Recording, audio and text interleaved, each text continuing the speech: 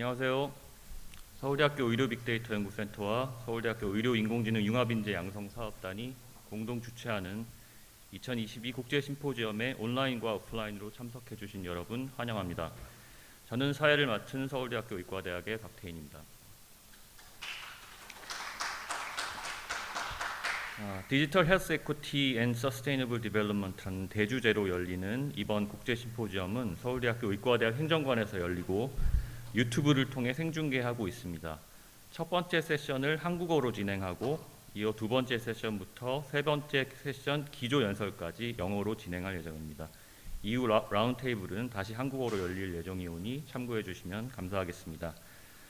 첫 번째 세션은 개회사와 축사에 이어 카카오 헬스케어 황희 대표님의 기조 강연으로 이루어집니다. 먼저 서울대학교 의료빅데이터연구센터 이규현 센터장님의 개회사가 있겠습니다. 이규현 센터장님은 서울대학교 의과대학 기획부학장과 의료인공지능 융합인재 양성사업단장을 맡고 계십니다.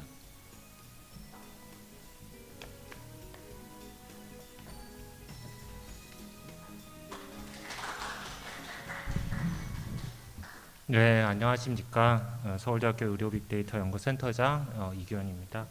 오늘 이렇게 뜻깊은 자리에 함께해 주신 저희 김정은 서울대학교 의과대학장 학장님과 또 나중에 오실 GS 그룹 ESG 위원회 현호석 위원장님 그리고 카카이 헬스케어 황희 대표님께 깊은 감사의 말씀을 드립니다. 아울러 박기동 세계보건기구 서태평양 지부 데이터 전략혁신 담당 이사님, 그리고 패트릭 오세회 아시아 개발은행 보건국장님, 그리고 로베르토 지카리 지 인스펙션 대표 겸 서울대학교 데이터 사이언스 대학원 특임 교수님 등 오늘 발표와 토론에 참여하시는 모든 분들께 다시 한번 진심으로 감사드립니다. 오늘 국제심포지움은 서울대학교 의료빅데이터연구센터와 서울대학교 의료인공지능 융합인재 양성사업단의 공동 주최로 열리게 됩니다. 서울대학교 의료빅데이터연구센터는 의료빅데이터 및 의료인공지능 분야의 연구개발, 인재 양성, 산학협력을 담당하는 서울대학교의 공식 연구기관입니다. 2018년 7월에 과학기술정보통신부 지정 대학 ICT 연구센터, 소위 ITRC로서 시작을 해서 작년 9월에 서울대학교 의학연구원 연구소로 새롭게 출범하였습니다. 서울대학교 의료인공지능 융합인재 양성사업단은 의료인공지능 분야의 융합인재를 키우기 위해 서울대학교 의과대학과 공과대학, 데이터 사이언스 대학원, 서울대학교 병원, 분당 서울대학교 병원 및 네이버, 카카오 헬스케어 등 8개 기업이 구성한 컨소시움입니다. 보건복지부가 지원하는 이 사업은 지난 8월 본격적으로 착수했습니다.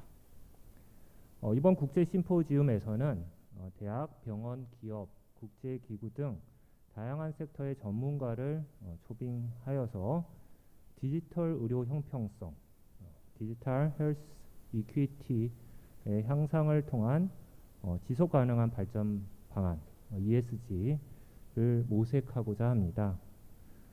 지난해 10월에 열린 서울대학교 의료빅데이터센터 개소기념 국제심포지움과 같이 이번에도 무려 500여 명에 이르는 분들이 사전 등록을 하셨고 온라인과 오프라인으로 함께해 주시고 계십니다. 서울대학교 구성원은 물론이고 아주 다양한 전공과 배경을 가진 의료인, 기업가, 연구자, 학생 여러분께서 지속가능한 발전을 위한 디지털 의료 형평성의 중요성을 논하는 오늘 이 자리에 함께하고 계십니다. 다시 한번 감사의 말씀을 드리겠습니다. 이제 2022년 서울대학교 의료빅데이터연구센터 국제심포지움을 개회하겠습니다. 온라인과 오프라인 공간에서 참여하시는 모든 분이 유익한 시간을 가지시기를 간절히 빕니다. 감사합니다.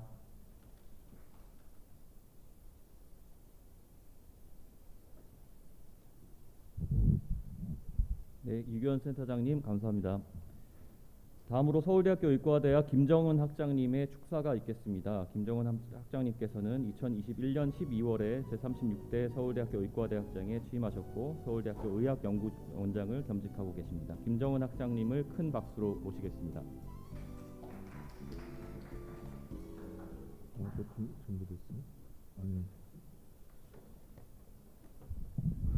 네, 안녕하십니까. 의과대학장 김정은입니다.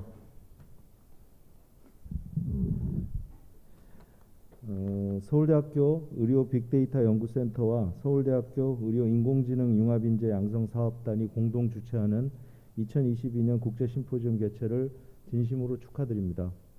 바쁘신 와중에 귀한 시간을 내어 심포지엄에 참석해 주신 박기동 WHO 데이터 전략 혁신 담당이사님, 황희 카카오헬스 대표님, 이후 세션 2, 3에서 현장 또는 온라인으로 참석 예정이신 현오식 전 경제부총리 겸 기획재정부 장관님, 패트릭 오세웨 아시아개발은행 보건국장님, 로베르토 지카리 지 인스펙션 대표님께도 환영과 감사의 말씀을 드립니다. 또한 다양한 분야에서 심포지엄에 참석해 주신 네 분 여러분께도 감사 말씀드립니다. 의학은 건강과 질병 현상의 본질을 규명하고 진단, 치료 및 예방에 관한 지식과 수단을 만들어서 건강한 사회를 만드는 데 핵심적인 학문입니다. 따라서 전 세계적으로 각국 정부는 과학정책의 최우선 과제로 의학 연구를 지원하고 있습니다. 우리나라에서도 의학을 의료에 국한하던 시기를 지나 국민 보건 향상을 위한 시기를 거쳐서 이제는 경제 산업적 중요성의 시기로 많은 의료인과 전문가 그룹이 의학 연구 진흥을 위해서 노력하고 있습니다. 4차 산업혁명 시대를 맞아 의료 빅데이터와 의료 인공지능, 넓게는 디지털 헬스와 지속가능 발전이라는 주제는 의료계는 물론이고 우리 사회 모든 영역에서 큰 관심을 갖는 분야로 서울대학교 의과대학에서는 2019년 서울대학교 산하 의학연구원 내 19개 센터 중에서 센터 중에 하나로 의료 빅데이터 연구센터를 오픈한 것은 의학 의료에서 이 분야의 연구를 선제적으로 이끌기 위함이었습니다. 교육 및 인재 양성은 대학의 미션으로 연구 기능의 의료 빅데이터 연구센터와 더불어 서울대학교 의료 인공지능 융합인재 양성 사업단을 발족한 것도 4차 산업혁명 시대에 선도적 의과학 연구와 실천적 지성의 전당이라는 서울대학교 의과대학의 비전이 지향하는 바입니다. 오늘 국제심포지엄의 주제인 디지털 의료 형평성과 지속가능 발전은 의료의 미래를 논할 때 반드시 다뤄야 하는 문제라고 생각합니다. 오늘 행사에 참석하신 국내의 전문가 및 참석자분들의 적극적이고 활발한 토론을 기대합니다. 오늘의 심포지엄을 계기로 서울대학교 의료빅데이터 연구센터와 의료인공지능 융합인재 양성사업단이 의과대학, 공과대학, 데이터사이언스 대학원, 서울대학교 병원, 분당 서울대학교 병원 등 교내외 기관 및 산업체와 긴밀한 협력 체계를 더욱더 구축해 나가고 발전하기를 기원합니다. 이기원 의료 빅데이터 연구센터장님과 심포지엄 개최를 위해 물심양면으로 애써주신 모든 분들께 감사의 말씀을 드립니다. 참석하신 모든 분들의 가정에 건강과 행복이 가득하시기를 기원하겠습니다. 감사합니다.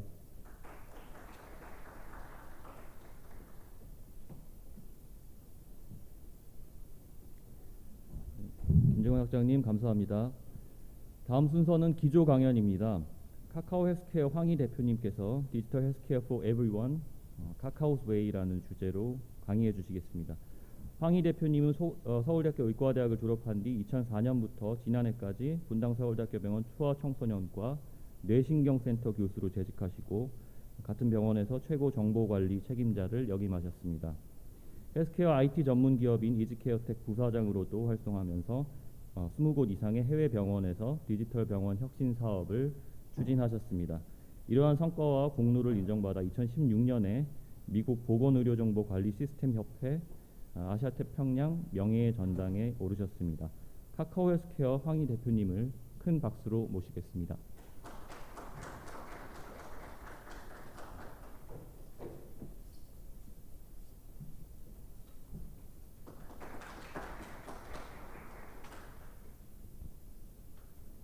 네, 소개해 주셔서 감사합니다.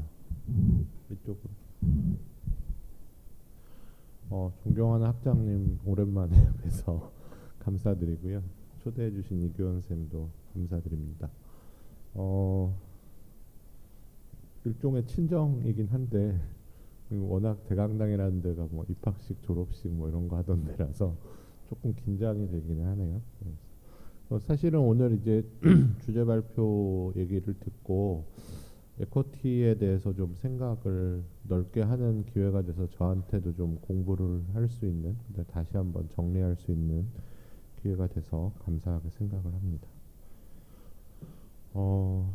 슬라이드를 이렇게 넘길 수가 없네. 여기서 안 넘어가는데.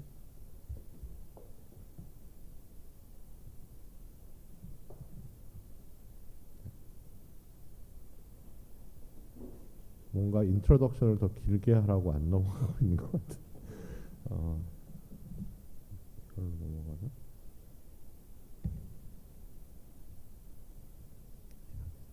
네. 일단 슬라이드 켜졌다고 생각하고 하고 싶은 말을 먼저 시작을 하겠습니다. 디지털 헬스케어는 사실 범위가 되게 넓어서 뭐 어떻게 보면 아까 학장님도 말씀하셨지만 이제 특히나 병원을 중심으로 한 의료에서 이제 환자의 전주기 일생을 커버하는 빈 칸을 채우는 데 대한 기술적인 셋으로 이제 저희가 많이 이해를 하게 됩니다. 안 넘어가는데 계속. 그래서 보통은 디지털 헬스케어라고 얘기를 할 때 사실은 많은 병원에서 이때까지도 대개는 급성기 치료에 이제 한정돼 있는 어큐트 케어에 관련된 이제 전산화, 뭐 흔히 말하는 EMR을 중심으로 한 전산화에 대해서 많이 생각을 했었고, 그걸 어떻게 발전을 시킬까 이제 이런 쪽으로 많이 이제 얘기를 했었는데요. 사실은 디지털 헬스케어는 그거보다는 훨씬 더 넓은 개념을 가지고 있고, 바이 데피니션 디지털 헬스케어라고 얘기를 하는 거는 환자의 전주기적인 건강 케어 프로세스에서 ICT 테크놀로지를 쓰는 모든 경우에 이제 케어를 디지털 헬스케어다라고 보통은 얘기를 하게 됩니다. 그래서 사실은 많은 부분에서 이제 최근에 특히 어떤 기술들이 중요하냐라고 얘기를 할 때 뭐 IoT, 클라우드 컴퓨팅, 뭐 AI, 그다음에 빅데이터 어널리시스, 그다음에 모바일 애플리케이션, 최근에는 메타버스까지 이런 얘기들을 많이 하게 되는데요.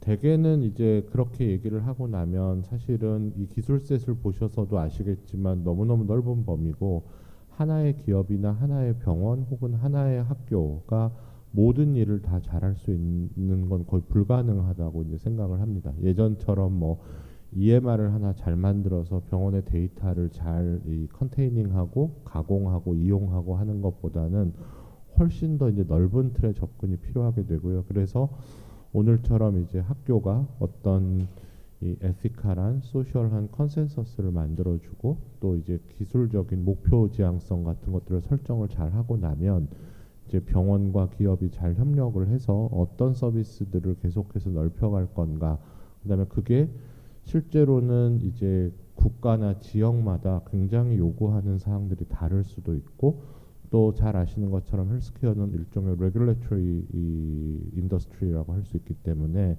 저희 사회가 가지고 있는 규범이나 이런 것들과도 굉장히 충돌하지 않도록 세심하게 배려를 해야 될 필요가 있겠습니다. 그럼에도 불구하고 뭐 미국, 영국, 호주, 뭐 중국과 일본, 지금 나열한 나라들만 생각을 해보셔도 의료 체계나 시스템 자체가 완전히 상이한 나라들인데, 나라와 상관없이 최근에 디지털 헬스케어는 굉장히 중요하게 생각하고 많은 투자들이 이루어지고 있습니다. 그거는 우리나라에서는 사실 디지털 헬스케어가 어떤 의미에서는 뭐 정밀의료라든지 혹은 4차 산업혁명 이런 것과 이제 연달아서 이제 개념들이 많이 나오면서 좀 산업적인 접근을 많이 하는 경향이 있는데요. 사실은 디지털 헬스케어의 정말 본질적인 밸류는 지금 의료의 서비스가 커버하지 못하는 영역들을 어떤 식으로 지원을 해서 그걸 통해서 가치를 만들 것인가에 있다고 할 수가 있고, 그 가치를 통해서 사실은 산업적인 이제 그로스 엔진으로서 작동을 하는, 그러니까 어떻게 보면 우리는 약간 논의를 좀 거꾸로 다음 세대의 성장 동력, 우리 병원의 다음 성장 동력, 우리 의과대학이 다음에 탑티어 대학으로 가기 위한 일종의 무슨 그로스 엔진으로 자꾸 바라보니까 디지털 헬스케어를 지금 우리나라에서 혹은 서울대학에서 혹은 서울대학 병원에서 뭘 해야 하는가와에 대한 질문과 조금 디스크레펀시가 생기면서 항상 좀 충돌이 일어날 여지가 있다라는 이제 생각들을 하게 됩니다. 뭐 국가마다 다 다르고 리전마다 다 달라서 뭐 뒤쪽에 박기동 국장님도 말씀하실 거고 ADB에서도 말씀하실 거라서 사실 아시아 퍼시픽은 지정학적으로 혹은 이제 경제적인 디벨로핑 스테이터스에 따라서 이게 EU나 UK나 혹은 미국에서 지금 바라보는 디지털 헬스케어하고 약간 랜드스케이프가 다를 수는 있습니다.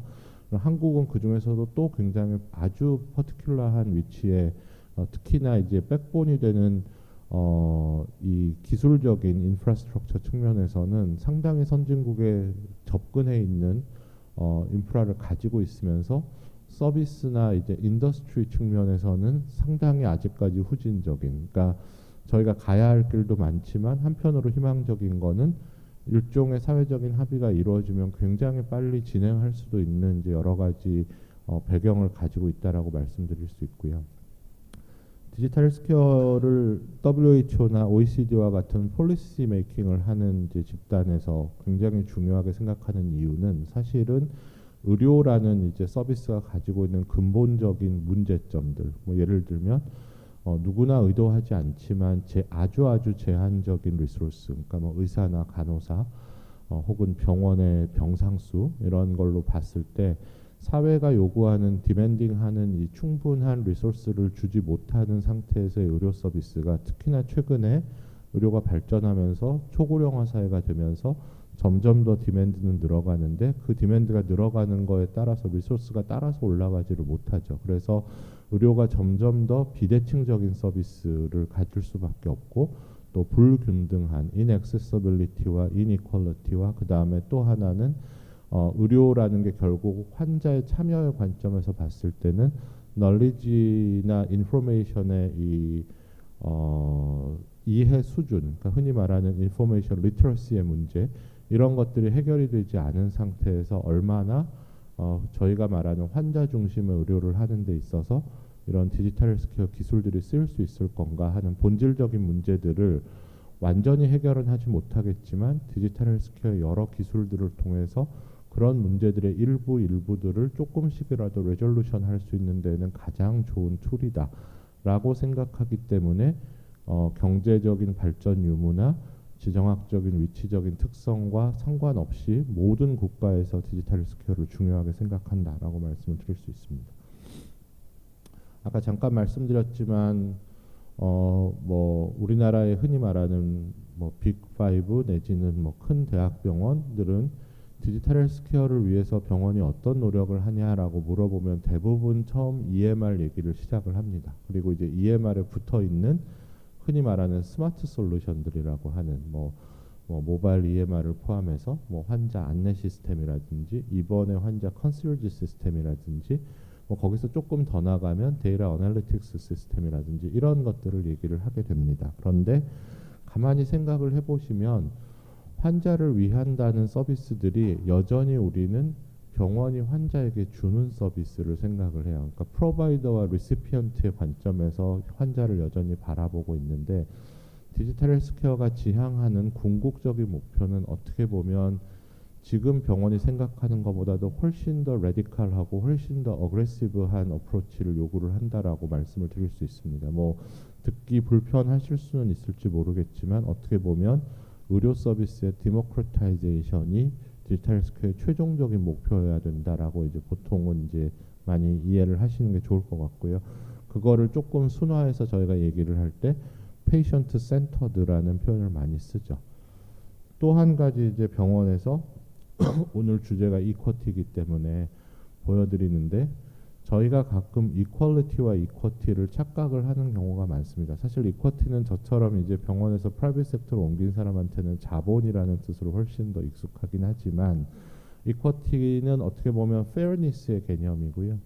이퀄리티는 세임니스의 개념이다라고 말씀드릴 수가 있습니다. 보시는 것처럼 이제 뭐 키가 다른 이런 신체 조건이 다른 사람들이 축구 경기를 보기 위해서 이제 펜스 뒤에 서 있을 때 이퀄리티라는 거는 우리가 가진 자원을 공평하게 나눠서 똑같은 컨디션으로 서포트를 해주는 거죠. 근데 사실 그러면 키 큰 사람과 작은 사람이 이 경기장을 볼 수 있는 뷰의 이 불평등성은 해결을 못하는 거죠. 에쿼티라는 거는 유한한 자원 3개의 나무 박스를 제일 작은 애한테 2개를 올려주고 중간짜리 애한테 하나를 올려주고 키 큰 애는 지금도 그냥 이렇게 보면 보이니까 그냥 있는.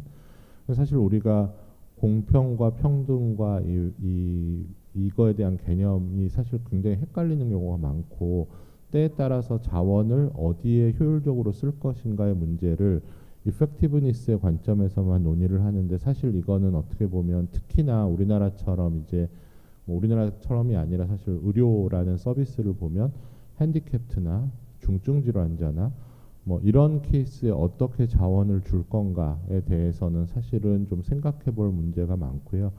궁극적으로 이런 일들은 어떻게 보면 저스티스를 향해 가는 길이다라고 말씀드릴 수 있는데 저스티스는 보시는 것처럼 이 펜스에 나무를 다 걷어내는 거죠. 그러면 아무런 서포트 없이도 사실은 공평하게 축구 경기를 볼 수 있게 해줄 수 있는데 보시면 아시겠지만 이건 대공사거든요. 그러니까 의료로 치면 의료의 틀을 완전히 바꿔야 되는 거죠. 예를 들면 의료 전달 체계를 손을 본다거나 우리나라처럼 이제 전 국민 의료보험일 때 뭐 이 의료보험의 체계를 바꾼다거나 그러니까 이건 사실은 단기간 내에 이루어지기 되게 힘든 거고 또 우리나라 같은 경우에는 지난 수십 년간 어떻게 보면 국가의 단일의료보험 체계 아래에서 뭐 병원의 디보션과 일종의 세크리파이스를 통해서 전 세계에서 유례가 없는 가장 이펙티브한 진료 체계를 지금 이제 프로바이딩 하고 있는데 그거를 손을 쉽게 대는 게 쉬운 일은 아니거든요. 그래서 그렇기 때문에 저스티스를 가는 길을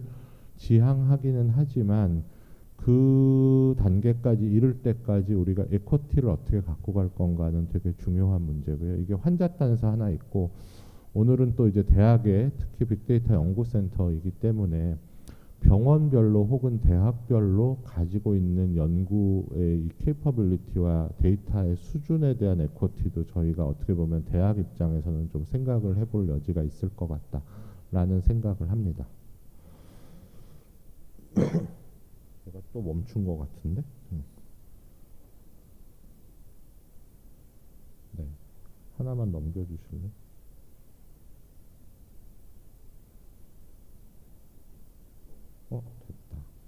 됐다. 사실은 많은 분들이 환자의 만족과 환자의 경험과 환자의 참여를 되게 혼동을 하세요. 병원이나 대학에서 예를 들면 이건 사실 대학의 거버넌스도 마찬가지인데 교수의 만족과 교수의 경험과 교수의 참여는 전혀 다른 개념이에요. 그러니까 의료에서도 저희가 페이션트 센터드라고 얘기를 할 때 페이션트 인게이지먼트라는 텀으로 설명을 하게 되면 저희가 병원에서 많이 하는 일들이 과연 정말 페이션트 인게이지먼트와 관련된 일인가? 사실은 환자 만족도를 높이기 위해서 환자의 UX 경험을 좋게 하기 위해서 하는 일들인데 물론 그 과정을 거쳐야지만 페이션트 인게이지먼트까지 가는 건 맞기는 합니다. 하지만 최종 목표가 페이션트 인게이지먼트라고 할 때 이게 단순히 환자 만족을 올리기 위한 여전히 시혜적이고 유니디렉셔널하게 서비스가 한쪽에서 이쪽으로 흘러가는 페이션트 인게이지먼트라는 텀은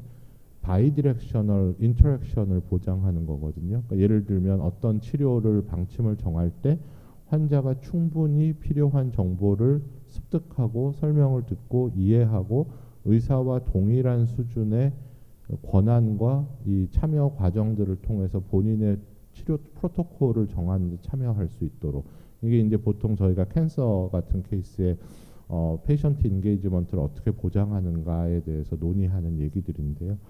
생각하시는 것처럼 이게 한 단계에 갈 수 있는 게 아니고 어떻게 보면 병원과 오르가니제이션 차원과 그다음에 또 하나는 복지부나 뭐 식약처나 이런 폴리시 메이킹 하는 에이전시와 다 같이 발을 맞춰서 스텝 바이 스텝으로 올라가야 되는 거고 상당히 먼 여정이다라고 말씀드릴 수가 있겠습니다.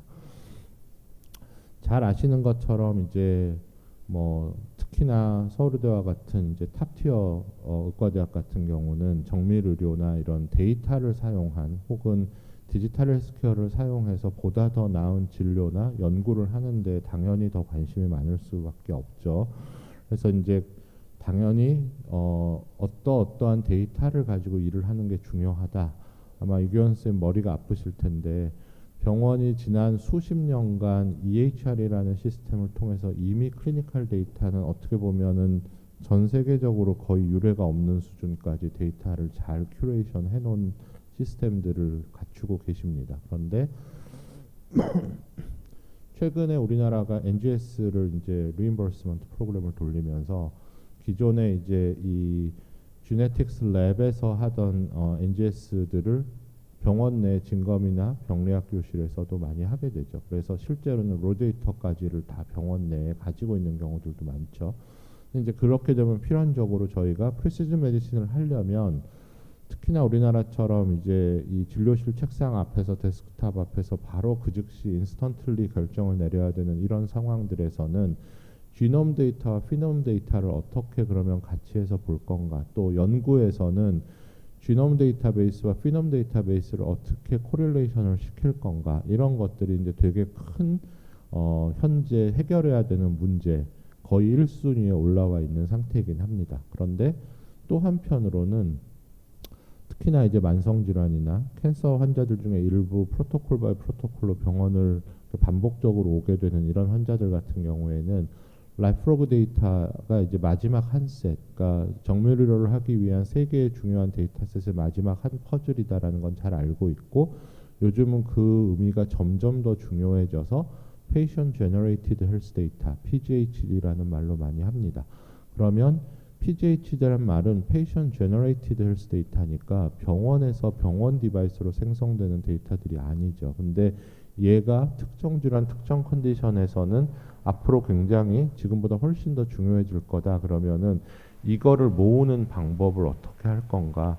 환자의 파티시페이션 없이 클리니컬 데이터와 지노믹스 데이터가 있는 이 데이터 레이크에 PGHD를 인게이지 시킬 수 있는 방법은 거의 없다고 생각하는 거죠. 그래서 정말 프리시즌 메디신의 이 세 가지 데이터셋을 자유롭게 유틸라이제이션 하기 위해서는 환자에게 참여를 할 수 있는 환경을 만들어주고, 이게 왜 참여해야 되는지를 알게 해주는, 그러니까 리터러시에 대한 문제도 해결하고 테크니컬한 문제도 해결을 해주고, 또 사람들이 이걸 참여를 할 때 본인의 생활을 인터럽션 받으면서 라이프로그 데이터를 병원이 쌓는 일에 참여하는 경우는 거의 없다고 생각하시면 됩니다. 그래서 어떻게 하면 환자가 하던 보통의 생활을 그대로 하면 센서 테크놀로지를 통해서 라이프로그 데이터들을 잘 모을 건가, 이러한 고민들을 잘 하셔야지만 사실은 컴플리트 데이터셋을 만들 수가 있다는 거죠.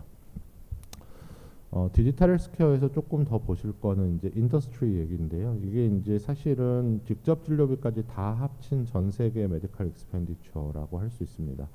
뭐 인구 대비에 정말 디스프로포셔네이트하게 미국이 한 반쯤 쓰고 있고 EU가 4분의 1쯤 쓰고 나머지 뭐 중국, 일본, 그 다음에 기타 국가들 이렇습니다.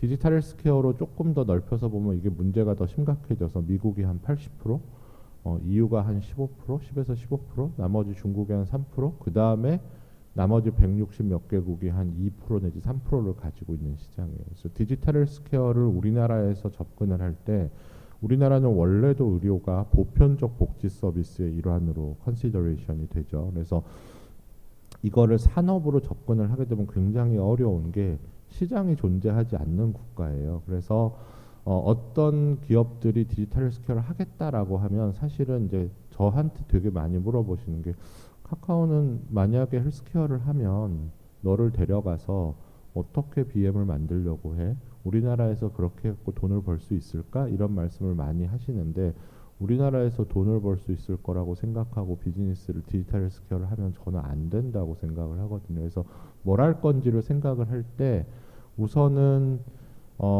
아까 잠깐 말씀드린 것처럼 우리 사회가 가지고 있는 공통적인 페인 포인트가 뭘까에 집중을 하고, 그 중에 우리 회사가 가지고 있는 기술적인 장점이 어디 있는가를 생각을 하고, 거기까지 네로우 다운을 하고 나면 그 서비스가 글로벌 마켓에서 페네트레이션이 가능한가. 만약에 현재 강력한 경쟁자가 있어서 이거 들고 나가도 망할 것 같아, 이러면 사실은 잘라내야 되는 거죠. 그래서 지난 한 10개월간 이제 기업에 가서 했던 일들이 한 2,000개 정도 되는 버티컬 서비스들을 놓고 지금 말씀드린 그런 기준에 따라서 계속 이제 쳐내고 하는 작업을 거쳐서 이제 한 10개 남짓한 이제 버티컬 서비스까지 남겨놓고 뭘 먼저 할까를 이제 지금 이제 정한 단계다라고 말씀을 드릴 수가 있겠습니다. 조금 더 환자 케어 쪽으로 보시면 이게 지금 한 지난 20년간 미국에서 외래가 차지하는 비중, 그러니까 메디컬 익스펜디처 관점에서 한 20년 동안 굉장히 빠르게 증가를 했죠. 한편으로는 이게 의료가 그만큼 발전했기 때문에 예전처럼 다 입원하고 다 수술하지 않아도 케어를 잘할 수 있다라는 이제 장점, 좋은 점을 볼 수가 있겠습니다. 하지만 이제 만성질환자 같은 경우에 특히 우리나라처럼 3시간 대기하고 3분 진료, 뭐 아주 익스트림한 케이스긴 하지만 그래도 아마 한 5분 이상 진료하는 경우 많지는 않은 것 같아요.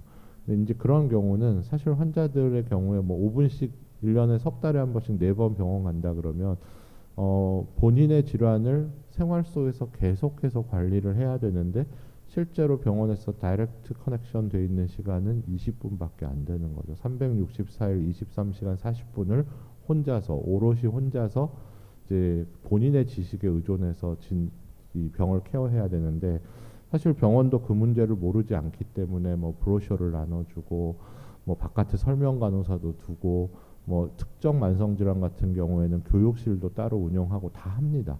근데 그게 얼마나 이펙티브하지 못한지는 여기 계신 분들은 다 아실 거라고 생각하거든요.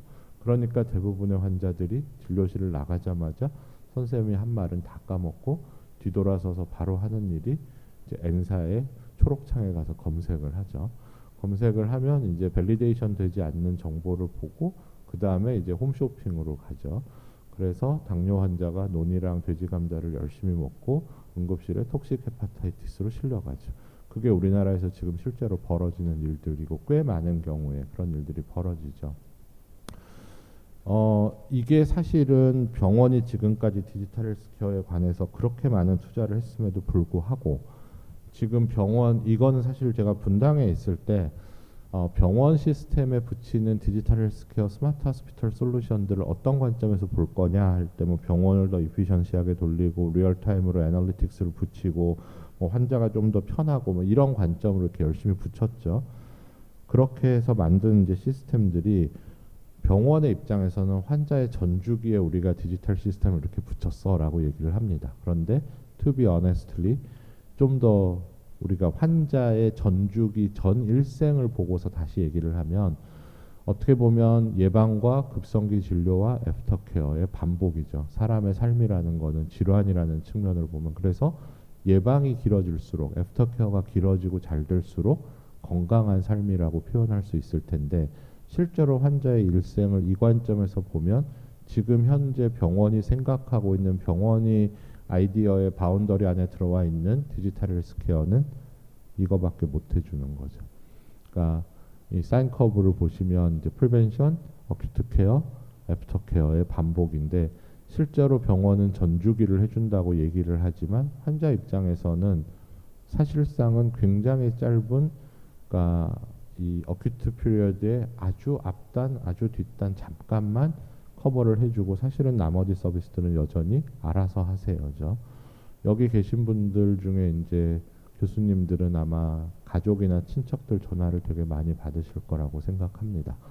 외래를 갔더니 어느 교수님이 이런 얘기를 하는데 이게 무슨 얘기야? 나 하나도 못 알아듣겠는데 저희 집에선 저한테 그런 거 아무도 안 물어봐요. 몇 번 물어봤더니 몰라요. 그래가지고 이제 제가 주로 하는 게 뭐 예를 들면 저희 어머니 공연식 교수님 환자인데 공연식 선생님 뭐라고 했다는데 이게 무슨 말인지 모르겠어. 그러면은 제가 할 수 있는 거는 공연식 선생님한테 이제 저녁 때 전화를 해서 너 오늘 낮에 우리 엄마한테 뭐라 그랬니?라고 하고 그럼 이제 공연식 선생님이 막 차트를 열심히 생각한 다음에 이러하게 말씀드렸어요라고 하면 제가 전달해 드리는 자식이 서울대 나와서 서울대학교에 근무하는 교수쯤 되는 사람인데도 환자가 메디컬 리터러시가 그 정도인데 우리나라의 보통의 사람들 뭐 고등학교 졸업하고 대학교 졸업해서 급여는 한 400, 500쯤 받고 뭐 이 정도의 리터러시를 가진 사람들이 과연 우리나라에서 의료 정보를 본인 핸드폰 디바이스 손에 쥐어준다고 한들 그걸로 무엇을 할 수 있을 건가? 사실은 데이터를 애그리게이션하거나 데이터를 모으는 데서 끝나는 게 아니라 예를 들면 지금 MBRC나 AI 이 데이터 센터에서 굉장히 중요한 일을 하셔야 되는 게 어떻게 보면 거기서 나온 산출물들이 직접적으로 퍼퓰레이션 서비스에 어떻게 쓰일 것인가를 고민하고 거기서 아주 나이스한 서비스 모델이 나오는 게 어떻게 보면 디지털 에쿼티의 첫 걸음일 수도 있겠다라는 생각을 합니다. 연관해서 올해 포브스에서 앞으로 5년 10년 동안 헬스케어에서 가장 중요한 기술셋이 뭐야? 라고 물어봤을 때 이 5가지를 드는데 2, 3, 4, 5는 아마 여러분들 보시면 금방 익숙하게 아실 거라고 생각합니다. 제일 위에 컨슈머 AI라고 올라와 있는데요. 컨슈머 AI라는 거는 어떻게 보면 이제 대칭적으로는 프로바이더 AI의 대칭점이죠. 근데 우리나라 병원에 계신 선생님들은 AI를 컨슈머 AI와 프로바이더 AI로 나누면 되게 낯선 개념이실 거라고 생각해요. 왜냐하면 뭐 물론 의사 선생님들도 컨슈머일 수는 있죠. 그런데 이제 사실은 컨슈머 AI라는 거는 AI가 개발을 한 사이드에서 그러니까 심판과 선수가 같을 수가 없다는 거예요. 그러니까 개발을 해놓고 분당병원, 서울대학병원에서 열심히 개발한 알고리즘을 분당병원, 서울대학병원에서 돈 주고 사서 쓴다? 그거는 되게 이상한 구조인 거죠. 이규현 쌤이 열심히 트레이닝 시킨 서지컬 AI 프로그램이 이규현 쌤보다 잘할 수가 없잖아요. 나보다 못한 애를 왜 돈을 몇 천만 원씩 주고 사서 쓰냐는 거죠. 그게 유용하려면 그 정도로 트레이닝이 안 돼 있는 의사들이 있는 병원에서 쓰거나 좀 더 스코프를 넓히면 예를 들면 많은 영상의학과의 판독을 대체한다고 하는 프로그램들이 만약에 스마트폰 위에 개개인이 본인의 팩스 이미지를 가지고 있으면 어떻게 될까? 각각의 노드가 있으면 거기서 그 알고리즘이 돌아가면 이거는 다른 차원의 인더스트리가 열릴 거다. 그래서 이제 이거는 컨슈머 AI는 산업을 불문하고 앞으로 AI가 발전하는 과정에서 시장을 형성하고 그 다음 단계의 투자를 유치하는데 꼭 필요한 개념이고 결국은 이렇게 되면 여러 가지 컨셉들이 여기 붙어오는데 흔히 말하는 모바일 디바이스 자체가 이제 굉장히 좋은 컴퓨팅 파워를 가진 머신이거든요. 그래서 디바이스 위에서 돌아가는 엣지 컴퓨팅, 그 다음에 뭐 페더레이티드 러닝, 뭐 혹은 엣지 클라우드 이런 기술들이 그 다음에 익스플레이너블 AI 이런 것들이 다 사실상 발전이 돼야지만 컨슈머 AI로 갈 수 있을 거다라고 이제 생각을 합니다. 글로벌 기업들을 좀 살펴보면 모든 글로벌 기업들이 다 AI를 디지털 스케일을 한다고 나서는데요. 사실은 회사들마다 굉장히 특성이 다릅니다. 아까 말씀드렸지만 한 회사가 모든 걸 다 잘할 수가 없거든요. 그래서 생각해보면 구글이나 MS 정도 되는 회사면 다 한다고 나서도 될 텐데 그러니까 우리나라에서 특정 회사가 우리는 AI도 잘할 수 있고 뭐도 잘할 수 있고 디지털 스케일은 우리가 다 잘할 수 있어요. 어떤 병원이 디지털 스케일 우리는 다 잘할 수 있어요는 사실은 그러니까 이루기 어려운 목표라는 거예요. 구글이나 MS 정도의 기술력과 자본과 인력을 가지고 있는 회사도 너무나 명확하게 본인들이 뭘 집중해야 될지를 정하고 디지털 스케일을 한다는 거죠.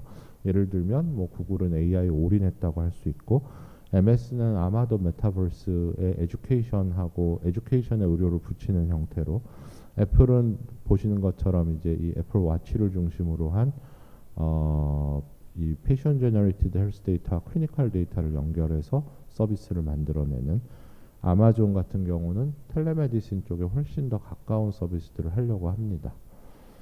그래서 보시는 것처럼 구글이 얼마나 다양한 이런 기술 에셋들을 갖고 있는지를 보시면 뭐 카카오도 비슷합니다. 그래서 내부적으로는 뭐 엔터프라이즈라는 기업 안에 클라우드와 AI 챗봇이 있고 카카오 브레인에 하이퍼스케일 AI 랩이 있고 크러스트는 독립적인 블록체인 생태계를 가지고 있고 그래서 헬스케어가 사실은 어떻게 보면 15개 계열사 중에서 맨 마지막으로 만든 올해 3월에 만든 계열사인데 만들 때 저한테 부탁이 원래 카카오가 잘했던 모바일 디바이스를 사용한 하이퍼 퍼스널라이즈드 큐레이티드 라이프스타일 모디피케이션 서비스를 만들어주세요가 1번이었고 2번이 그걸 하는데 기존의 이 카카오의 엔터티들이 가지고 있는 헬스케어와 붙일 수 있는 기술들을 잘 큐레이션해서 컨트롤해 주세요.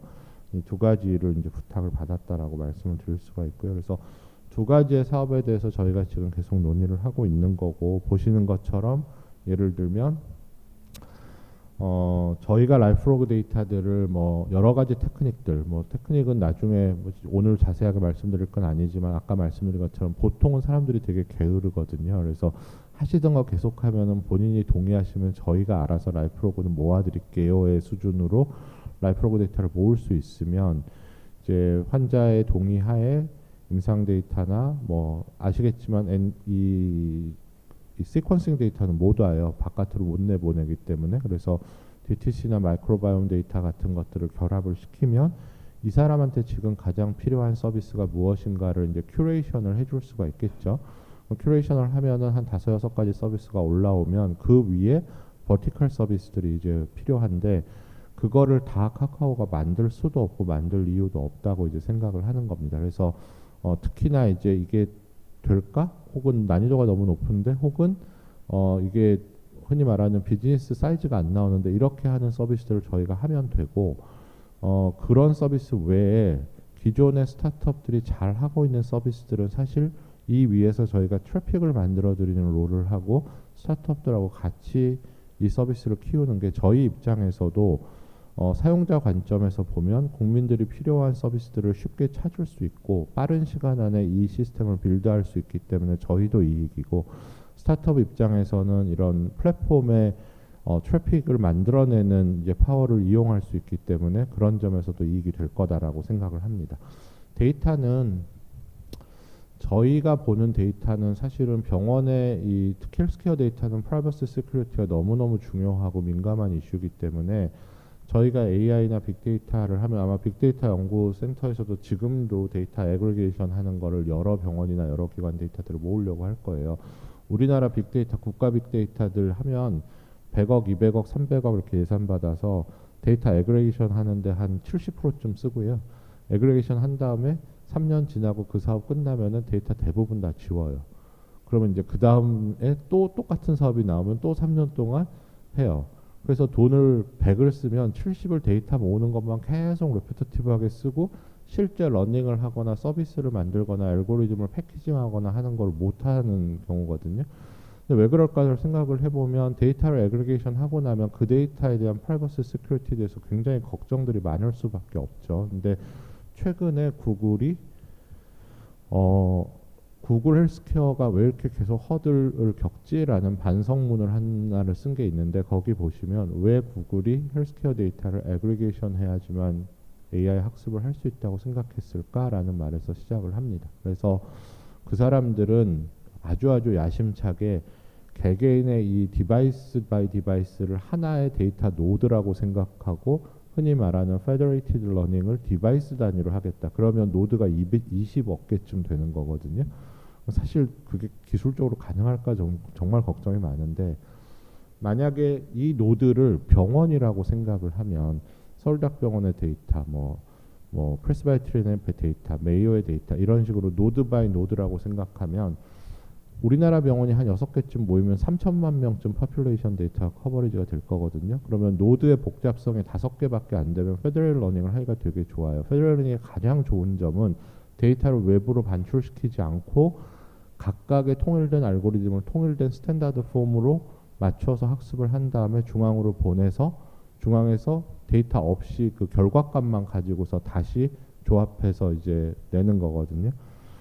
그 시스템을 위한 데이터 어널리틱스 혹은 패브릭 시스템을 지금 카카오가 만들고 있고 아마 만드는 거는 한 60%, 70%쯤 이제 끝이 난 상태고요. 내년 4월쯤 되면 고라이브된 라이브 데몬스트레이션을 할 수 있을 거라고 생각되는데 보시는 것처럼 기존의 병원이나 대학이 갖고 있는 데이터 웨어하우스라고 보통 부르는 시스템의 페인 포인트들 아시겠지만 서울대학병원이 가지고 있는 DW 1.0, 2.0을 다 제가 설계해서 만들었기 때문에 뭐가 약점인지 너무 잘 알아서 예를 들면 공공 데이터나 지노믹스 데이터를 붙일 수 없다든지 프로스펙티브 코호트를 일회성으로밖에 리유저블 하지 못하다든지 그 다음에 이제 데이터 분석 시스템 안에서 통계나 머신러닝을 돌릴 수 없고 다 다운로드 받아서 바깥으로 혹은 교수님들 PC로 내려야 된다든지 아니면 이 환자 데이터 가지고 할 때 오퍼레이셔널 데피니션을 적용하려면 EMR 다시 다 찾아보고서 해야 된다든지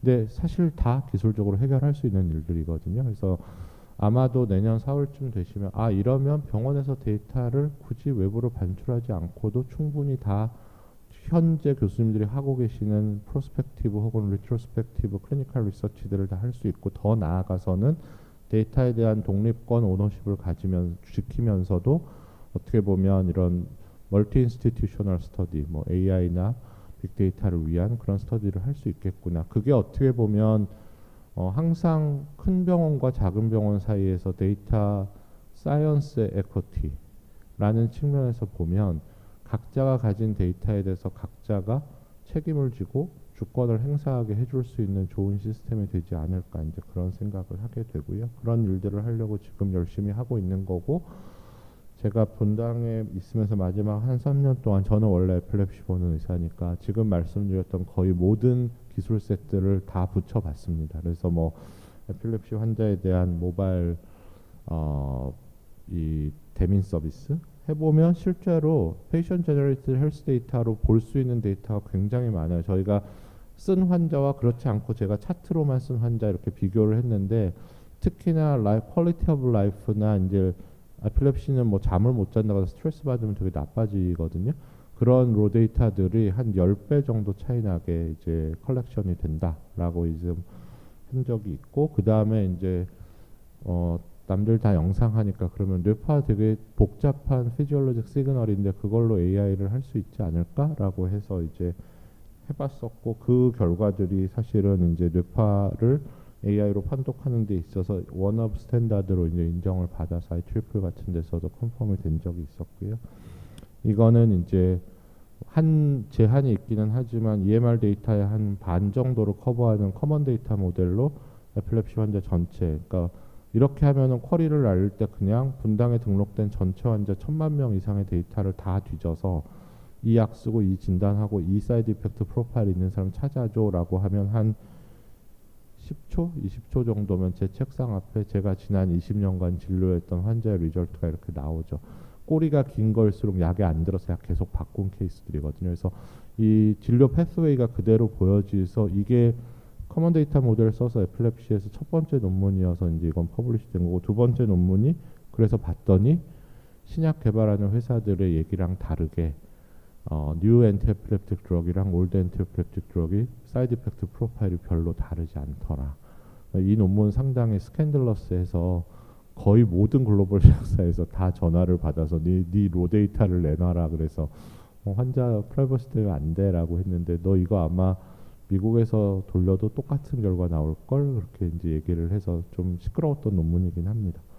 이런 일들을, 재밌는 일들을 사실 할 수 있고요. 어떻게 보면 병원과 대학의 이런 데이터를 가지고 최종적으로는 요즘은 이제 EMR, EHR을 넘어서 러닝 헬스 시스템이라는 개념을 가지고 갑니다. 그래서 이런 데이터들을 통해서 사실은 저희가 지향하고자 하는 에코티나 저스티스의 관점에서 데이터를 어떻게 유틸라이제이션 할 건가의 거버넌스가 다 들어가 있는 이런 시스템들이고, 마지막으로 한 가지 말씀드리고 싶은 거는 이 LHS라는 개념이 지금 미국에서 실증을 하고 있는 거는 많은 좋은 병원들에서 하고 있는데, 그 논문의 모든 논문들의 다 끝에 달려 있는 게 있어요. 병원 혼자, 대학 혼자 할 수 있는 일이 아니다. 그래서 이제 미국 같으면 에픽이나 서너와 같은 EHR 회사, 그 다음에 뭐 오러클 같은 이제 DBMS나 스토리지 회사, 이런 회사들이 다 서포트를 해줘야지만 이게 가능한 일이고요. 그래서 우리나라도 앞으로 이런 테크 기업과의 협업에 대해서 좀 더 열린 스탠스로 열심히 같이 일을 해보면 좋겠다라는 생각을 하고 있고, 마지막 에쿼티의 사례입니다. 자, 카카오 가서 한 2달쯤 됐을 텐데 뭐 할 일도 없고 심심해 뭐 하지 뭐 이러고 있을 텐데 오미크론 서지 얘기가 나왔었죠. 그래서 그 당시에 김범수 소장님한테 쫓아 올라가서 카카오에 흔히 말하는 슈퍼 개발자를 5명만 붙여주시면 오미크론 서지에 아마 서지가 나면 병원에서 이 케어를 못하는 환자가 대부분일 거다. 근데 그러면 보건소 전화도 안 받을 거고 1차 병원 나물러라 할 거고 어떡하냐. 그래서 이 사람들을 케어할 수 있는 AI 챗봇을 만들고 싶어요 라고 했더니 두 말도 안 하고 오케이를 하셨어요. 그래서 컨텐츠를 김현수 선생님 도와주시고 서울대학병원의 감염관리실에서 컨텐츠를 이제 트리를 다 짜주셨어요. 그걸로 AI 챗봇 알고리즘 만들어서 챗봇 올리는데 이틀 걸렸는데, 이틀째 개발자가 제 방에 찾아와서 근데 너는 아직도 병원물이 덜 빠져서 의사가 환자한테 주고 싶은 정보만 넣어놨더라. 환자가 궁금한 건 이거 말고도 되게 많은데 그러면서 250개 질문지를 저한테 털렁 주면서 답 다 달아줘. 그러면 내가 이거 넣어줄게. 제가 3일 동안 정말 인형 눈단 듯이 보건소 사이트 들어가서 답을 다 찾아서 줬거든요. 5일 뒤, 그러니까 전체 토탈 피리어드 5일 뒤에 서비스가 시작이 됐고, 그때 딱 주말부터 오미크론 서지가 생기기 시작해서 10만, 15만, 20만 이렇게 진단이 되는데 3일 만에 12만 명이 여기 레지스터가 돼서 사용을 했고 되게 칭찬 많이 받았던 이제 프로젝트. 재미를 봤죠. 그래서 추석 때 그러면 롱코비드도 해보자. 그래서 저희 회사에 이제 재활학과 전문의가 있어서 최근에 이제 이 란셋이나 이런 데서 롱코비드 때문에 숨쉬기 힘들어하는 사람들 기존의 호흡제를 좀 모디피케이션하면 이제 확실히 도움이 된다 이런 논문들이 되게 많이 나왔거든요. 그래서 애니메이션을 사용을 해가지고 똑같이 따라하게 하는 이제 롱코비드 저희는 숨운동이라고 해서 냈는데 이거는 강원대학병원이랑 같이 협업을 했어요. 그래서 이것도 하고 나서 매일 한 5천 명 정도씩 들어와서 사용을 하고 있고 한 10%, 15% 정도가 뭐 이틀에 한 번, 3일에 한 번 들어와서 이제 재미삼아 잘 하시는 거 보면서 이게 테크 회사가 어떻게 보면은 파퓰레이션 서비스, 의사 선생님, 그러니까 교수님들 입장에서 보면 별거 아닌 서비스지만 환자들은 어려운 서비스보다 이런 서비스가 더 필요할 수도 있겠다라는 걸 느꼈던 계기가 됐었고요. 앞으로도 이런 일들을 열심히 하려고 합니다. 감사합니다.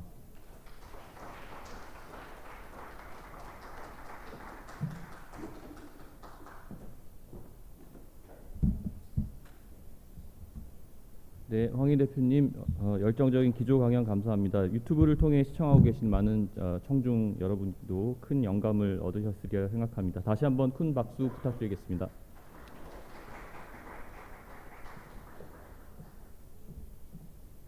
네, 시간이 꽤 지나서 제가 다음 순서를 빨리 진행하겠습니다. 제가 서울대학교 의료빅데이터연구센터의 올해 사업 보고와 서울대학교 의료인공지능 융합인재 양성 사업단 소개를 아주 간략히 드리겠습니다.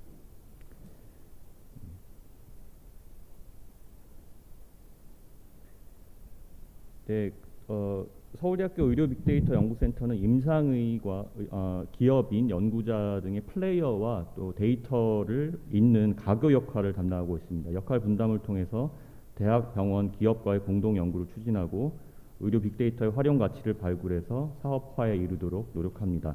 융합 인재 양성은 이 모든 과정에서 항상 유기적으로 함께 이루어지고 있습니다.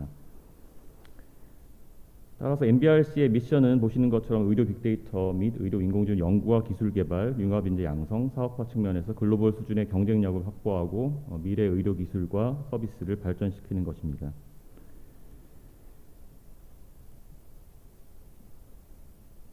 네.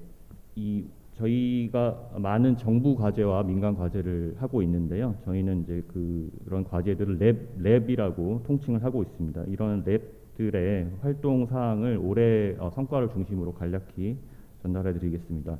의료 동영상 빅데이터의 활용에 관한 연구 개발을 진행하고 있습니다. 수술 중 확보한 대량의 영상 데이터를 체계적으로 아카이빙하기 위해서 기존 벤더사 시스템과 호환이 가능한 캡처 시스템을 구축합니다. 이렇게 구축한 캡처 시스템은 개인 의료정보 보호를 위한 마스킹 기능 등을 확보하며 다양한 수술 분과를 확장할 수 있도록 메타데이터를 분석하고 정의해서 범용성과 접근성을 높입니다. 확보한 수술 영상은 내부망 의료진 교육용 OTT 플랫폼의 고도화를 통해 보다 편리하고 효율적인 수술 교육 시스템으로 활용하고자 합니다.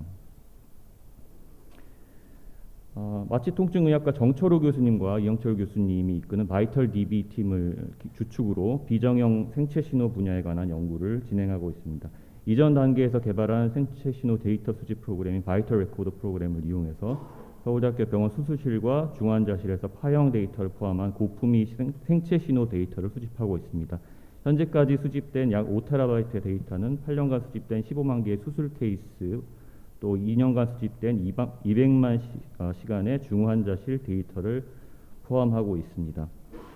수술실 데이터 중 약 1년간의 코호트 데이터인 6,388개의 데이터를 정제해서 공개 데이터셋인 바이털DB 오픈 데이터셋을 작성했고 이를 세계 최대 생체 신호 데이터베이스인 피지오넷 페이지를 통해서 공개하고 있습니다.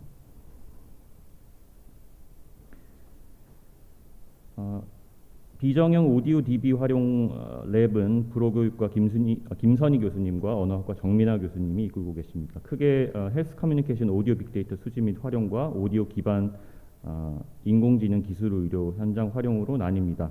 인공 와우 이식 아동의 발음 문제를 해결하고 재활의 효과성을 높이기 위해 자동 발음 평가 및 피드백 제공 프로그램에 대한 요구가 높아지고 있습니다. 이를 위해서는 오디오 빅데이터를 구축하는 것이 필수적입니다.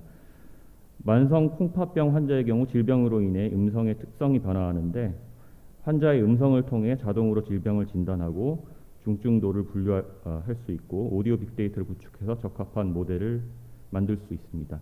또 최근에 또 인기를 끈 그 드라마 때문에 우울증에 대한 그 사회적 관심이 증가하고 있는데 우울 및 학교 적응 장애를 예측하는 음성 마커를 수립해서 음성 기반의 심리 내적 상태 예측 모형을 생성할 수 있습니다.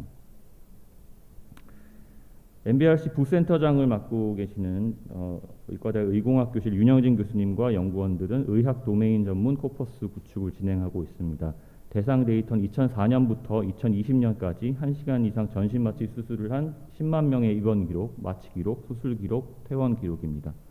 해당 데이터에 대해서 개인정보 비식별화 처리 등 전처리를 함으로써 자연어 처리 등 인공지능 연구 목적으로 활용할 수 있는 코퍼스를 구축할 계획입니다. 총 2만 5천 건의 기록지에 대해서 스노메드시티 매핑을 진행할 예정입니다. 이를 통해 컴퓨터가 파악할 수 있는 시멘틱 구조의 코퍼스를 제공할 수 있을 것으로 보입니다.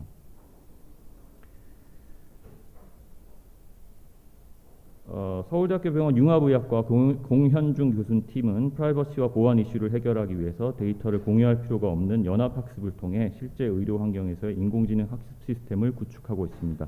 갑상선 데이터 약 5,500장을 활용해서 쿠버네티스 기반 분산된 연합학습 환경에서 인공지능 알고리즘을 이용해 시스템을 검증합니다. 소아외과 김현영 교수님이 이끄는 의료 메타버스 랩에서는 의료 현장에서 활용 가능한 중심 정맥관 삽입 수술용 AR 솔루션 및 교육용 VR 콘텐츠 개발 과제를 수행하고 있습니다. 또 물류산업 종사자 대상 건강 모니터링 및 의료적 응급 상황 경보 시스템 개발 과제입니다. 물류산업 종사자 520명을 대상으로 실시간으로 생체 신호를 측정해서 건강 상태를 모니터링할 수 있는 플랫폼을 만들고 응급 상황을 미리 예방할 수 있는 시스템을 구축하고자 합니다. 장시간 불규칙적인 노동에 노출된 물류산업 종사자에게 효율적인 건강관리와 근거 중심 의료 서비스를 제공하는 것이 이 연구의 궁극적인 목표입니다. 마지막으로 대장 용종 발견과 진단용 인공지능 시스템 개발을 통해 세계 최초의 대장 내시경 용종 진단 인공지능 사업화에 박차를 가하고 있습니다. 후지필름, 메디트로닉스, 올림피스 등 내시경 분야의 해외 탑티어 기업이 선점하고 있는 의료 디바이스 소프트웨어 시장에서의 글로벌 경쟁력을 갖춘 국내 최초의 상용화 인공지능 시스템이고 또 용종 진단으로서는 세계 최초라고 할 수 있습니다. 식약처 인허가를 획득했고 상용 고도화 및 임상 테스트를 거쳐서 시장을 런칭할 예정입니다. 다음으로 MBRC의 인재 양성 프로그램에 대한 소개입니다. 저희 인재 양성 프로그램은 학문간 초융합과 공동 가치 창출이라는 비전을 가지고 의료 빅데이터와 의료 인공지능 분야 융합형 전문 인력을 양성하는 데 초점을 맞추고 있습니다. 여러 가지 프로그램이 있고요. 지난 7월에 시작한 서울대학교 의료인공지능 융합인재 양성 사업이 올해 MBRC 인재 양성 프로그램의 가장 큰 변화라고 볼 수 있겠습니다. 기존 MBRC 인재 양성 프로그램과 연계해서 큰 시너지를 내고 있습니다. 이 사업에 대해서는 이후 다시 설명드리도록 하겠습니다. 네, 학생 창의 교육 과제가 있는데요. 저희가 매년 3-4팀을 선정해서 연구비를 지원하고 있습니다. 다학제적 프로젝트 수행 능력을 키우기 위한 프로그램입니다. 저희 학생 창의 자율 과제 팀이 2020년부터 올해까지 3년 연속으로 과학기술정보통신부 주최 행사인 ICT 콜로키움 등에서 계속 최고상을 타고 있습니다. 2020년 장관상 2팀 수상에 이어서 지난해 11월에도 김성환 교수님께서 지도하신 팀이 적대적 생성 신경망에 기반한 더 강력한 메디컬 데이터 강화 플랫폼 연구로 장관상을 받았고, 또 올해 11월에는 오늘 바로 수상을 했습니다. 서울대학교 병원 융합의학과 공현중 교수님 지도한 2팀이 정보통신 기획평가원장상을 수상했습니다. 또 9월에는 서울대학교 병원 이규원 공현중 교수님이 지도한 연구팀이 국제의료영상처리학회가 개최한 인공지능 알고리즘 개발 대회에서 행동인식 부문 1위상을 받았습니다. MBRC에서는 또 Solution with AI Medicine이라는 이름으로 SAM이라고 약어로 부르는데요. 의료 인공지능 챌린지를 계속 개최하고 있습니다. 저희의 국제협력의 폭 또한 계속 확대를 하고 있습니다. 하버드, 유타 등 유수 대학과의 파트너십이 이어서 최근에는 아시아개발은행, 또 아시아 이헬스 정보 네트워크 등 아시아 태평양 지역의 국제기구, 단체와 파트너십을 맺었습니다. 다자개발은행과의 파트너십을 통해서는 디지털 헬스 기술을 통한 개발도상국 보건의료 역량 강화와 UN 지속가능 발전 목표 달성에 기여하고자 합니다. 오늘 국제심포지엄의 주제도 이러한 맥락에서 이해해 주시면 감사하겠습니다. 저희 MBRC의 개소기념 국제심포지엄 주제가 From Big Data to Big Value였습니다. 그래서 저희 MBRC는 의료 분야의 빅데이터로부터 빅 밸류를 찾는 데 앞으로도 최선을 다하겠습니다. 여러분의 많은 관심과 격려를 부탁드리겠습니다. 네, 사업단 소개는 시간 관계상 좀 생략을 하고 나중에 기회가 되면은 전달해 드리도록 하겠습니다. 네, 앞서 이것으로 첫 번째 세션을 마치고요. 잠시 휴식 시간을 갖추고 3시 10분부터 10분 후입니다. 두 번째 세션을 시작하겠습니다. 앞서 안내 드린 대로 두 번째 세션은 영어로 진행할 예정입니다. 잠시 뒤 3시 10분에 다시 뵙겠습니다. 감사합니다.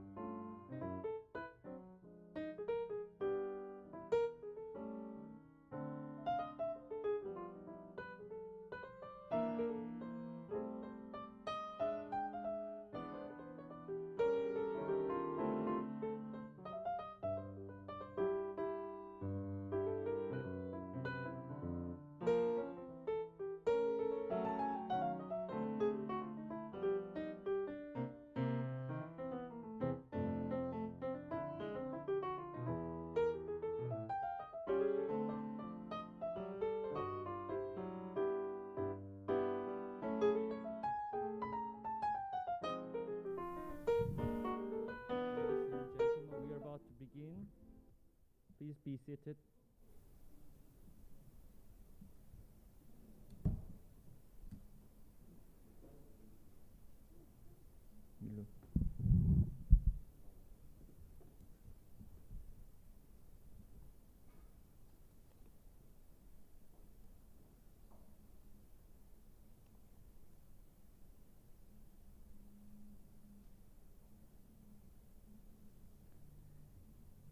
Very good afternoon once again to everyone and people who are watching YouTube live streaming. Welcome back to the 2022 SNU MBRC International Symposium, co-hosted by SNU Medical Big Data Research Center and SNU Project Group for Education and Research in Medical AI. My name is Tae-in Park, and I will be your host for session 2 as well. So the second session will address the importance of improving digital health equity and assessing trustworthy AI for sustainable development that is becoming more and more critical every day. So it is my great pleasure to have 3 distinguished experts in this subject area from the World Health Organization, the Asian Development Bank, and Z Inspection. Our first speaker's international career in public health spans from high-level representative roles to technical work on communicable disease control and health system strengthening. He assumed the role of the Director of Data, Strategy, and Innovation Group at WHO Regional Office for the Western Pacific in last May. Prior to his current position, he served WHO representatives in Vietnam since September 2017, while starting his career at WHO in 2006 with the Global Influenza Program.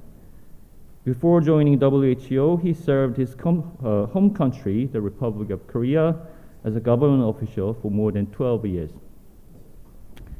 Ladies and gentlemen, please welcome the Director of Data, Strategy, and Innovation Group at WHO Regional Office for the Western Pacific, Dr. Ki-dong Park.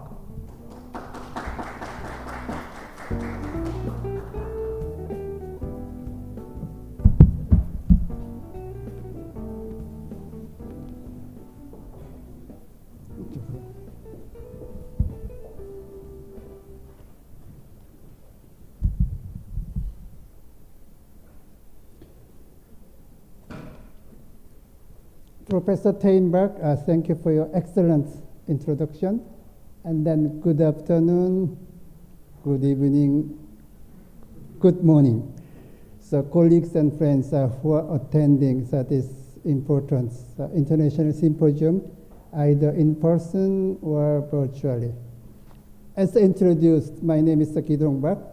I'm the Director of the Data, Strategy, and Innovation at the WHO Regional Office for the Western Pacific.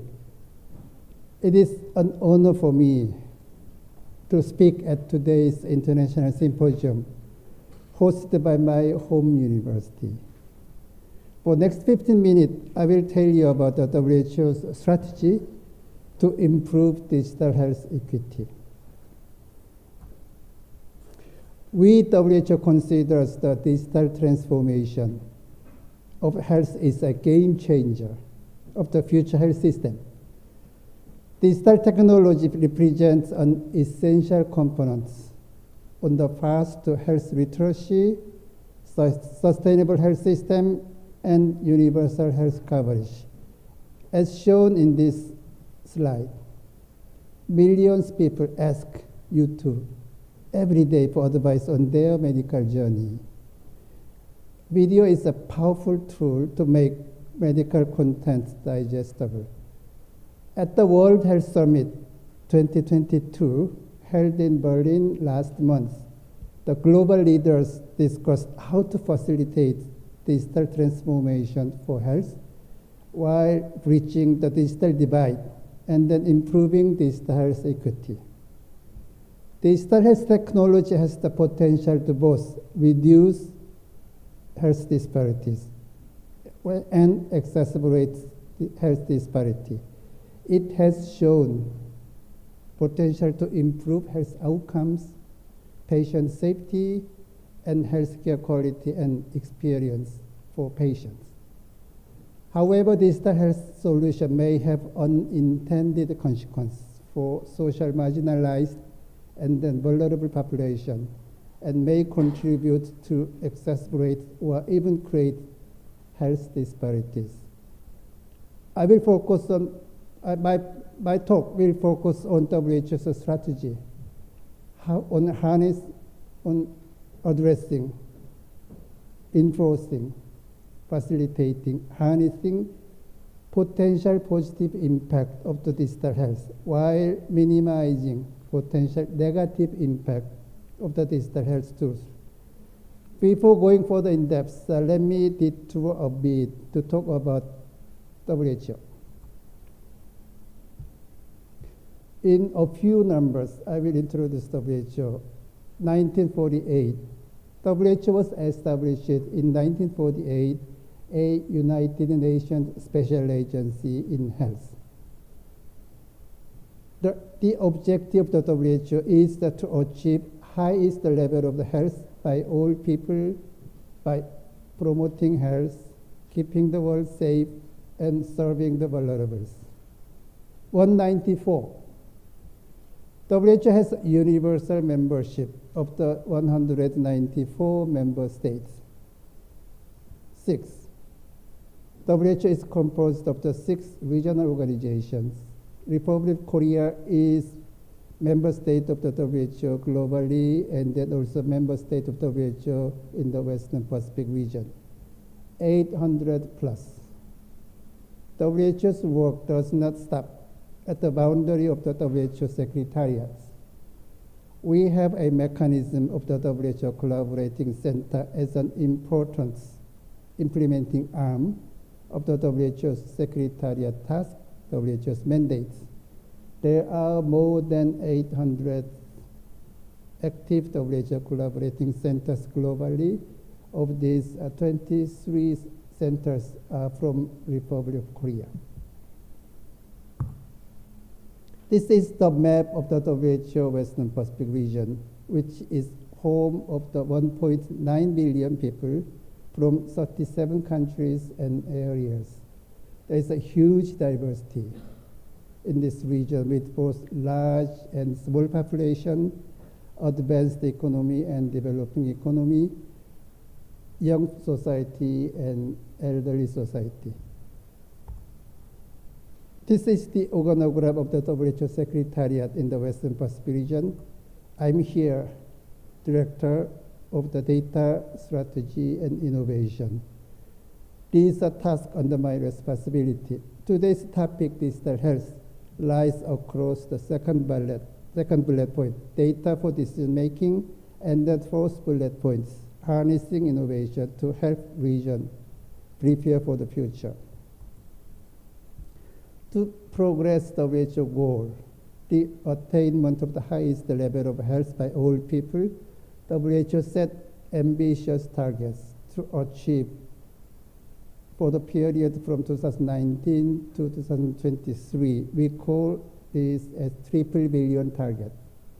These are to have 1 billion more people benefit from universal health coverage, to have 1 billion more people better protected from health emergency, to have 1 billion more people enjoy better health and well-being. The progress on these priorities have substantively affected by COVID-19 pandemic, and the World Health Assembly in this year, 2022, agreed to extend triple billion target to 2025 and endorsed 5 newly focused action areas. These are 5 focused areas in condition of extension. One of these focus areas is harness the power of data and then harness the power of the digital technology as a critical enabler of the other priorities.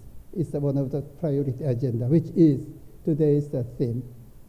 With that, let me go back to WHO's strategy on digital health. In 2020, the WHO released the Global Strategy on Digital Health 2020 to 2025 with a vision to improve health for everyone, everywhere by accelerating the development of the and adoption of a person-centric digital health solution, and developing infrastructure and application that enable countries to use health data.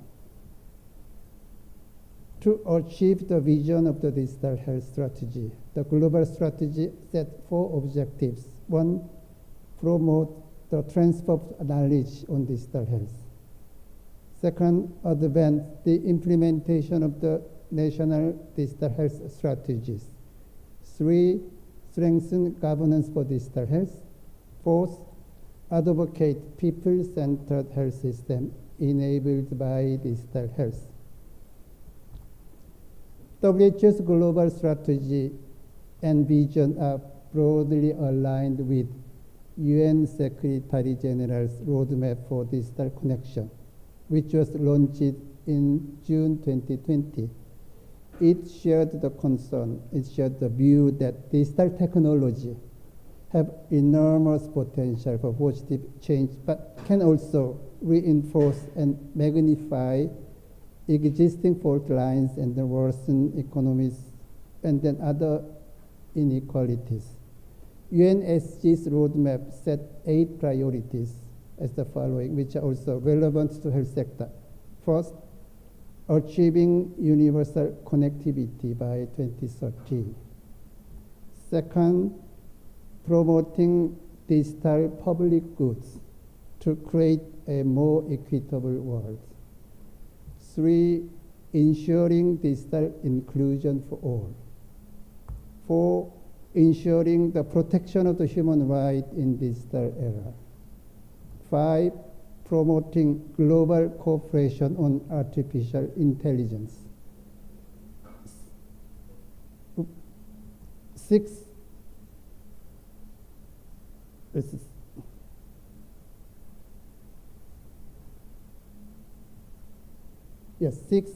already mentioned the global cooperation on artificial intelligence. And 7, promoting trust and security in digital environments. 8, building a more effective architecture for digital cooperation. Let me touch a bit on digital divide in terms of the connectivity. Gap between developed country and the least developed country in terms of the high-speed broadband connection to the internet is still huge and should be addressed urgently.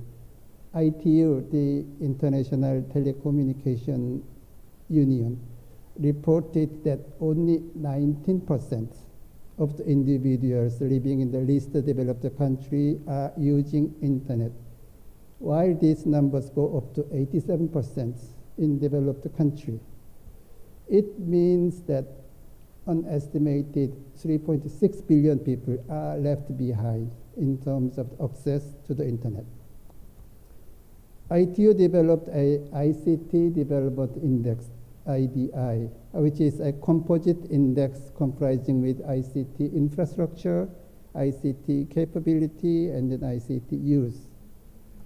This map shows ICT development status in the WHO Western Pacific region in 2017, measured by IDI. Dark color represents high ICT development status. Light color represents low ICT development status.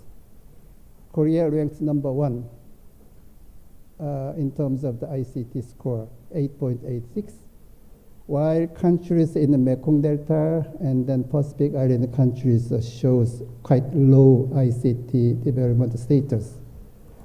The ICT index should not be the only indicator representing countries' e-health and digital health development status. In 2017, we, WHO in the Western Pacific region, considered other factors, such as income level, status of the national e-health strategy, and then institutionalization of status of the e-health application, and then grouped countries in the region into 4 different groups: countries at initial stage, countries at developing stage, countries at advanced stage, and special group of the countries with a small population. To address these big disparities in e-health development in the region, the WHO Regional Committee for the Western Pacific endorsed the Regional Action Agenda on Harnessing e-health for improved health service delivery in the Western Pacific region in 2018. It set a vision: the use of the digital health can give people in rural and remote areas access to quality care, empower patients and communities to engage at all levels of the health system, and provide timely information for the prevention, diagnosis, and management of the illness. The 2018 Regional Action Agenda recommended priority actions for all countries, for instance, strategic planning, use of the essential e-health tools, and capacity building. It also recommended actions tailored to countries' e-health development stage. For countries in initial stage, we recommended following actions: development of the unique health ID, digitization of the relevant existing database, select e-health application that can function with limited coverage, limited speed of the internet and mobile phone, and then identify leapfrog opportunities based on the national priorities and experience from other countries. These are set of the recommendation for countries at developing stage. For countries at advanced stage, we recommended foster innovative e-health application. I understand that today's keynote speech all focus on innovative e-health application, and improve interoperability, strengthen privacy and accountability legislation, regulation, and enforcement. Finally, mentor other countries that are in initial and developing stages. I hope Seoul National University and Korea will strengthen their efforts in mentoring other countries in digital health area. For countries with small population, we recommended assess coverage of the electric power, internet, and mobile phone to identify which e-health application can be used to improve service and access. Establish and improve basic e-health tools. Introduce e-health system elements according to local context and opportunities. In addition to this, the WHO has assisted countries' strategic planning.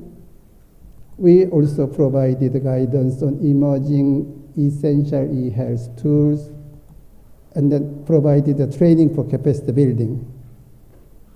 We are monitoring and then implementation status of the 2018 e-health action agenda and assess digital health development status in the region. As part of the assessment exercise, we are developing the new assessment tool, so-called Dynamic Digital Health Maturity Model. As mentioned earlier, the essential foundation of the digital health is more than ICT infrastructure. It includes essential tools such as common registries, unique ID, and readiness of the information sharing, such as information standard, regulation on security and privacy, and readiness on health systems, such as digital health policy, legislation, health workforce, financing, governance, etc. The Digital Health Maturity Assessment Model aims to assess countries' digital health development status along these components. They will contribute to the development policy and the recommendation to countries.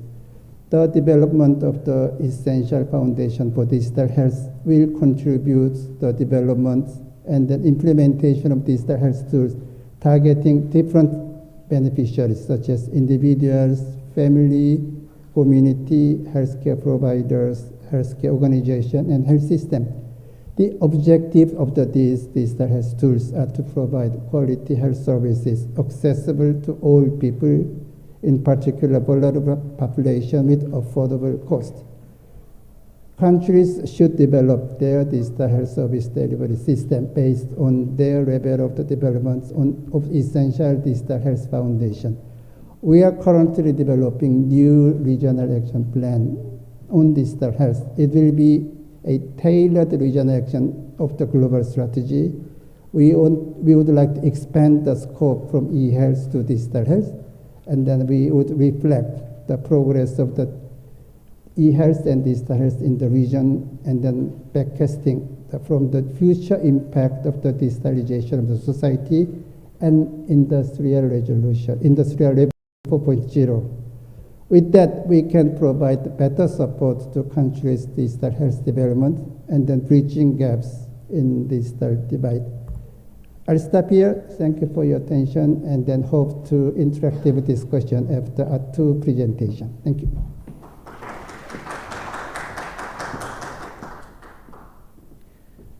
Dr. Park, thank you for your presentation. Another round of applause for Dr. Park, please.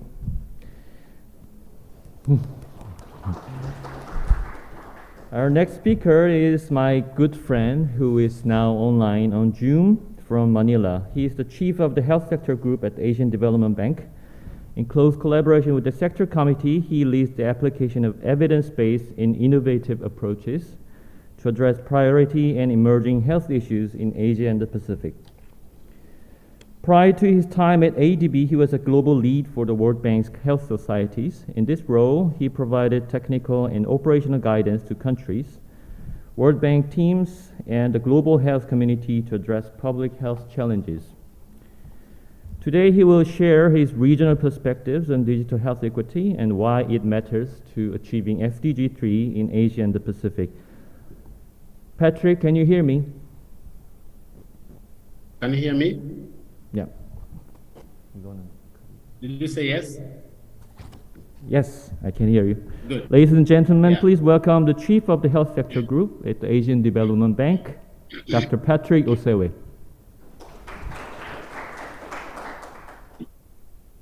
Thank you so much for the warm introductions and welcome. I was supposed to be in Seoul with you, but I got sick and I was not able to travel to be with you today. So apologies for that. But because of the digital system, I'm able to still participate and engage with you.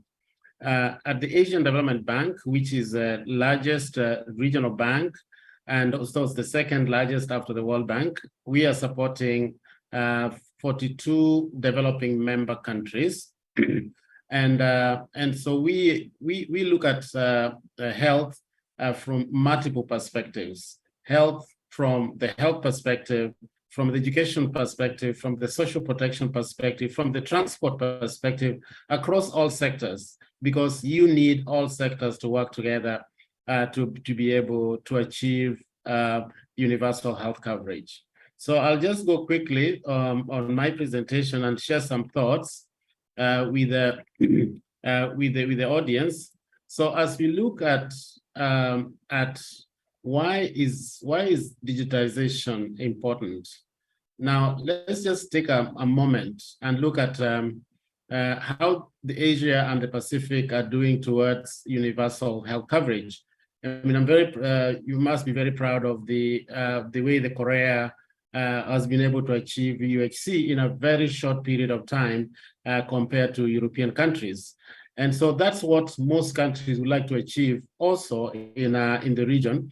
But it's a journey. It's a journey that different countries are at different stages.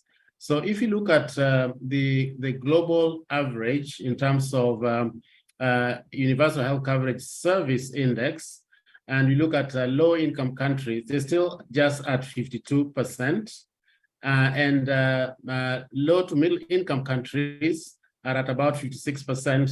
And the upper middle-income countries are more or less the ones that are the global average. But the global average is only 65%. You need to be at 100% like where Korea is. But then if you look at the out-of-pocket payment, meaning that the amount of money you take from your salary or from your pay to pay for health. This is a major indicator of how the payment can make people poor. Because if you're sick with cancer or with a cardiovascular problem, and you go to a facility and you have to pay so much, sometimes you have to sell your assets. You have to sell your land, your car, or any other assets that you have to be able to pay for healthcare. That's a serious condition. So the global average is about, people pay about 8.5% of their income towards healthcare. But if you look at the low-income countries in our region, it's quite serious, because 16.2% people still pay up to 16.2% of their income towards health. It's a bit better for for low to upper middle income countries, and so the number is mixed, whereby we have not reached where we are. We still have a big chunk of the population paying out of pocket. So perhaps digital health could be a solution to some of these challenges that we are facing to bridge the gap.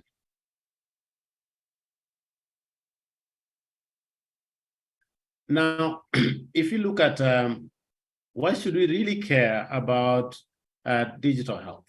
And I think that this is something that everybody knows, that it is so important that we close the barrier of service delivery. And we do not have enough healthcare workers to be able to provide health services to the lowest, to rural areas in our region. For example, we have Indonesia with 17,000 islands, and Philippines with 7,000 islands. You do not expect a health specialist in every island. You have to have a system of trying to reach the people living in those islands who might not have access. So access is a big issue, and use is a big issue. And to be able to achieve that, we need for access to improve IT infrastructure. And once we do that, also to have affordable internet, and also make affordable internet-enabled devices. And for use, we need digital literacy. People have to have the skills on how to use the ICT. They should trust it, and there should be training for that for them where there's limited capacity, and also appropriate and affordable applications and online content that is relevant. Now, just to still look at the issue of why should we care. So there's lack of digital literacy, and this is why partnering with Seoul National University is very, very critical. We need to accelerate digital literacy in the health sector. So there is inequity in access to support the required devices and infrastructure. There is lack of training or awareness in many, many settings around our region. And then there's also lack of connectivity. I've talked about the geographical lack of access based on rural-urban divide. But even within the urban areas, you have areas in the urban areas that are better covered than other areas. And also the lack of service providers to be able to deal with that. So I'm looking at it from the digital literacy side, the lack of connectivity. There are also cultural barriers.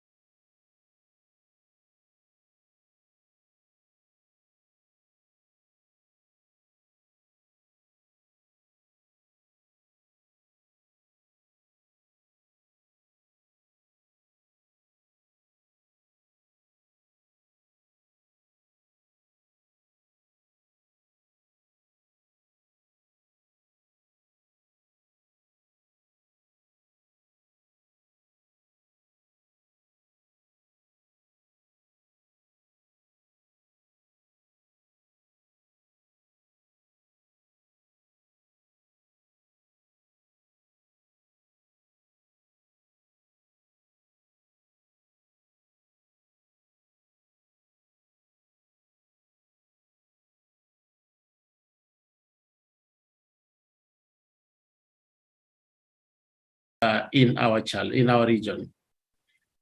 Now, just show a few areas here where we basically show how we need digital infrastructure and regulation. And there's a lot of players that already are in these areas, the telecom industries, the government, many countries are issuing government IDs. Some countries do not have national IDs. There are also many venture capitalists that are getting into this space. There are many national insurance programs. Just like a few examples, there are more service providers and agents that are getting into this area. And also, there are also many digital payment options. So the ecosystem is improving, still need a lot of support, still need a lot of innovation, still need a lot of thinking outside the box to be able to mobilize the various solutions, the resources that are required, deal with the regulation that might be a barrier, and also the infrastructure. So as a bank, we have financed airports, we have financed roads, bridges, we have financed health facilities, hospitals, and now looking at ways by which we can finance the ICT infrastructure as part of an ecosystem of development. Now, just to share with the audience why this is very, very important, and of course, a great business opportunity as well.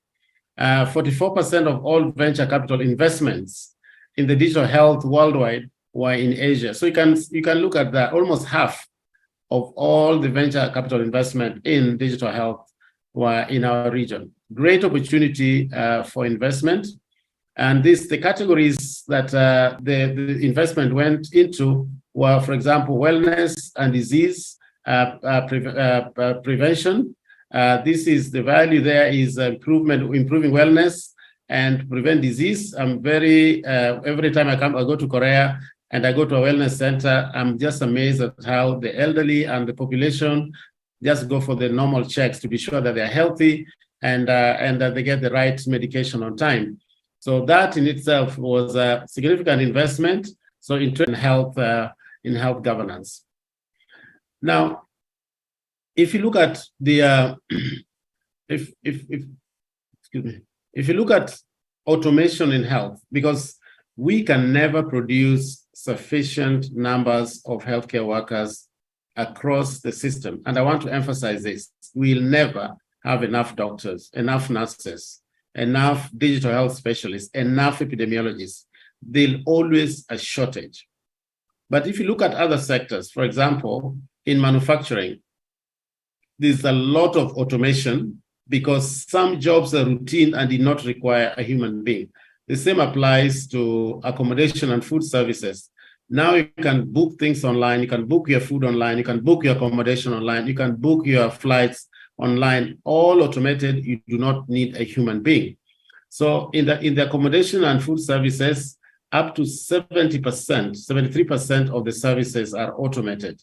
Now, if you come down here in health and social assistance, we are at 36% of services are automated.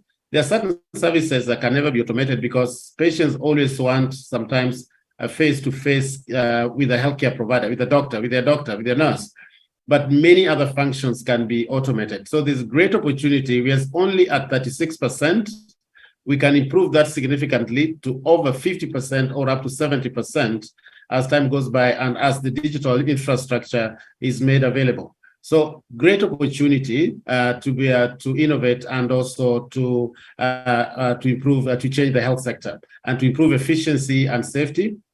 For example, the study that was looked at the US showed that up to 36% of activities could be automated. Now, in closing, I just want to share a few perspectives here. That in many countries, including in some of the developing countries like Kenya, Nigeria, Tanzania, we see this in Ghana and elsewhere, is that you can look at the three aspects of this, whereby you have the payers, the provider, and the user, all interlinked and all having efficient care, efficient service delivery because of digital health. The payers, for example, they, like your national health insurance, you can collect premiums, access medical claims, pay healthcare providers, and get real-time financial information and medical data like HIRA, what HIRA is able to do for CREB. Very efficient system that you have. And then for providers, having healthcare providers that can register members in the scheme quickly, you can check whether somebody is eligible for the care that they need very efficiently when the person is right in front of you. And also for users and policymakers, you're able to register, pay premiums, receive insurance benefits, and access that treatment all via mobile phone. This is what has happened in some of the low-income countries in a very efficient and effective way. So I just want to share just a few thoughts again, is that if you look at how the areas of benefit to the healthcare delivery from digital health, is that you find there's renewed emphasis on preventive care. And because population want to live longer, people need care. And therefore, digital health can really help with this, help promotion, well-being, increase access to healthcare. Now with telemedicine, you can access a cardiologist or a surgeon from very far. Say, for example, you're in Ireland, in the Philippines, you can connect directly to Manila. There's improved quality and safety. Now, there are fewer errors because digital health is being used. So there's improved diagnosis, better clinical decision-making, and personalized medicine. There's better data and improved analytics. So therefore, there's more efficiency and targeted delivery services. And then, of course, lastly, more efficient health financing and insurance coverage, as I've mentioned. So at ADB, we are doing a lot on digital health. We do a lot of knowledge. So we're generating knowledge, for example, digital health implementation guide for the Pacific. We did that to help the Pacific Island nations. Digital technologies for government-supported health insurance system in Asia and the Pacific. So a lot of publications just to help our developing member countries. We're also working with, we provide support to critical regional organizations like Asia eHealth Information Network. We're also providing support to government institutions in several countries like, say, Laos, India, the National Health Authority Mission, and so on. And I would just like to, just before we close, that we have just finalized our health sector strategy, basically strategic directions of what ADB will be doing over the next 8 years, from now up to 2030, and taking into consideration what happened during COVID. And in our region, there's massive urbanization. Almost 120,000 people go into the cities every day, 120,000 people. That was just before COVID. And this has created a lot of issues in the cities. There's air pollution issues, water pollution, noise, and massive traffic challenges, and so on. And this requires a lot of thinking out of the box on how digital health can help. For example, in the transport industry, they have what we call the intelligent transport system that looks at the entire city and can determine where you have major accidents, and therefore you can link emergency services to those places where you have accident. And that is only because the intelligent transport system is the entire city using digital system, and therefore linking that to the health system. We have significant demographic change, so rapid aging in the region. So detection of diseases, management of non-communicable diseases is a major issue. But in some parts of Asia, we also still have young population, like in Pakistan and Bangladesh, and there's a significant number of youth. So how do you provide health services to young population? There's massive decentralization and regional collaboration and cooperation, looking at how you can detect disease between countries and within countries. For example, in the ASEAN region, they're establishing the ASEAN Centers for Disease Control. They call it ASEAN Center for Public Health Emergencies. That center will just be tracking disease and looking at what are the potential challenges or diseases that are emerging that could become an epidemic or a pandemic. And also I've already talked about the health workers shortages. How do we multitask and provide certain services to be done digitally? And then so this slide is basically looking at three aspects, but there are many aspects. Looking at how we can the emerging trends in terms of digital health, so genomic surveillance. We've gone through a very difficult period during this pandemic with Omicron and various other genomes. So many opportunities in the surveillance field. Artificial intelligence being very critical in creating and classifying clinical documentation and decision support, claims processing, and also personalized healthcare, whereby a lot of people, you can personalize, or you can use a Fitbit, you can use your mobile phone to track and monitor your physical activity and also any of the challenges that you might be facing, for example, high blood pressure. In closing, we at ADB would like to collaborate with Seoul National University and also other entities within Korea. We already have some collaborative effort with some entities in Korea because we think that Korea is a country that is leading the digital revolution globally. And some of the things that you have done we've adopted some of them, and we look forward to continued collaboration. For example, just to give a few examples, we have resources like $2.5 million to support digital health financing. And this is looking at how we can support government to improve health insurance and health financing digitization. We are collaborating with NHIS and Iowa University, supporting improved health outcomes in Asia and the Pacific, providing technical guides on digital health. I already talked about the SEAL health in the region. We also providing a lot of technical assistance to countries, looking at issues about digital registry, unique ID, overall health information system. So there's a potential for us to deepen our collaboration, establish an MOU, and collaborate in many years to come. Thank you very much. It was indeed a very informative and also insightful presentation. Please remain seated for the next speaker's presentation and following discussion. Our last speaker is an affiliated professor at Arkada University of Applied Sciences, Finland, and adjunct professor at SNU Graduate School of Data Science. He's leading a team of international experts who defined an assessment process for trustworthy AI called Z-Inspection. Ladies and gentlemen, please welcome one of the most energetic persons from Italy, the founder of Z-Inspection, Professor Roberto Ziccari.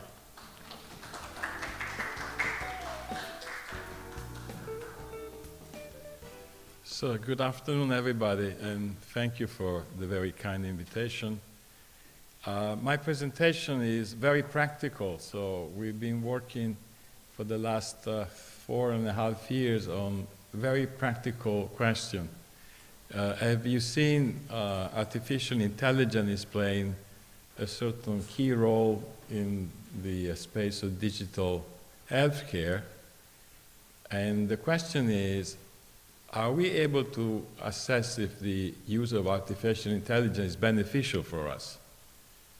And if yes, how do we do that? So really it's an issue of how do we make an assessment, including stakeholders, to understand the implication of the use of artificial intelligence. Let me give you an example so that I get very practical. So we are here, it's in the medical school, we have a hospital, and there's probably the director of radiology, or there's a director of some other division, and then company X comes and say, and I don't use any name, but let's say Mr. X or Miss X, there is a perfect tool here that will help you to improve your diagnosis, save some money, do faster processing of information. And basically, you have to make a decision based on your expertise and the information that this person or this company, whoever is giving you, whether to use it in real. And the question is how you make a decision. What kind of information do you collect and assess in order to make a decision? So, and that's exactly the question that we've been working for the last, almost 5 years, following some of the development done in Europe.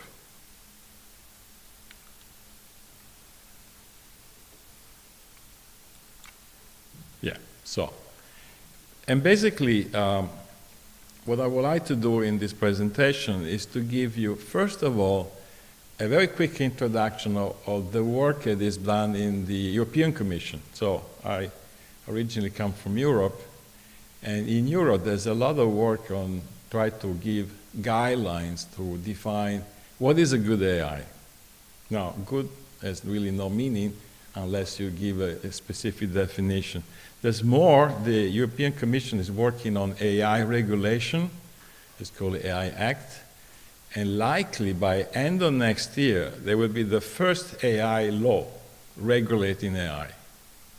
Now, if this is happening, then all of a sudden, all the development of AI will be under a regulation. And since AI has no boundaries, this will have an impact to the United States, certainly to this region of the world, and you will see that regulation will impose a number of verifications. Now, we have a gap at the moment, and I'd like to, in the second part of the presentation, give you what we have done, and also an offer of collaboration here.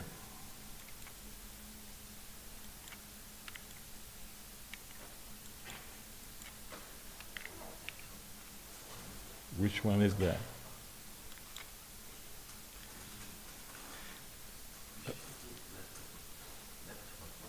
Left button, okay.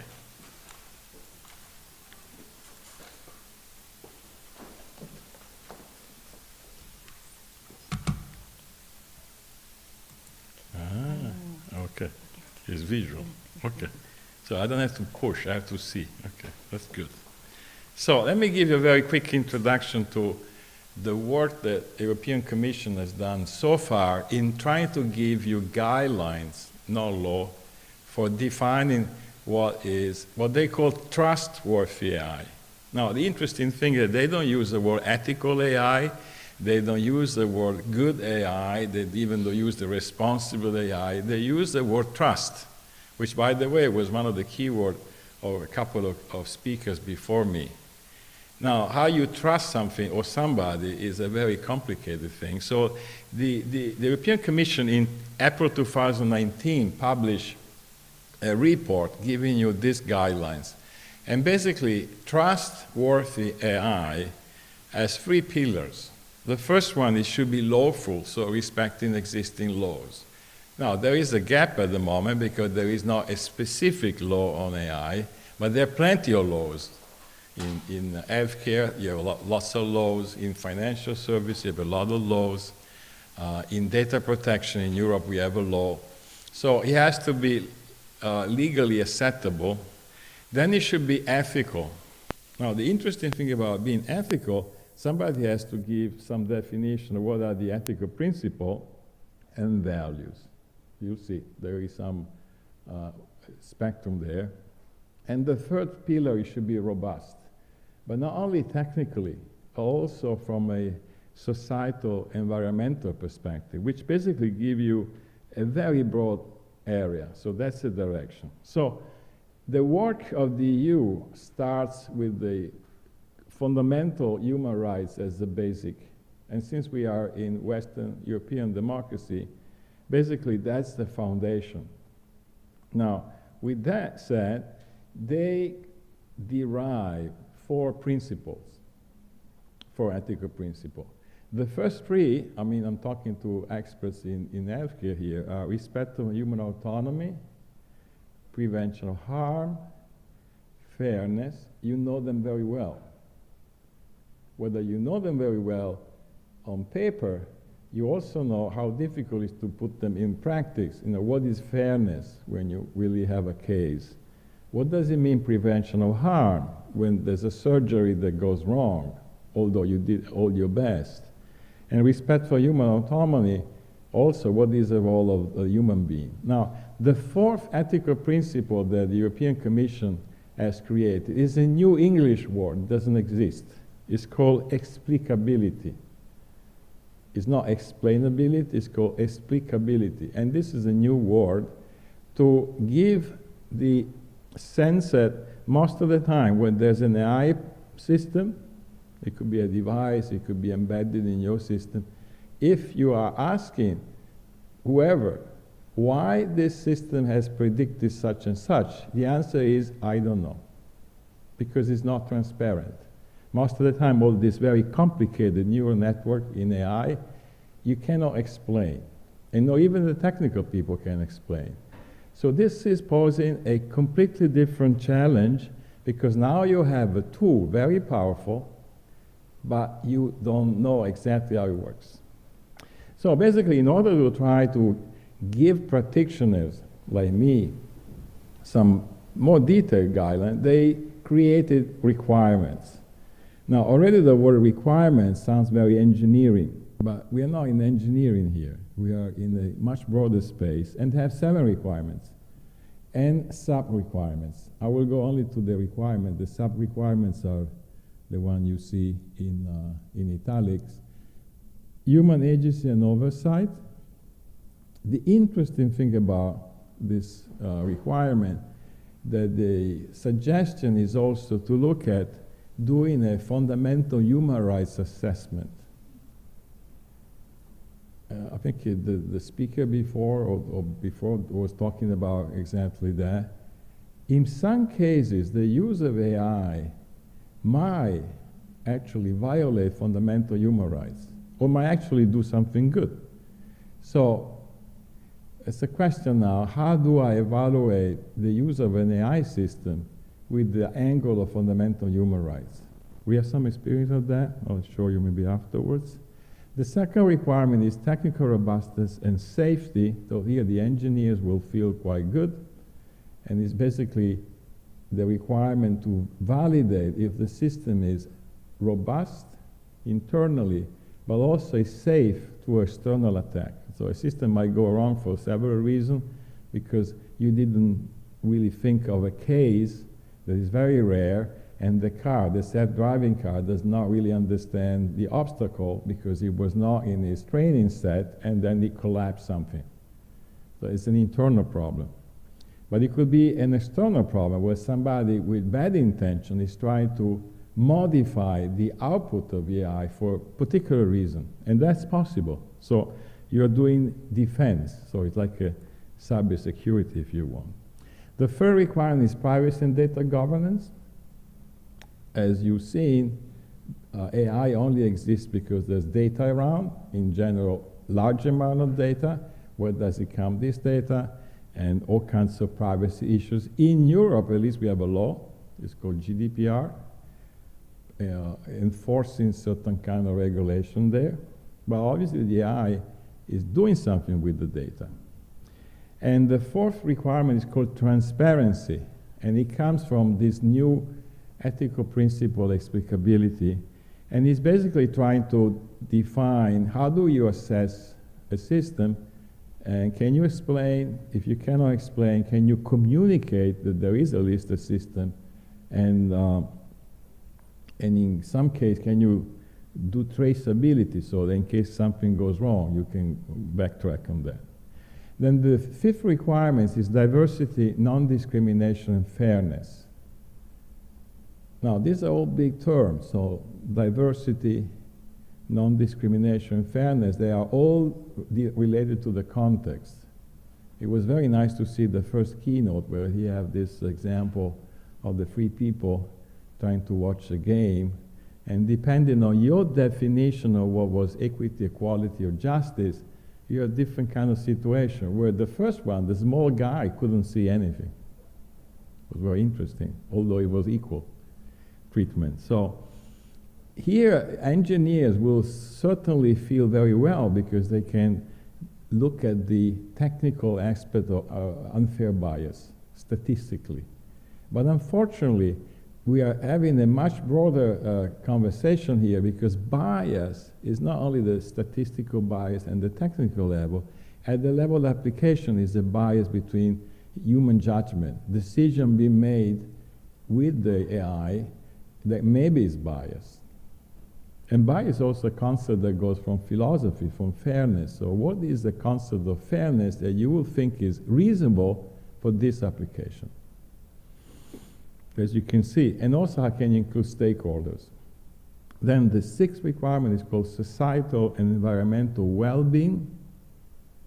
Huge, because how do you measure well-being? How do you measure societal?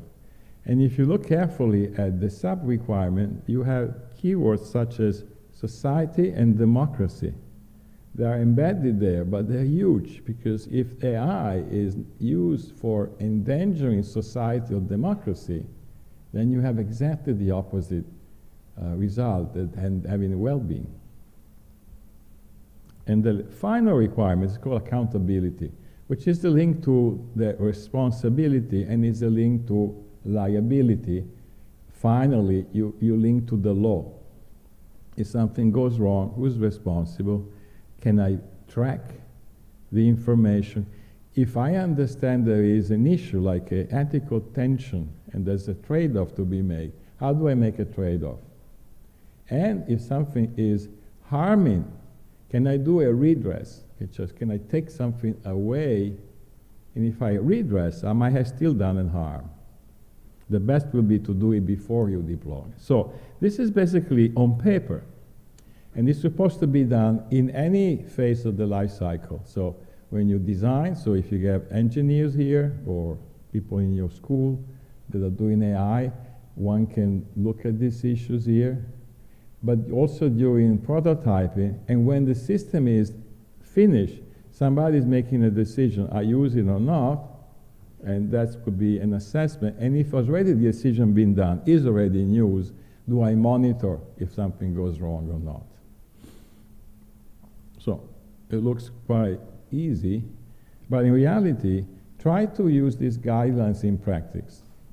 So now you have a real case, and you need to take these guidelines, they're really nice, but very general, and put it in practice. So first of all, they are not specific to a domain, they're not specific to healthcare, they're general. They don't tell you what the definition of fairness or wellness or whatever. They simply give you guidelines. So, and basically this is, almost 5 years ago, I started an international initiative try to answer this question. But how do I assess trustworthy AI in practice? I'm a practitioner, so I really love people that write guidelines. And we created a participatory process called Z-Inspection. That's basically, now I lead this initiative. It's non-commercial, is under Common Creative, can be used for any kind, is copyrighted to protect for improper use. Other than that, can be used by anybody. And it's basically a process for stakeholders of different background to look at the impact of the AI on 4 areas. The ethical experts, the technical experts, the domain specific, here would be medicine, and the legal implication. Now, we learn by doing it. So we basically conducted 4 best practices in healthcare. So that's why I think it's quite nice that I'm here, because we assess and learn this process by working on real cases. The first case was a product, AI-based for predicting cardiovascular risk, so heart attack. It was a Californian-German company. But the last 3 cases are really cases of user. So the second one was working with the city of Copenhagen, Denmark, with the system is called the emergency service system that is handling emergency calls. So in Korea is 911, in Europe is 112. So you call in panic, somebody is not well at home, and the guy on the other side of the phone is a paramedic, a so-called dispatcher, has a protocol to answer questions to understand why are you calling me, and then if he understands there's a problem, he sends an ambulance. Now, the city of Copenhagen discovered that more than 25% of all these calls that were referring to a cardiac arrest were not detected. And basically, they were even not sending the ambulance in time, and especially they were not giving any instruction on the phone to do a cardiopulmonary resuscitation, so people die. So we did the self-assessment together with the medical doctors and give recommendation. The third one is we work with a research center in Germany. They were developing an AI for detecting early skin lesion for cancer. So we work with engineers. And the last case, which was very big, we worked with a hospital in Italy in times of COVID, where they deploy an AI system in the radiology department to help radiologists to detect the lung compromise. The interesting thing is, because they were under COVID, they didn't do any clinical trial before. So at least, the case of Denmark, they did clinical trial, retrospective studies before making a decision. In the case of the Italian, they basically were so much under pressure that they waived that, and basically they started to use an AI embedded in the radiology. So, and we took quite a bit of 9 months to evaluate that.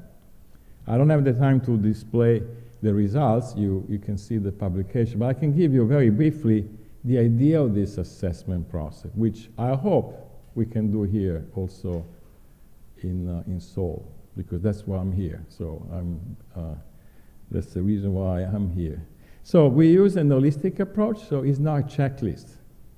Most of the time you will see when people would like to have a solution, they give you a bunch of questions, and you answer, yes, no, did you do this? Yes, did you do that? No, yes, no. Then you have a score and you got your number.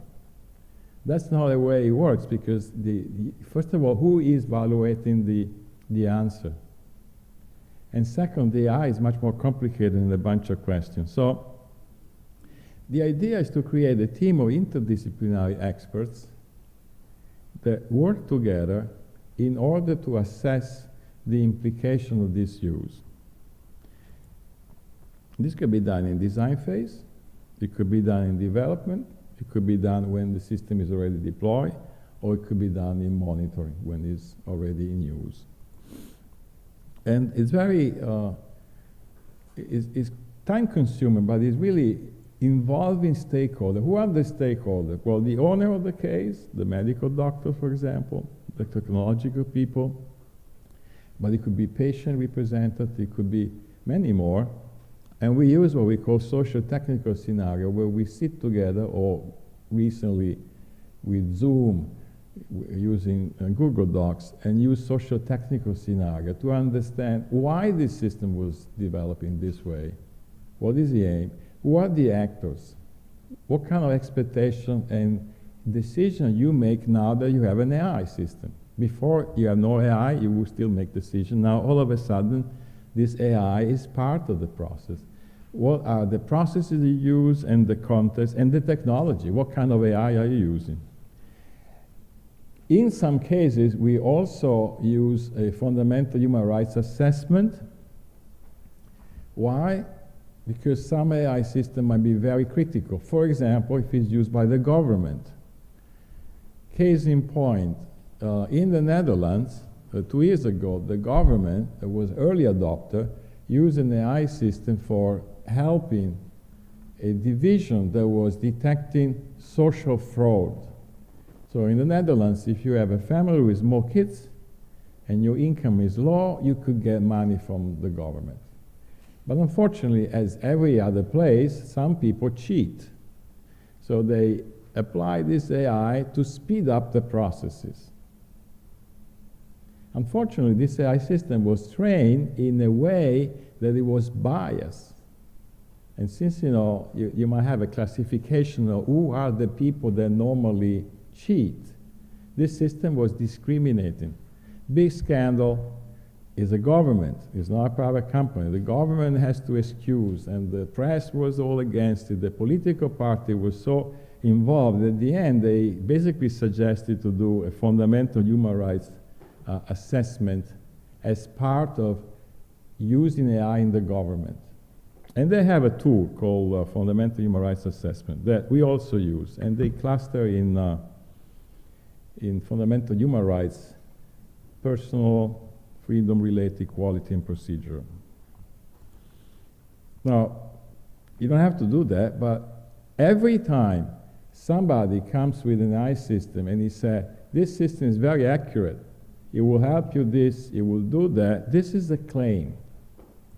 And if you take it as a claim, you need basically evidence. Where is the evidence? Now, you're in medicine, so you are at least in science, so it could be that you find strong evidence supporting this claim. If you don't find supporting evidence, this remains an assumption. Vendors like to sell. Nothing wrong with that. But it could be that you never claim. So this becomes a risk. So basically, by looking at all of that, you might end up, and you need somebody as an applied ethicist in the team. So it's very important to guide this process because you might have tension, so ethical tension. And since, my experience, our experience that we are not trained, I'm an engineer myself, in knowing what an ethical tension is, we give them catalog of examples for them to understand, and this is an example. Some of them you might find it very easily, like accuracy and fairness. You understand it even if you have no background in ethics. But when somebody, an engineer, see convenience versus dignity, he is totally lost, or she's totally lost. So that's helped them to reflect. And then we map, I have 3 slides, we map all of this possible risk, tension, into the framework. Now, in our case, we map it to the framework of the EU. If Korea will have a framework, we'll map it to the Korean framework. The UN recently published ethical guidelines. The OECD published some of those.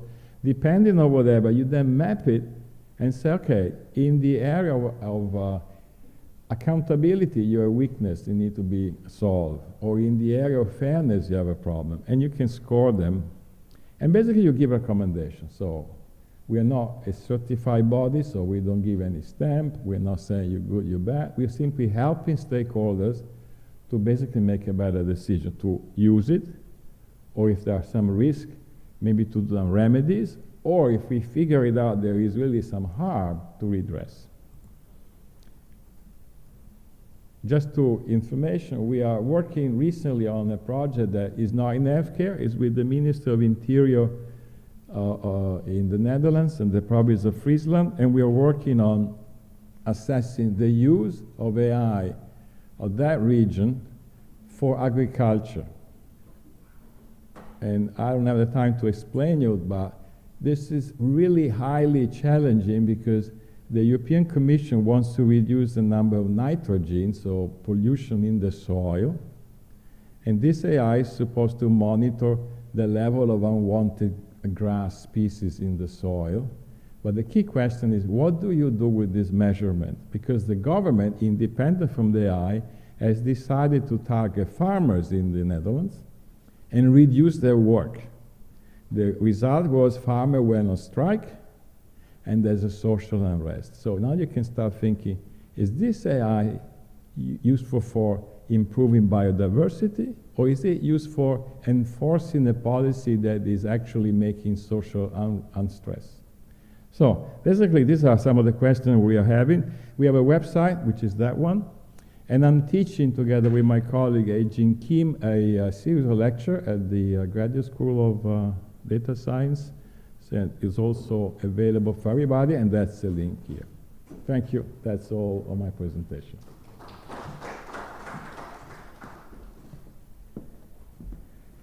Thank you, Professor Skari, for your excellent presentation. Now let's move on to the discussion session for about 10 minutes.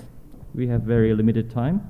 So with 2 designated discussants, Professor Yoon Chul Hong from SNU College of Medicine and Professor Seung-Keun Lee from SNU Graduate School of Data Science. So the two discussants will give their thoughts and questions to each presenter.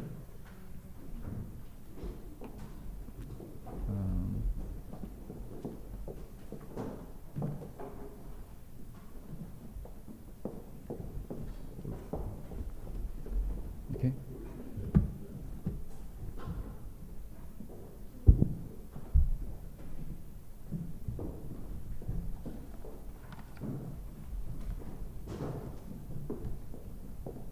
Thank you. So Professor Hong and Lee, share your perspectives in a few questions, please. Thank you. Thank you for the speakers to give us really nice ideas, which are very crucial at the moment. I'll share the idea first briefly and come back to you for the questions I will give. This session topic is digital health equity, but I think it would be good to clear the concept first. Some people may argue that with digitalization, health inequity probably will increase because the elderly or the poor have difficulty to have access to health care using digital technology. So in the words of digital health equity, I think there are two mixed concepts of digital literacy and universal health coverage. So I think it would be better to express it as achieving health equity by user-friendly digitalization. I think this same setting is very important in the Asia-Pacific region right now because achieving health equity is very difficult and requires a lot of time and investment if we take a step following the traditional development track. We need to find an innovative way to achieve health equity while solving the problems of traditional methods. So let me take an analogy for this. Nowadays, even in the remote or less developed areas in the Asia-Pacific region, like Mongolian plain or desert, people can communicate by mobile phone without problems. If they try to set up the traditional telecommunication system, such as landline telephone, it may require lots of time and investment. As such, digital innovation gives us the opportunity to give health equity if we plan digital or smart healthcare system properly. So let me elaborate a little further. First of all, the most important thing in health equity is accessibility to healthcare service. Probably we can agree that universal health coverage should be the goal. However, it's difficult to solve this problem in a traditional way because medical resources are not usually equally distributed. So I think most of the healthcare problems can be solved or managed by virtual approach.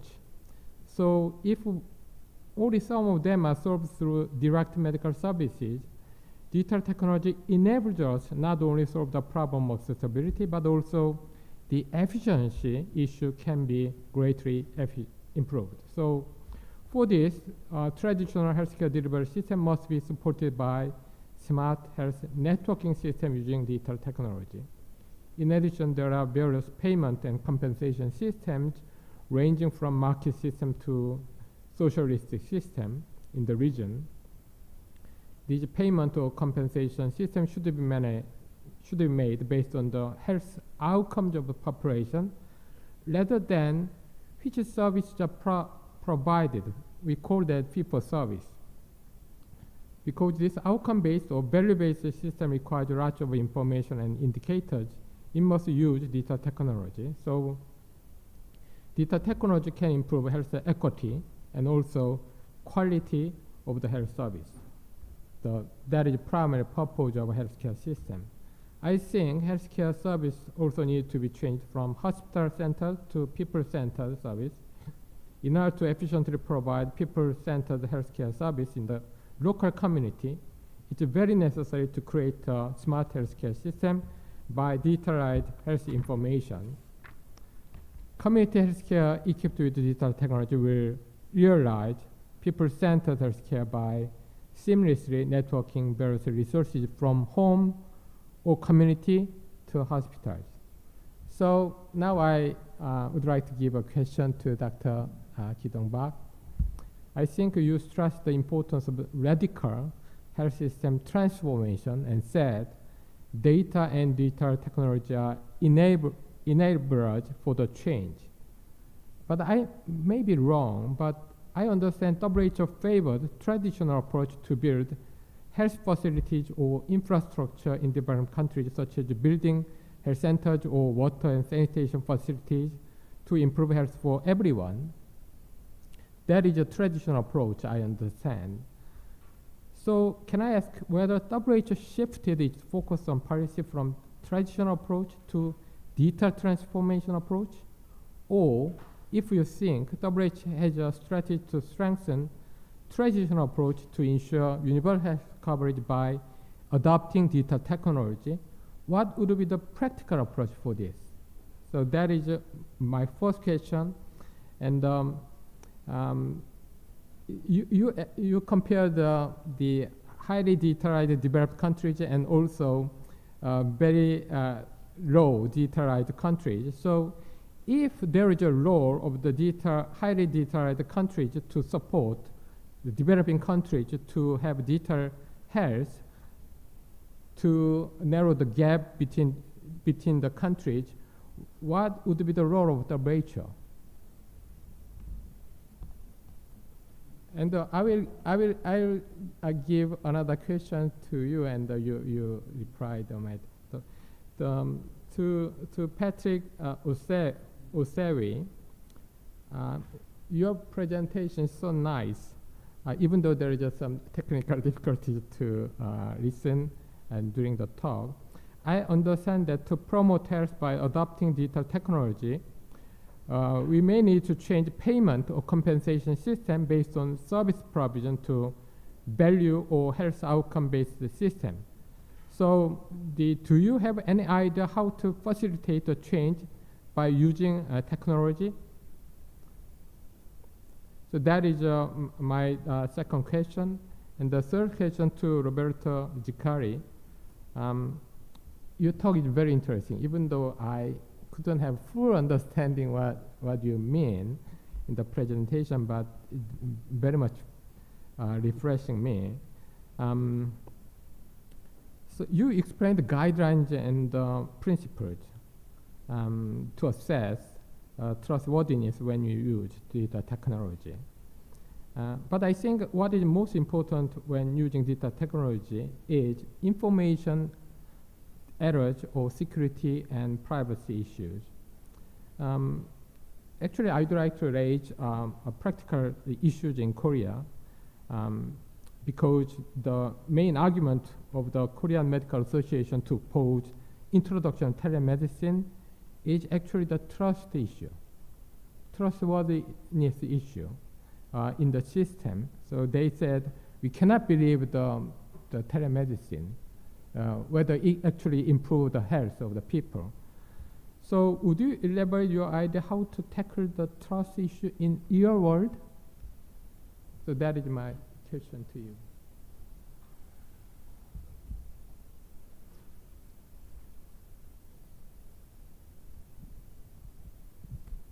Thank you, Professor Yoon Chul Hong. It's a very sharp question, and then touches as a key message I want to deliver through this interactive discussion session. So many questions, but I will put the three keywords.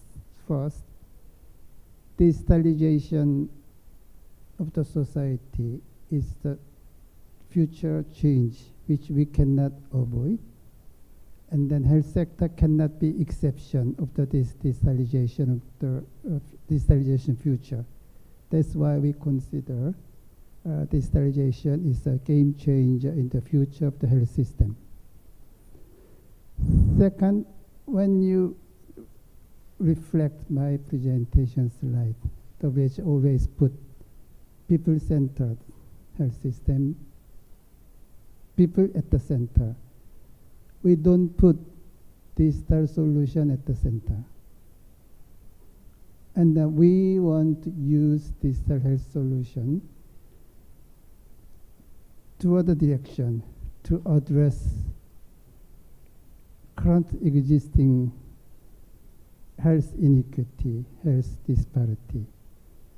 We want to avoid the situation, minimize the situation, unwanted negative impact of the digital health solution, widening digital divide, widening gap between the underserved population and then the well-deserved population.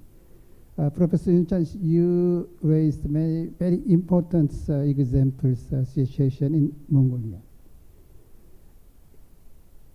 We advocate Mongolian government, please invest your digital health budget to address health service access issue in the far, very hard to reach population, instead of the allocated most of your resources to the just city, Ulaanbaatar city, and then in the hospital. That is as a WHO want to advocate. Use digital health to address health service access issues, to address health service quality issue, to address health service inefficiency issues. And then your second question is about the role of WHO. And I want Korea, and then I want to Seoul-National universities to be more think about how to mentor the countries in the current developing stage or initial stage. WHO can provide unbiased information or advice.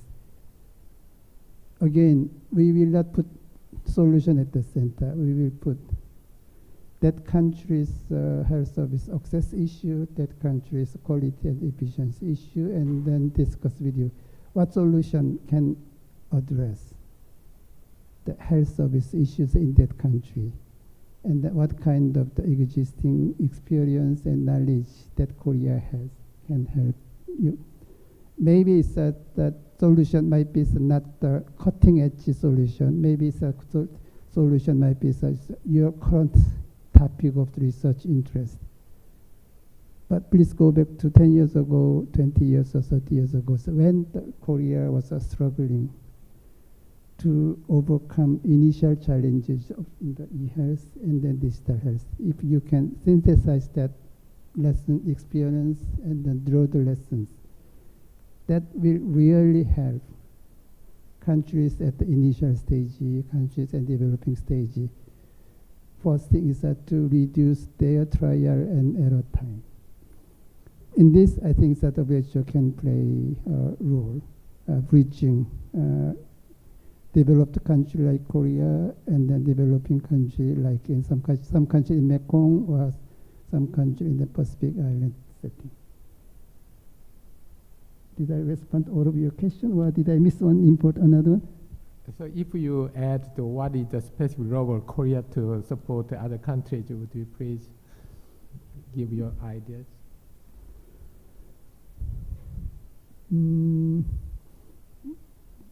I think I already touched it, but it's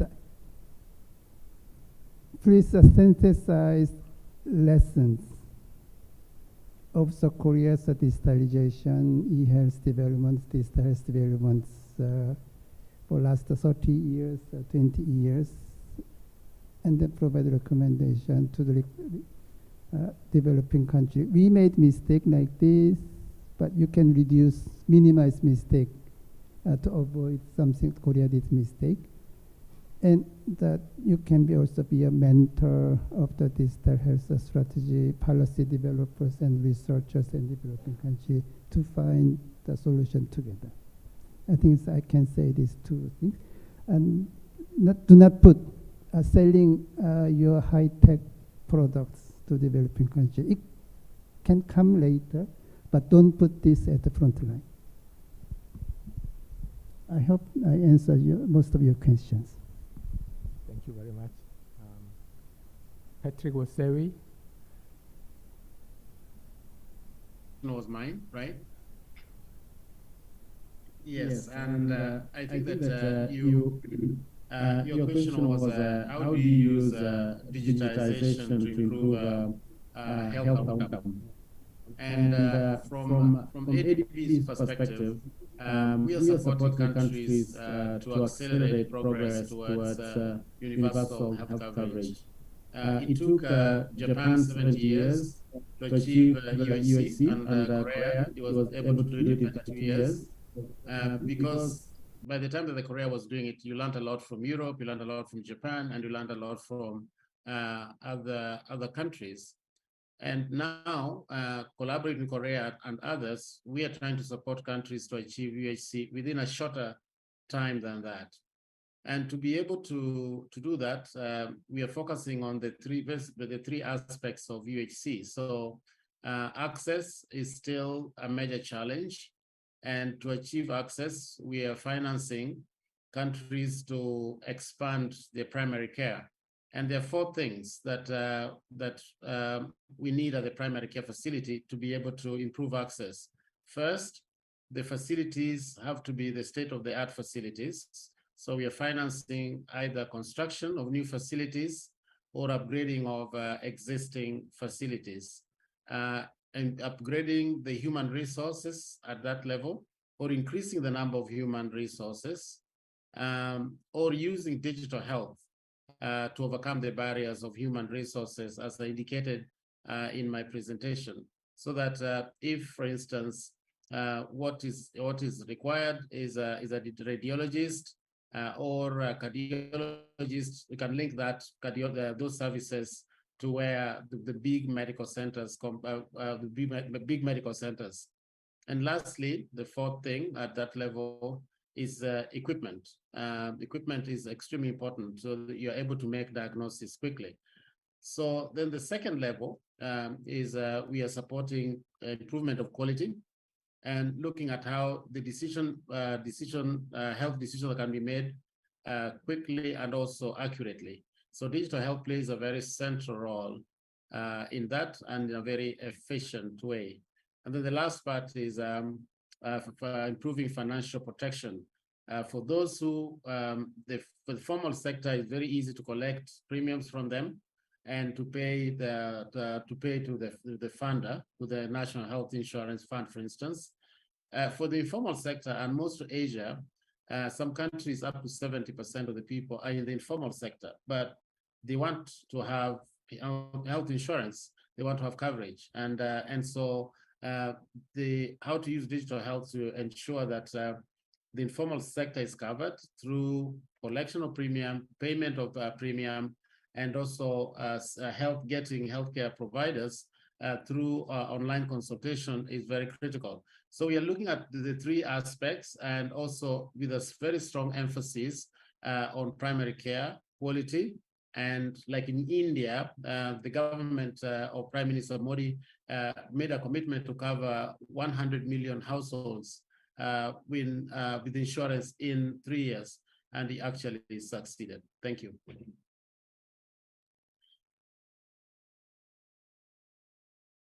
So thank you for this question.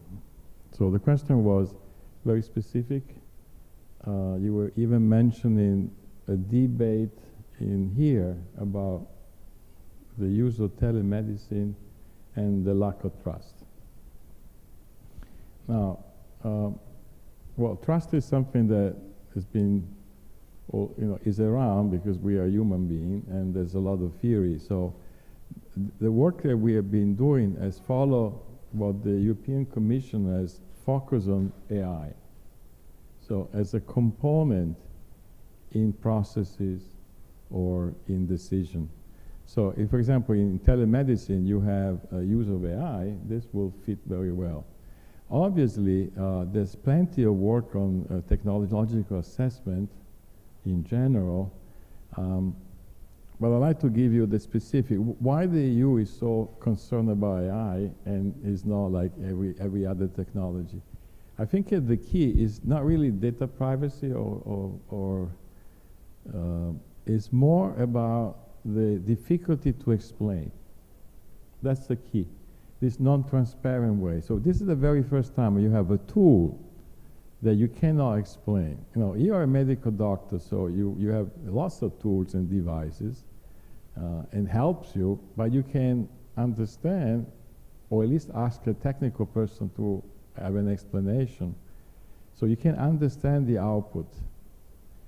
The other thing is also important, that when decisions are made with the AI, you cannot talk to the AI. You know, normally you have a conversation, so, well, I might disagree or agree with you, and I ask my colleague. With the AI, there's nothing that I can talk about it. So if you are a patient and the doctor is only using the AI for making a decision, this is not like having two colleagues. And two colleagues might be biased and do mistakes. It's not that the AI is doing bad. It's only saying that the AI is a strange box. In this way, I think in terms of the specific, I like to explain you quickly what is the difference between a fridge, a car, and an AI system. So you buy a fridge, and you get a label that says this fridge is consuming energy 1, 2, 3, 4, 5. No, if it's green, you're good. Nobody goes into your house after 1 week or 1 year to figure it out if the fridge is still consuming the energy, right? So, sold it, label. With the car, somebody, policymaker, people have a power to decide, ooh, I think the harm is higher, therefore I'm enforcing you a law that every year you have to bring your car for inspection. And somebody has decided what to inspect, the brakes, the lights, but you don't inspect the driver, and you don't even inspect the road, right? You inspect the car, because somebody made this decision. Now, with the AI, you have a potential benefit and potential harm, and is over time.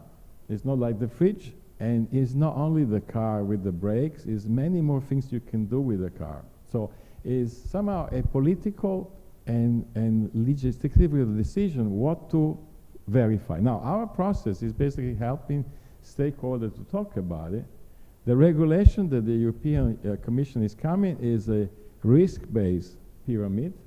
On top, a high-risky AI that will not be allowed, surveillance, for example, scoring will not be allowed in Europe, social scoring.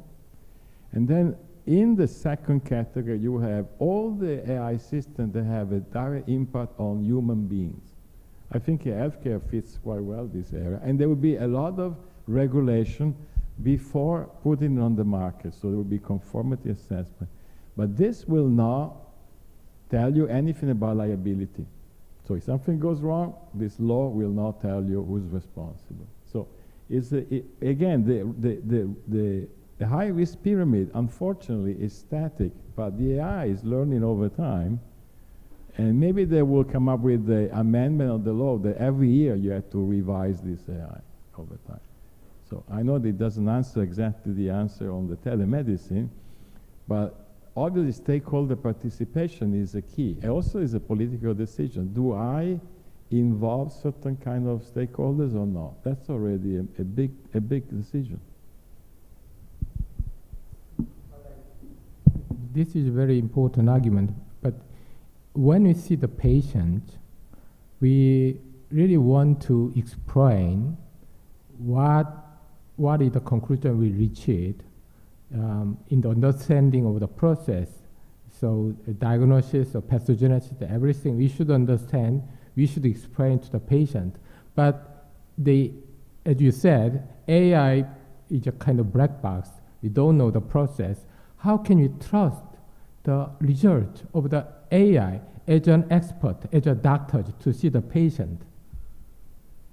Well, that's exactly the central point of our attempt to help the discussion. You will not have 100% guarantee to trust, but at least there's some keywords and some values that are these requirements that you could say, well, we think that this system, the vendor is not clearly communicating that there is an AI involved, so it should be improved. Or there is an issue in the way they train the data, because there is a risk that the data that was trained was not homogeneous enough and it was biased. And you can basically make a risk assessment. Like in any case, you do a risk assessment, you're not making truth, but you say, well, listen, yes, you're using your AI system in radiology, But look, maybe if there is a patient that comes and has a certain kind of disease, this AI is not very accurate. But it's very accurate for all the other disease. So you see, then you have this issue of accuracy and fairness. So if you know that, you can at least make a decision. You can at least be aware or be communicating to whoever you want. You could communicate to your colleagues, you could communicate to the media, to the patient. And we are not doing any law, so basically our work is in between. When the law comes, then people will be forced to do the usual conformity assessment. Can I intervene in this very interesting discussion? Let's assume the situation, the virtual teleconsultation is become new normal, and then people are calling to a doctor, and then see the face of a doctor, and then enjoy the consultation. And the AI company make some kind of artificial person, and the received call. Patient see the doctor, but this is not real doctor, just AI doctor, and then provide receive consultation, and then interactive provide advice. Do you think that we can accept this or not? If we are not ready to accept this, we have to think about how to regulate AI company not go that far. That's why we need kind of discussion of the ethics and regulation, and the Professor Chikari's presentation seems interesting, but I don't know what does it mean. But it's that this is this at early stage, this kind of discussion is very important, because if we do not set the boundary from the beginning and then adjusting that boundaries considering the situation, then the commercial interest can make everything, can make anything. And regarding your question on the telemedicine in Korea, my observation was people was not at the center of the discussion. Patients was not at the center of the discussion. Always the argument is debate between large hospital and then the clinic doctors. Clinic doctors claim, with this, you will take my patients. With this, I will lose my income. That all dominated the other discussion about what is the benefit for the patient, and then what will improve access to the healthcare services, those who are in the small islands, who are those very remote mountainous area. If we can change the frame of the discussion of the telemedicine, then we can have some meaningful progress. I'm sure Korea has sufficient technology. I'm sure Korea has a lot of experience of the debating on this issue. For me, if the photographer just put people at the center, not telemedicine technology at the center.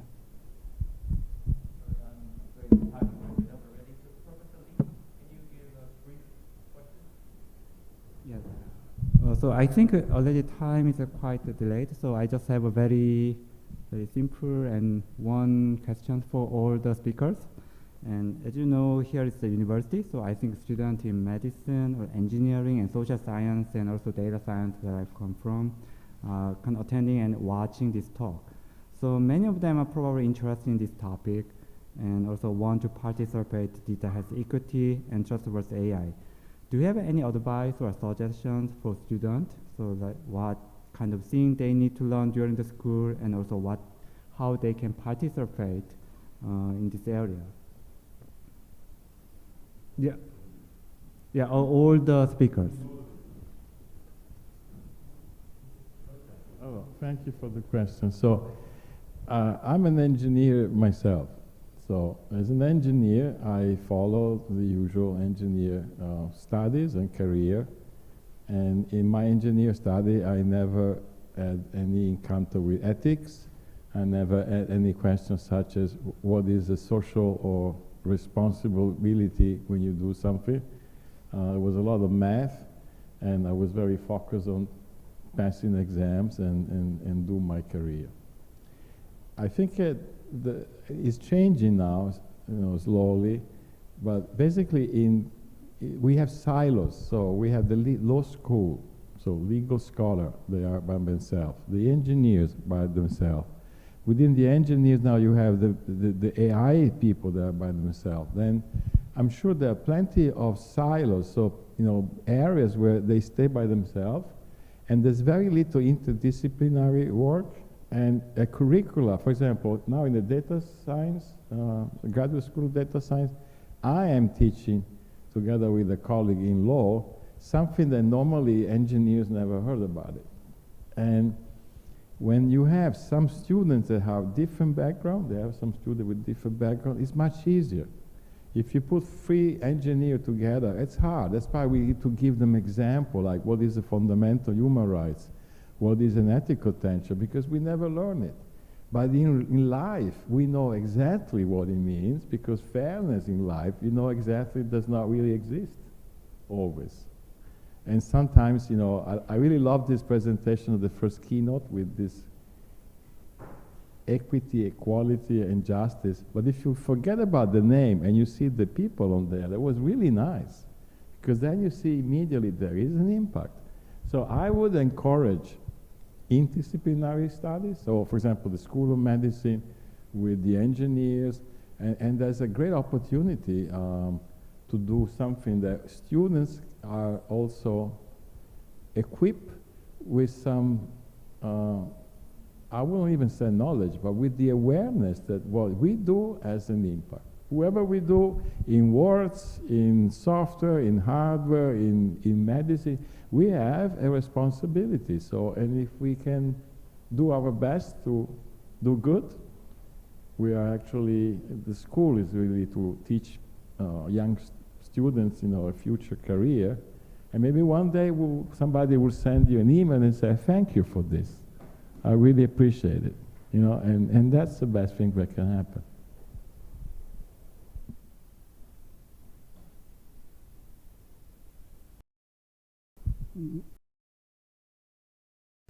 Medical student, education for medical student.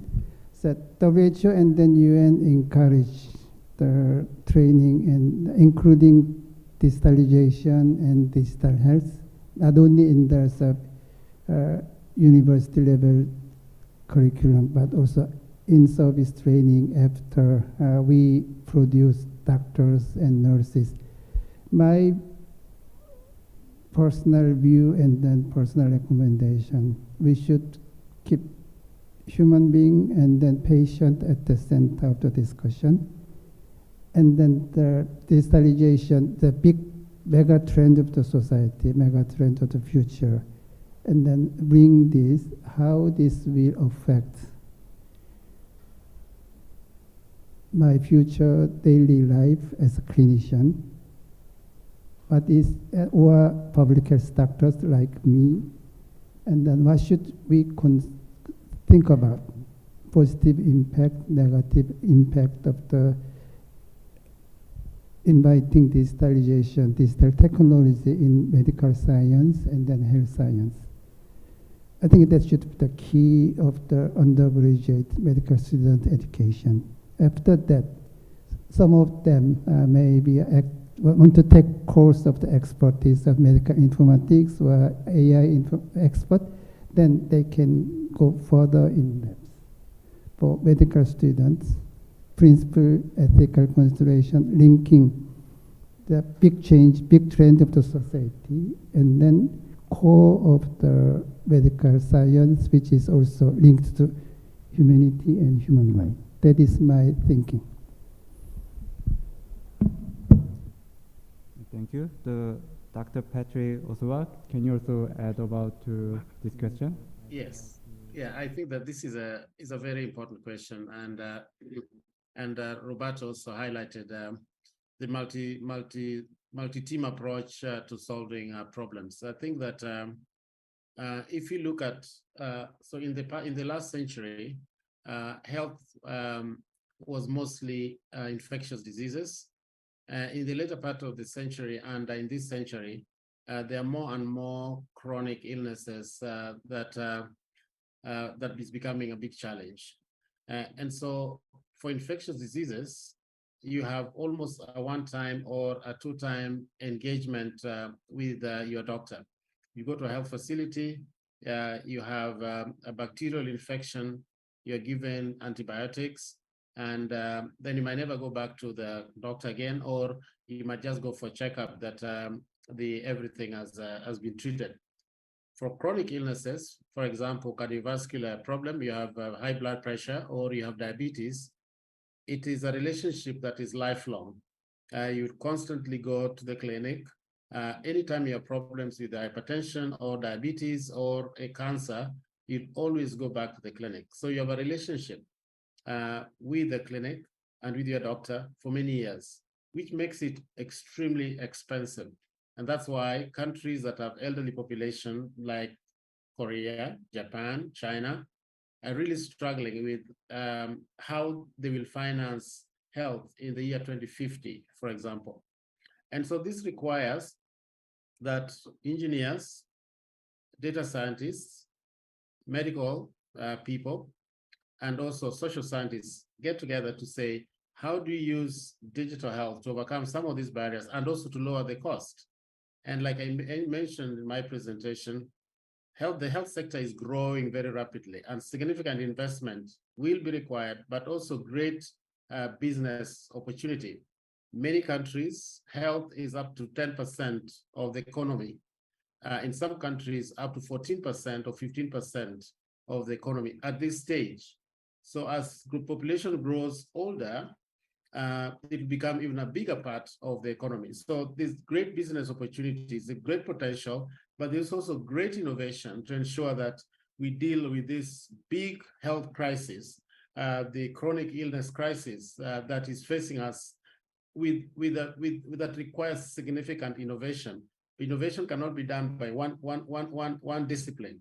It requires a team effort because it's only through combined talent and skills that you're able to come up with significant innovation that addresses the critical need in society. Thank you. You distinguished speakers and discussants for your active participation. Thank you very much. And let me begin the session 3 without break.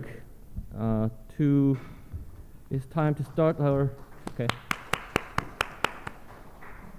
last but apparently the most interesting session on ESG as a catalyst for digital health. To kick off this important session, it is my great honor and privilege to introduce our distinguished keynote speaker for session 3, who is currently the chair of the ESG committee at GS Holdings. He served as Deputy Prime Minister and Minister of Economy and Finance and has been working for the government and other public sectors for the past 40 years and devoted himself to the economic development of South Korea. Domestically, he has been a commissioner of diverse councils and committees, including the Presidential Council on National Competitiveness, Presidential Committee on Green Growth, and National Council on the Social Security System.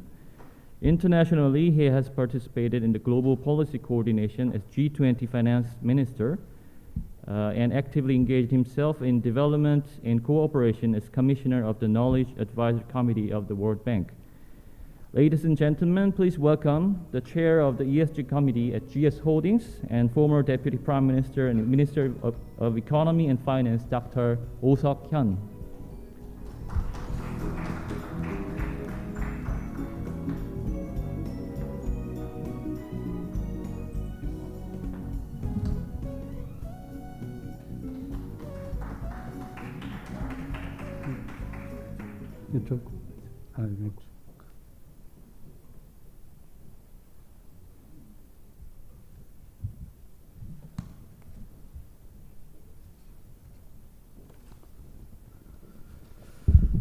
Thank you very much, Professor Tae Park, for the kind introduction, and thanks to all of you for joining us in this wonderful session. A very good afternoon or morning to everybody, depending on where you are. First of all, I would like to express my deepest appreciation to Dr. Jung Kim, Dean of SNU College of Medicine, and Kyuwon Lee, Director of SNU, MBRC, for allowing me to give the keynote speech in this prestigious international symposium. And also to Professor Tae Park for organizing the conference and moderating this session. Furthermore, personally, it is not only honorable but also very exciting to be with such knowledgeable and insightful participants. Even in these challenging times, Seoul National University stands as a symbol of global education and innovation, reminding us of the collective capacity to build a better future. Today, in my speech, I'll be focusing on three topics. First, the global economy facing a crisis on top of a crisis, and issues around the global inequality, including health inequality. Second, the role of ESG, environmental, social, and governance issues in the context of sustainable growth. And finally, third, the health equity in an ESG context. Let me start with the global economy at present. To put it simply, we are facing a crisis on top of crisis. Firstly, the pandemic. The pandemic has turned our lives and economic upside down. Secondly, the war. Russia's invasion of Ukraine is sending shock waves throughout the globe.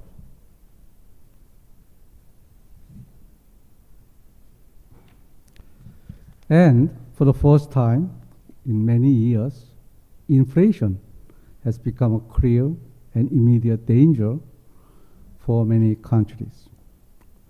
These double crises, pandemic and war, are further complicated by another growing risk of the world. In other words, fragmentation of the world economy into geopolitical blocs. Poor countries and poor people will have to bear the brunt of these dislocations. Let me now move on to the next topic and talk about the global inequality. As we all know, our world today is confronting multiple challenges. These challenges are creating even greater urgency for policymakers to tackle issues around reducing growing inequalities. Even before the COVID-19 pandemic, inequality has been deteriorating. The pandemic exacerbated these pre-existing inequalities in several ways. First, within countries. We know that the pandemic disproportionately affected low-skilled informal sector workers, with women and the youth bearing the biggest brunt. Second, inequality also created between countries in the world depending on their degree of resilience and capacity to respond to the shock. Coming on top of the pandemic, food insecurity is of particular concern also. To make matters worse, the effects of frequent climate shocks will further amplify this divide. In fact, developing countries are the most vulnerable region in the world to effects of the climate change. Sustained inequality can also leave long-lasting scars and undermine economic, social, and political stability. For instance, schools in developing countries were closed for much longer than in advanced countries, contributing to a widening gap in learning outcomes and weighing on medium-term growth. So, in sum, the divergent recovery path between developing countries and the rest of the world and within countries may result in permanent fault lines, making reaching the SDG ever more difficult. There is, of course, no one-size-fits-all, but I will highlight 3 broad principles in designing the policies to address inequalities.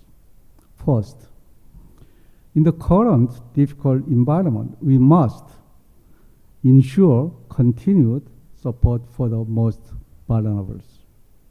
Second, countries must continue reforms to enhance resilience to shocks and address the underlying drivers of inequality. So, the policymakers will lead a comprehensive approach. For example, fiscal policy has a key role to play. And as we talked in the previous sessions, digitalization can also help, notably in facilitating access to finance and efficient delivery income support, including health equity. Third, the international community must play a key role to play in reducing inequality. Many countries will not be able to address their needs alone. The international community must embrace the responsibilities and opportunities to make choices that positively affect the reduction of inequality. Since the start of the pandemic, the international organizations, including United Nations, IMF, and the World Bank, and WHO, acted very rapidly to expand our financial support to help countries build resilience against climate change and future pandemics. Now, I'd like to address the next topic of my presentation, ESG, environmental, social, and governance issues. The era of non-financial data transparency and advanced stakeholder capitalism is upon us. Corporate stakeholders, from employees and customers to board members, investors, partners, and regulators, are calling for greater disclosure of information related to the 4 Ps: people, profit, planet, and purpose.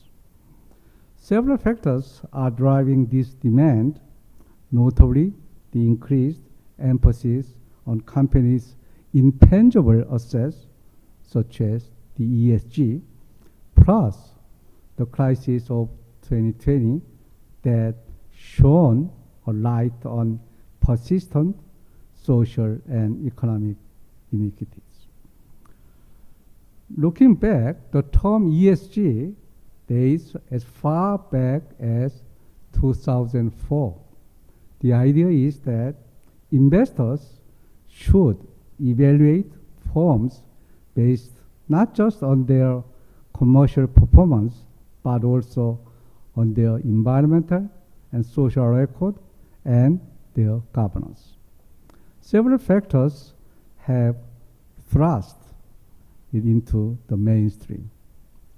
With governance often gridlocked, many people feel businesses should solve society's problems and serve all stakeholders, including suppliers and workers, not just shareholders. It is an attempt to make capitalism to work better. It has ballooned in recent years. Recent statistics show that the titans of investment management claim that more than a third of their assets, or 35 trillion US dollars in total, are monitored through ESG lens or another. By the way, ESG fund managers are also capitalists. We have to remember. They might do some good, but that good must lead to a return. Fortunately for them, evidence supports that most sustainable funds have outperformed non-ESG funds over 1, 3, 5, and 10 years. Finally, it is also important to note some caveats concerning ESG. Good governmental, good environmental, social and governance practices take a company from financial shareholders maximization and to multiple stakeholder optimization, society, community, and employees. However, if done poorly, not only does ESG miss its sustainable goals, but it can also make things worse and let down the very stakeholders it should help.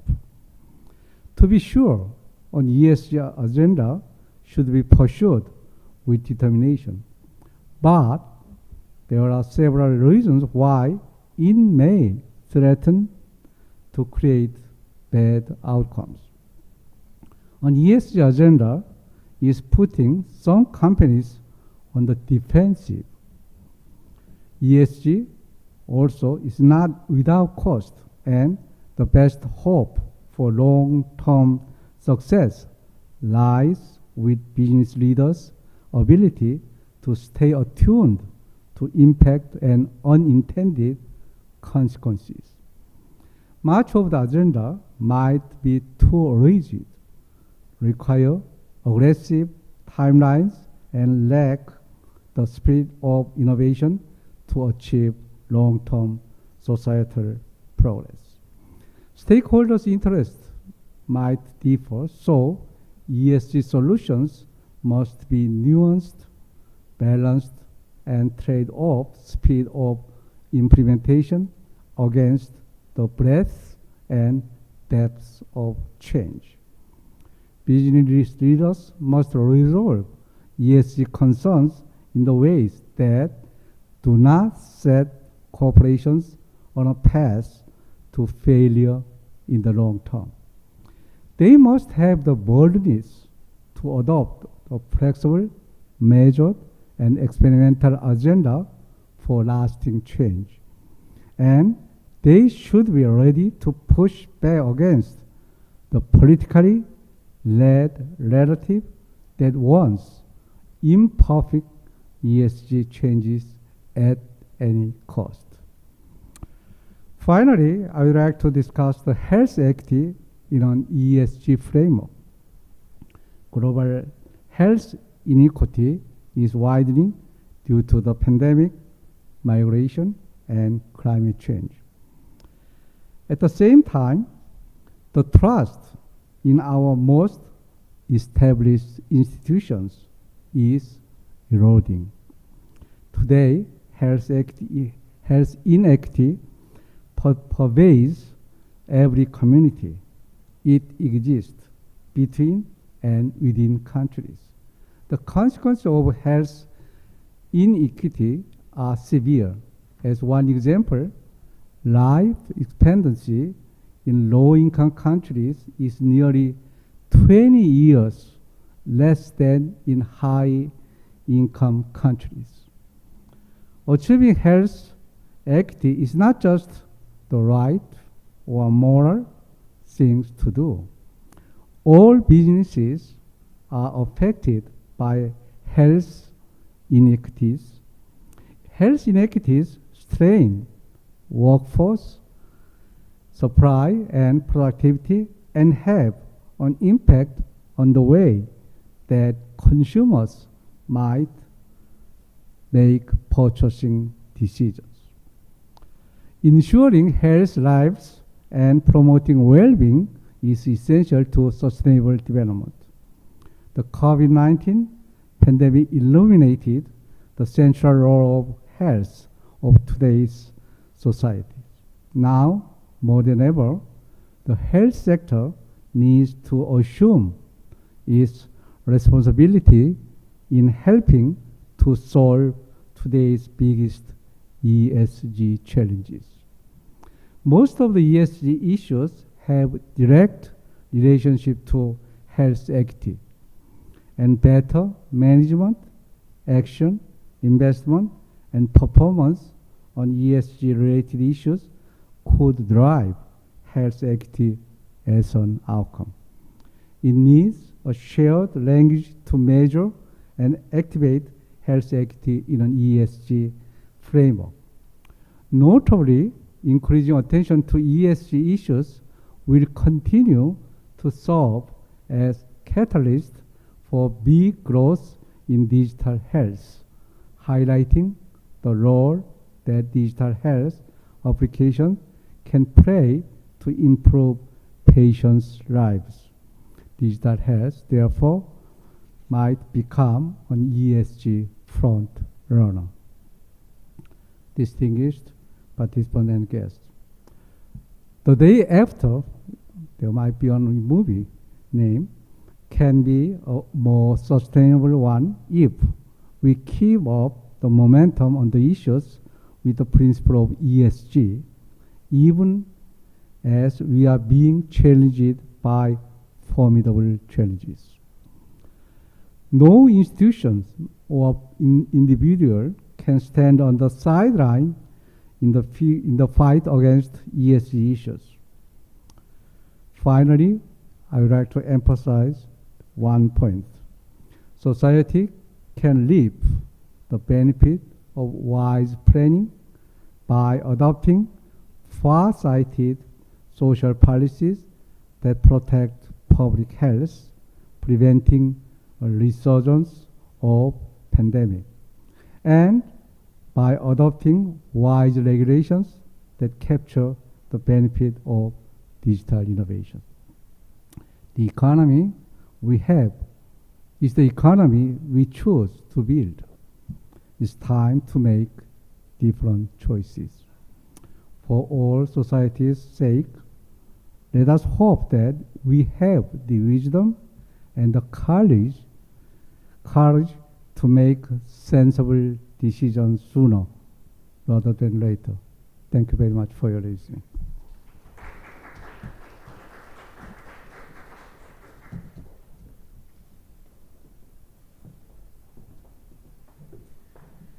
Thank you very much, Dr. Hyun, for your keynote address. So as I informed you earlier, the following roundtable session will be conducted in Korean. I know it sounds very awkward for our fellow international audiences. Sorry, Professor Zakari. Hopefully we can have more English-speaking session next year. And so, yeah. 이제 오늘 국제심포지엄의 마지막 순서로 서울대학교 의료인공지능 융합인재 양성사업단 산학협력위원회가 주관하는 라운드테이블 세션을 시작하겠습니다. 산학협력위원회 위원장인 김세중 분당 서울대학교 병원 의료인공지능센터장님께서 좌장을 맡아주시겠습니다. 네이버 AI랩 유한주 리더님, 카카오 헬스케어 신수용 연구소장님, 메디컬 IP 박상준 대표님, 자이메드의 장주영 이사님, 제로원 AI 송준호 대표님이 패널리스트로 참여하십니다. 또 현호석 장관님께서도 패널리스트로 참여를 해주시겠습니다. 좌장과 패널리스트 여러분을 큰 박수로 모시겠습니다.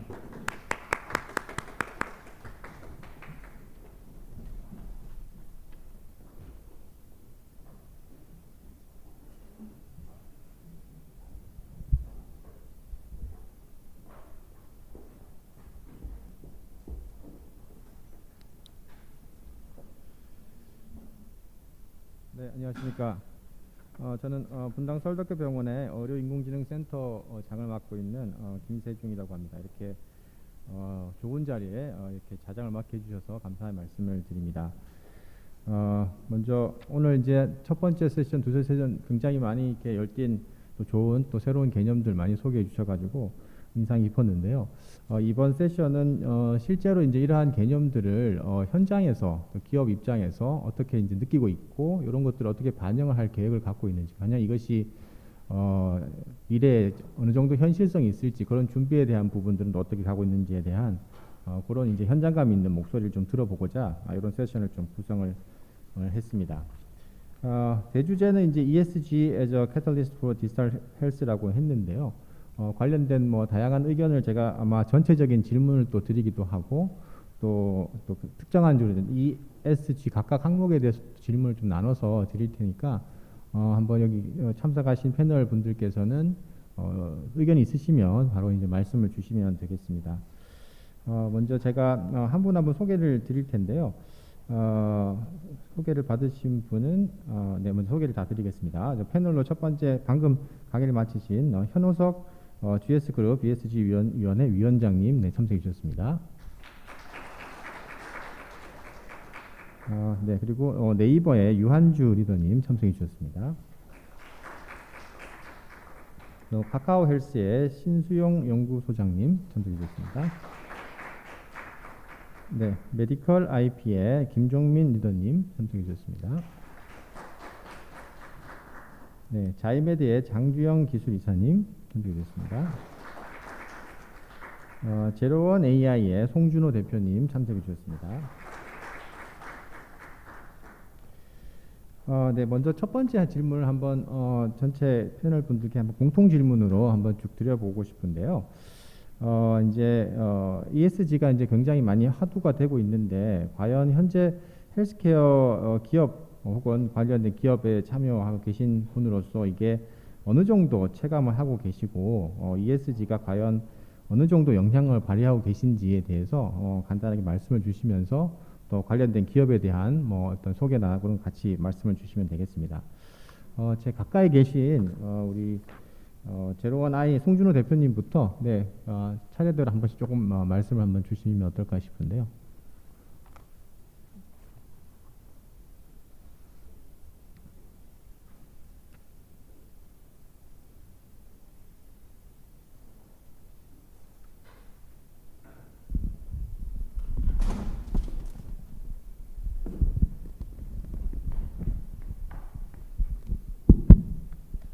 네, 안녕하세요. 제로원 AI의 송준호입니다. 저희는 인공지능 시스템, 의료 인공지능 시스템을 전문적으로 설계하고 보급하고 있는 회사이고, 참 ESG가 상당히 큰 어떤 개념이고 스타트업도 어떻게 대응해야 될지 사실은 좀 많은 고민이 좀 필요한 사항인 것 같습니다.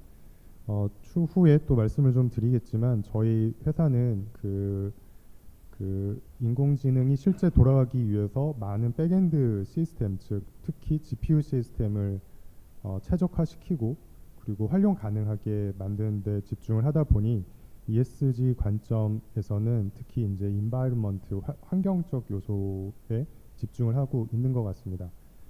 이 굉장히 많은 어떤 인프라스트럭처의 전기 비용 그리고 열 관리 이런 부분들이 사실은 어플리케이션을 만드는 곳의 어떤 책임을 넘어서서 모든 것을 다 생각을 해볼 수 있는 ESG 관점을 넓게 봐야 되지 않나 이렇게 생각이 들어서 저희가 좀 포커스를 맞추고 있는 부분은 이런 어떤 그 자원 효율화의 관점에서의 환경적인 요소를 생각을 해보고 있습니다. 네, 이상입니다. 네, 감사합니다. 네, 자이메드 장주영 기술이사님. 네. 네, 안녕하세요. 자이메드의 기술이사를 맡고 있는 장주영입니다. 저희 자이메드는 XAI랑 메드의 이제 합성어인데요. 자이가 Explainable AI의 줄임말입니다. 그래서 저희는 실제 의사 선생님들이 사용할 애플리케이션들을 개발을 하고 있는데 특히나 explainability 관점, 또 오늘 지카르 교수님이 말씀하신 explicability의 관점에서 많이 접근을 하고 있고요. 그래서 저희는 이제 그 의사의 그 트러스트를 얻어내는 그런 과정에서 explainability가 가장 중요할 거라고 생각이 돼서 그쪽으로 많이 기술을 개발을 하고 또 상품화를 준비를 하고 있습니다. 그래서 저희는 주로 AI가 기존에는 이제 accuracy에 많이 포커스가 되어서 그런 문제들이 많이 발생을 했는데 어떤 바이어스가 있다거나 하는 그런 부분을 이제 찾아내지 못하고 그리고 그 차별이 더 가중화되고 하는 그런 현상들을 일전에 예방을 하고자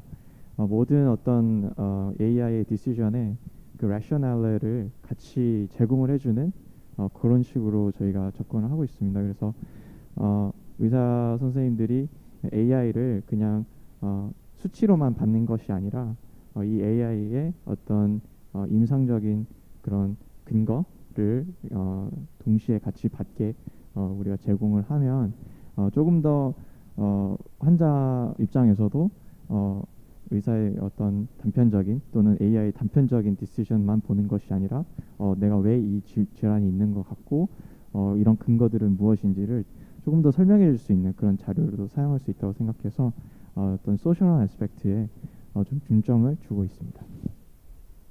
네, 감사합니다. 네, 메디컬 IP 김종민 리더님. 네.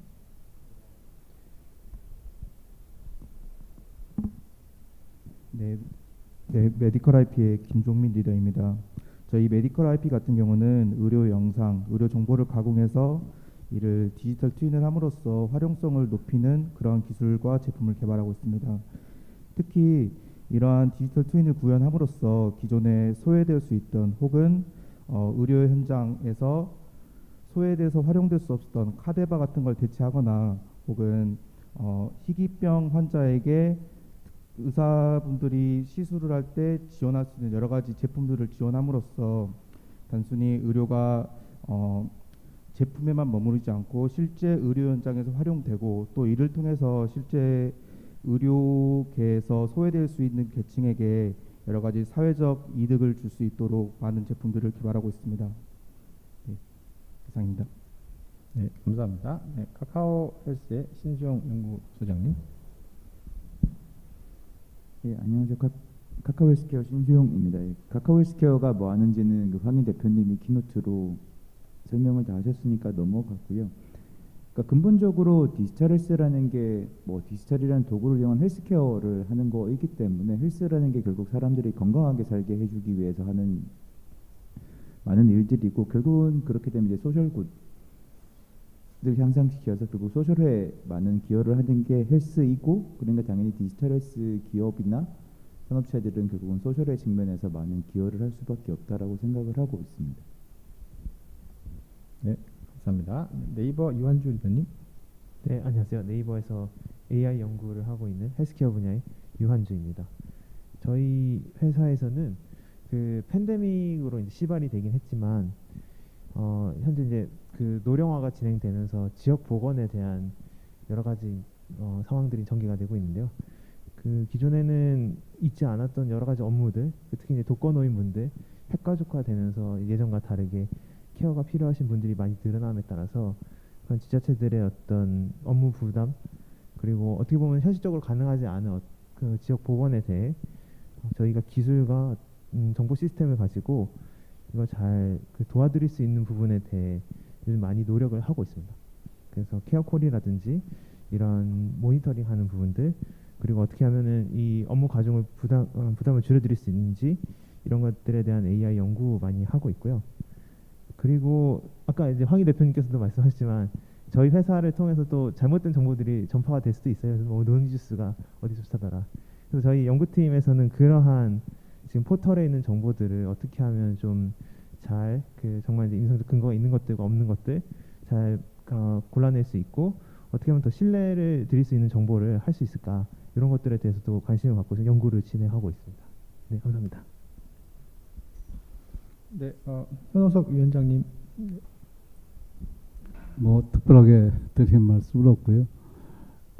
이제 기업의 입장에서 제가 GS의 ESG 위원장을 맡아서 보니까 두 가지 측면에서 신경을 많이 쓰는 것 같아요. 하나는 뭐 여러 가지로 논의 지금 되고 있는 과연 기업의 진정한 가치가 무엇인가, 재무적 가치에서 더 나아가서 어떻게 보면 기업이 또 사회에 기여하는 가치도 굉장히 중요하다는 그런 측면이 하나 있고, 또 하나는 레귤레이션의 측면에서 지금 그 소위 말해서 이제 대기업은 그 2024년인가요부터 소위 공시하게 돼 있고, 모든 상장 기업은 30년부터 공시를 하게 돼 있거든요. 재무제표처럼.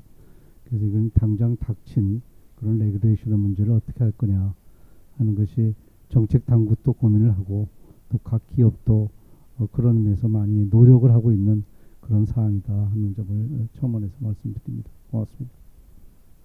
네, 감사합니다. 다음은 제가 한번 또 이렇게 한번 회사들 홈페이지를 한번 체크를 좀 해봤었는데요. 그 ESG를 기업의 미션으로 내주셨던 기업이 메디컬 IP의 홈페이지에 보니까 그렇게 아주 강하게 멘션이 되어 있더라고요. 그래서 회사 내부에서 조금 ESG에 대한 뭐 또 좀 노력이 또 어떠한지, 그리고 특히 ESG 중에서 가장 혹시 또 우선순위를 둔다면 어떤 것들이 먼저 중요할까, 이런 부분 혹시 의견 있으시면 부탁드리겠습니다. 네, 그 부분에서 좀 답변을 드리도록 하겠습니다. 우선 저희 회사를 비유할 때 정유 회사하고 많이 비유를 합니다. 그 의미가 뭐냐면은 결국 석유라는 것도 나왔을 때 단순히 그 석유가 가공되어서 뭐 휘발유, 경유, 뭐 항공유 등으로 되었을 때만 그 기름의 가치가 있습니다. 똑같이 의료 데이터도 우리가 진단을 하는 것을 넘어서서 여기 뭐 XAI 이런 것뿐만 아니라 그것을 넘어서서 그 의료 영상이 새로운 가치를 가질 수 있는 것이 상당히 중요합니다. 그 대표적인 가치가 그 의료 영상을 통해서 우리가 기존에 카데바를 접할 수 없었던 그런 제3세계나 혹은 교육에 열애됐던 지역에 VR 같은 걸로 서비스를 진행한다든지, 혹은 희귀병 환자에서 우리가 희귀병 환자를 대할 수 없었지만 그런 것들을 3D 프린팅으로 만들어서 제공을 한다든지, 아니면 기존에 곳곳에 숨어있는 데이터들을 우리가 끄집어내서 그거를 표준화시켜서 또 미래를 예측하는 이런 것들을 활용을 한다는 것에서 저희 회사가 여러 가지 기술을 개발하고 있고요. 특히 메디컬 IP에서는 최근 아니죠. 이제 코비드 19이 맨 처음 촉발했을 때 이것을 AWS를 통해서 공개함으로써 전 세계에서 뭐 50개 나라 이상, 뭐 1,500개 이상의 이제 기관에서 다운받아서 무료로 배포해서 활용했던 그러한 경험들도 있고요. 그리고 최근까지도 계속 소아 심장 환자들에 대해서 저희가 3D 프린팅 모델을 제공함으로써 그 환자들의 생존율을 높이는 그러한 것에 최대한 기여하려고 많이 노력을 하고 있습니다. 그리고 또한 가장 중요한 것은 이건 것 같습니다. 사실 의료 AI라고 하는 산업 특성상 데이터가 많이 모이면 모일수록 계속해서 성장하는 산업이라고 생각합니다. 결국 이제 데이터가 중심인데, 저희 메디컬 IP 같은 경우에는 결국 이 데이터의 파퓰레이션이 생겼을 때 결국 소외 계층이 발생을 할 수밖에 없습니다. 특히 어떤 데이터군이 수집되면은 반대로 희귀한 질병이나 혹은 우리가 잘 접할 수 없는 그러한 인종이라든지 어떠한 특징을 가지고 있다면은 그 데이터에서 제외되고, 점점 이러한 환자들이 AI가 학습되면 학습될수록 소외될 수밖에 없는 그러한 문제점도 사실은 지니고 있긴 합니다. 그래서 메디컬 IP에서는 여러 가지 딥러닝 기법이나 데이터를 기반으로 해서 알고리즘 개발하고 여러 가지 진행하기도 하지만, 반대로 꼭 딥러닝이 있지 않은 환경, 그러한 환경에서도 실제로 여러 가지 기술들이 잘 동작할 수 있는 이러한 분야로 계속해서 기술을 발전시키고 또 회사가 그러한 방향으로 나아가기 위해서 많은 노력을 하고 있습니다. 감사합니다. 네, 감사합니다. 혹시 뭐 가장 중점에 두고 싶은 뭐 환경이나 또 사람이나 뭐 이런 거버넌스 중에서 어떤 부분이 조금 더 가치가 있을지. 제가 처음에도 말씀드리겠지만 가장 중요한 거는 저희는 이제 우선시되는 가치는 소셜이라고 보고 있고요. 결국 의료 현장에서 기업의 이윤과 사회적 가치가 충돌을 한다라고 사람들이 많이 생각을 하지만, 결국 의료 기업이라 그러면 사회적 가치를 올려줘야지, 그래야지만 이윤이 창출될 수 있다라고 생각을 하고 있고, 그런 측면에서 아까 말씀드렸던 그러한 여러 가지 일들을 저희가 하고 있는 것이라고 생각이 됩니다. 감사합니다.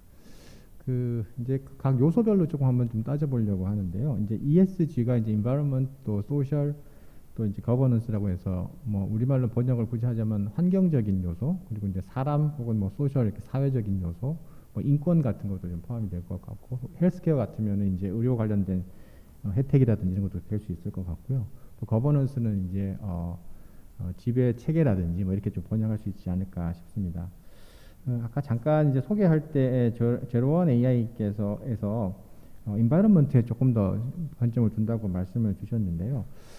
사실 이제 좀 관련된 책을 좀 찾아보니까 이 ESG 중에는 환경이 좀 가장 좀 직관적이기 때문에 뭐 환경 오염 문제 해서 뭐 그런 문제에 대해서 언급이 많이 되어 있어서 그런 부분이 의료 외적인 부분에서는 또 특히 좀 더 많이 강조가 되고 있는 것 같다는 생각이 드는데 의료 디지털 헬스케어 분야에서 이 인바이런먼트 쪽에 좀 집중을 많이 하신다 그래서 그런 자원 효율화에 대한 성공 사례 좀 찾아보니까 스테빌리티 AI 뭐 그런 얘기도 좀 있고 해서 그런 부분에 대해서 조금 더 부연 설명해 주실 부분 있으면 부탁드리겠습니다. 네. 아시는 것처럼 요즘 AI 기술 쪽에서 가장 핫하게 스테빌리티 AI라는 회사가 디퓨전 모델이라는 공개를 하면서 굉장히 많은 어떤 활용성과 AI 기술의 실제 어플리케이션 이런 쪽으로 회자가 많이 되는 것 같습니다. 그렇지만 생각을 해보면 이게 어딘가에서 GPU를 돌리고 있고 어딘가에서 전기를 어마어마하게 많이 사용을 하고 있거든요. 물론 스테빌리티 AI는 작은 어떤 스타트업 100명 규모의 스타트업이고 이거를 상용화 그러니까 공개화하고 그 성능이 뛰어남으로써 많은 사람들이 활용할 수 있게 해서 많은 어떤 이슈를 받고 있는데 이 회사에서 사용하고 있는 GPU가 엔비디아의 A100이라는 최신 GPU를 약 4,000개 정도를 1년에 4,000개 정도를 사용을 하고 있습니다. 그러면 이 4,000개라는 GPU 정도의 규모가 어느 정도 규모냐면 1년에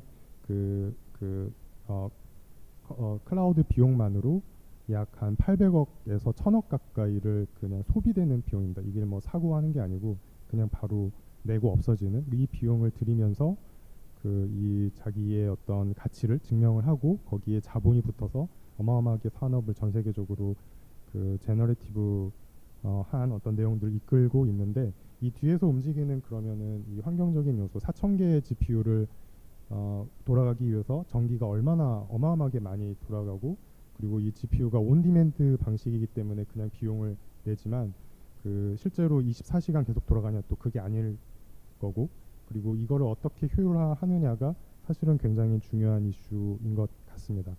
그래서 이 스테빌리티 AI처럼 뭔가를 어플리케이션을 만들지만 이 AI를 실제로 돌리기 위해서는 많은 어떤 전기와 그리고 어떤 GPU 매니지먼트 이런 기술들이 이제 붙기 시작을 하는데 이거가 어떤 인바이런먼트 이게 환경적인 관점에서 이 회사가 그런 책임을 져야 되는지 아니면은 이거를 제공을 하는 클라우드 회사가 져야 되는지 아니면 이거를 운영을 하는 IDC 사업자가 이런 부분들을 사회적인 환경적인 요소에 책임 있는 경영을 해야 되는지에 대해서 고민을 한번 해보는 게 중요한 어떤 시점이지 않나 생각이 들고 특히 또 의료 분야 같은 경우는 이렇게 민감 데이터를 다루는 특성상 클라우드를 바로 사용을 하지는 못하고 대부분 온프라미스나 프라이빗 클라우드나 하이브리드 클라우드 형태로 분명 사용할 텐데 그렇게 되면 어떤 의료기관들 아니면 뭐 헬스케어 어떤 회사 의료기관에 있는 연구 리서치 회사들은 사실은 약간 수직 계열화된 어떤 상태에서 책임 있는 어떤 내용의 책임을 져야 되는 어떤 사항이 있을 수 있습니다. 그래서 이런 거를 다른 분야와 달리 의료나 메디컬 분야에서는 이 부분에 대해서 신경을 쓰는 어떤 ESG 관점이 좀 필요한 시각이 있다고 생각이 들고 그리고 이거를 어떻게 좋게 아니면은 더 효율적으로 할 수 있는 방법은 좀 더 기술이 발달해야 됩니다. GPU를 다이나믹하게 리스케줄링하고 그리고 이거를 효율적으로 한 10명에서 10개를 사용하는 게 아니고 10명에서 20개를 사용해도 돌아갈 수 있는 어떤 시스템적인 어떤 이슈가 상당히 중요하게 부각되어야 되지 않나 하는 생각이 듭니다. 네, 감사합니다. 인바이런먼트에 대해서 좀 돌발 질문을 조금 드려볼까 싶은데요. 이게 이제 환경적인 요소라는 게 이제 직접적으로 말씀하셨듯이 리소스를 효율화시키는 방법도 있기는 한데 또 다른 관점으로는 예를 들어서 환자가 직접 병원에 오는 횟수를 줄여주면 이동 수단에 있어서 환경 오염에 대한 이슈가 또 해결돼서 그렇게 해결할 수 있는 부분들도 이런 그 environmental 팩터 중에 하나라고 이렇게 또 소개되는 글이 있었는데 아까 네이버나 혹은 카카오에 한번 여쭤보고 싶은데 지금 관련된 아까 카카오에서도 황희 선생님께서 소개해 주셨던 게 뭐 여러 가지 그 자가 진단하는 뭐 채팅이나 챗봇이라든지 또뭐 그런 부분들도 많이 언급을 해주셨고 또 이제 저희가 코로나 때 경험을 했지만 뭐 원격 의료라든지 이게 아직 뭐 아주 전면적으로 허용되지는 않았지만 또 그런 경우에는 환자가 병원에 오는 횟수를 줄이면서도 정보를 제공하는 것도 일종의 인바이런 팩터 관련된 부분이 아닐까 싶은데 혹시 그런 부분 또 추가로 또 부연 설명해 주실 부분 있을지 여쭤보겠습니다. 네. 예, 일단은 뭐 카카오 헬스케어는 원격 진료를 할 생각이 전혀 없기 때문에 그 부분에 대해서 뭐 저희가 한다 안 한다를 말씀을 드리는 게 아니라 일반적인 이야기를 드리면은 많은 분들이 그러니까 경제적인 효과를 볼 때 그러니까 원격 진료를 통해서 병원 방문을 줄일 수 있기 때문에 뭐 비용을 세이브할 수 있고 의료 비용을 세이브할 수 있기 때문에 그런 반대급부로 이제 교통비를 줄여서 뭐 환경적인 요인도 줄일 수 있을 거라고 해석은 가능할 것 같습니다. 근데 뭐 실제로 될지 안 될지는 잘 모르겠고요. 근데 크게 보면은 저희가 이제 B2C 서비스를 만들어서 출시를 하게 되면 그분들이 이제 병원에 가는 절대적인 횟수를 줄여드리는 게 저희는 목적이기 때문에 그게 더 큰 영향을 준다라고 저희는 생각을 하고 그런 식으로 이제 뭐 부가적으로 환경적인 요인에 대해서 조금 더 영향을 줄 수 있지 않을까라고 생각을 합니다. 네. 다음은 네 말씀 주십시오. 네네 저희 네이버도 원격 진료를 할 생각이 없어서 그런 것보다는 그 만약에 지금 현재처럼 계속 어떤 작업이 분업화가 되고 조금 더 어떤 검사라든지 이런 게 약국이나 이런 쪽으로 그 전문화 된다면 병원 내에서 그런 큰 시설을 유지하거나 하는 것들에 대해 거기서 나오는 비효율이나 이런 것들을 좀 해결할 수 있을 것 같다는 그 정도 말씀을 드리겠습니다. 네, 감사합니다. 다음 이제 소셜로 한번 넘어가 볼까 하는데요. 소셜은 특히 이제 네이버가 독거노인 관련된 AI 케어콜이라든지 또 이런 서비스도 운영하고 있다고 제가 알고 있는데요. 그런 걸 처음에 어떻게 이제 생각해서 추진하게 된 어떤 배경이라든지 실제로 그런 걸 운영해 보시고 나서 뭐 효과가 어느 정도 있는지 혹시 그런 부분들 추가적으로 좀 경험 말씀 부탁드리겠습니다. 네, 일단 저희 그 네이버 안에 있는 AI를 연구하는 조직이 좀 특성이 먼저 설명을 좀 드려야 될 것 같은데요. 저희 AI 그 클로바라는 조직은 AI의 어떤 수익화 사업도 중요하지만 어쨌든 기술에 대한 그 진보 이거를 그 네이버라는 이름을 달고 국내 AI 기술을 한번 진보시켜 보겠다 이런 목적으로 모인 사람들이 많다 보니까 저희가 할 수 있는 거를 좀 전개하는 거에 관심이 많았습니다. 해서 저희가 그 2020년 3월에 코로나가 창궐하기 시작할 때 AI 컨택 센터라는 기술을 갖고 있었는데 그거 이제 모체로 해서 성남시 보건소에 먼저 저희가 제안을 했었고요. 그래서 그걸 가지고 한 6개월 정도 쭉 하다 보니까 굉장히 이제 효율이 좋고 보건소에서도 만족도가 높다는 이제 얘기가 이제 퍼져 나가서 결국에는 이제 전국에 이제 지자체로 쭉 확대를 하게 되었습니다. 근데 이제 그거 이후에 그 서초구 강남구 서초구 여기 서울 서초구랑 부산 해운대구에서 또 별도로 이러한 시스템을 단순히 이제 코로나 재택 치료 모니터링이 아니라 좀 독거노인 돌봄에 이용했으면 좋겠다. 이게 먼저 제안을 주셨어요. 그래서 거기서 이제 지자체에서 먼저 제안을 주셨고 저희도 그거 굉장히 중요한 문제라고 생각이 돼서 또 한 6개월 정도 베타 테스트 기간을 거치면서 처음에는 저희 AI가 잘 말씀도 못 알아듣고 특히 이제 부산 사투리를 잘 못 알아들으셔가지고 고생을 하다가 한 6개월 정도 열심히 이제 개발을 해서 결국에는 그 높은 만족도 한 90% 이상의 재사용률 이런 것들을 획득하고 그 이후에 계속해서 쭉 전개를 하게 되었습니다. 현재 그러한 이제 배경으로 되었고요. 서비스 효과는 역시나 이제 그 보건소나 이런 데 계신 분들이 워낙에 많은 분들을 관리를 해야 되다 보니까 그 돌봄센터에서 굉장히 인력이 부족하거든요. 그래서 그거에 대한 그 물리적으로 그 케어를 가능하게 해줄 수 있는 분을 제가 늘려드린 게 가장 큰 효과였던 것 같고요. 그리고 저희가 사례들을 좀 분석을 해보면 그 처음에는 좀 어색하게 이걸 응대를 하시다가 점점 이제 노인분들이 익숙해지시면서 AI한테 뭐 이런 질문도 하시고 그 질문에 대해서 또 AI가 좀 예상 외의 답변하면 또 즐거워하시고 이런 것들을 이제 그 돌봄 센터 계신 분들이 관찰을 하시면서 이제 보람을 느끼셨더라고요. 조금 그 이런 뭐랄까요,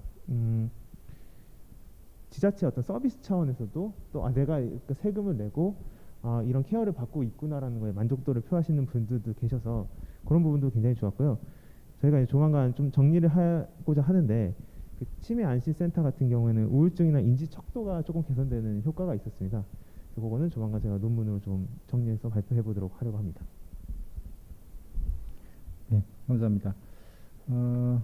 다음은 아까 이제 설명 가능 AI 자이메드에서 한번 또 말씀을 잠깐 주셨는데 이게 이제 또 어떤 AI가 적용이 되는데 뭐 교육 수준이나 환자의 어떤 취득되는 정보의 어떤 차별성 때문에 그런 바이어스 때문에 어떤 소득이나 뭐 여러 가지 변수로 인해서 AI가 공정하게 과연 적용될 수 있을지 이런 이슈도 좀 있다고 생각을 합니다. 그래서 그런 부분들을 어떻게 좀 극복할 수 있을지 대안 중에 하나가 이제 설명 가능한 AI라고 알고 있는데요. 관련돼서 좀 뭐 문제점 어떻게 해결할 수 있는 구체적인 좀 사례가 있으면 좀 말씀 부탁드리겠습니다. 네, 저희가 사실 성별 교육 수준 소득 관련된 자료를 가지고 AI를 개발한 경우는 거의 없어서 그 뭐 짧게 기본적인 내용을 말씀드리자면 예전에는 주로 좀 선형 회귀 분석이나 뭐 이런 분석을 통해서 아주 심플하게 뭐 성별이 남자면 여자보다 뭐 몇 배 뭐 그 위험이 몇 배 올라간다 또는 뭐 나이가 한 살 더 들면 뭐 위험이 몇 배 올라간다 이런 식으로 이제 아주 쉽게 설명할 수 있는 그런 모형들이었거든요. 이제 그런데 이제 사실 이런 모든 변수들이 다 독립적이라는 걸 가정해서 이런 모델링 하다 보니까 그렇게 가능을 했고 사실 근데 이제 현실에서는 그렇지 않죠. 현실에서는 많은 변수들이 사람의 성별과 교육 수준, 소득 등등이 다 얽히고 설켜 있어서 현실적으로는 독립적이라고 말할 수 없습니다. 그래서 이제 AI가 나와가지고 그런 조합을 다 고려를 해서 가장 정확한 모형을 만들 수 있게 되었는데 문제는 여기서 쉽게 설명할 수 없다는 거죠. 성별이 뭐 나이가 한 살 뒤면은 위험이 어느 정도 올라가는데 하지만 교육 수준이 어떻고 저쩌고 하면은 그렇지 않을 수도 있다. 이런 식으로 아주 복잡하게 설명을 해야 되다 보니까 이제 AI 분야 안에서 설명 가능한 의료 인공지능이 이제 그런 필드가 생긴 거고 저희는 이제 주로 이미지를 활용한 디시전 서포트 그러니까 진단 보조하는 그런 소프트웨어를 개발하는 입장에서 많은 경우 이제 AI에서 개발된 툴들이 히트맵 형식으로 보여주는 그런 XAI가 많습니다. 그러니까 예를 들어서 이미지를 주면은 거기 안에서 질병을 찾았는데 이 근방에 질병이 있는 것 같다. 그러니까 위치적으로만 설명을 해주지 그 질병의 특성과 그 질병이 없었을 때의 모습과 이런 것들이 다 같이 보여주진 않거든요. AI는 찾으면 여기 있다. 이 정도만 보여주지 이 질병이 어떤 질병이고 이게 없을 때는 어떻게 생겼고 이게 더 안 좋아지면 어떻게 생길 건지 이런 여러 가지 임상적으로 물어볼 수 있는 질문들에 대해서 XAI 이제 기술들을 저희가 접목을 시켜가지고 그런 것들을 개발했고 이게 그 이제 FDA나 어떤 그 레귤레이션에도 되게 중요한 이슈라고 생각되는 게 그 미국 FDA나 영국, 캐나다의 그런 레귤레이터리 바디에서 공동으로 이제 AI가 탑재된 의료기기를 개발을 할 때 휴먼 AI 팀에 집중을 해야 된다. 그냥 AI만 집중한 게 아니라 휴먼과 AI가 어떻게 소통을 하고 있고 그 안에 인터프레터빌리티가 어느 정도 되고 엑스플레이너빌리티가 어느 정도 되는지 반드시 고려를 해라. 10가지 가이드라인 중에서 하나로 꼽혀 있었거든요. 그래서 저희는 이제 그런 XAI 시스템을 개발을 하고 있고 또 이게 그 소셜한 애스펙트에서는 되게 중요한 것 같습니다. 그러니까 저희는 의사가 잘 이해할 수 있도록 설명할 수 있도록 의사에게 설명을 했는데 사실 이런 자료들이 다 환자들한테 보여줄 수 있는 자료들이거든요.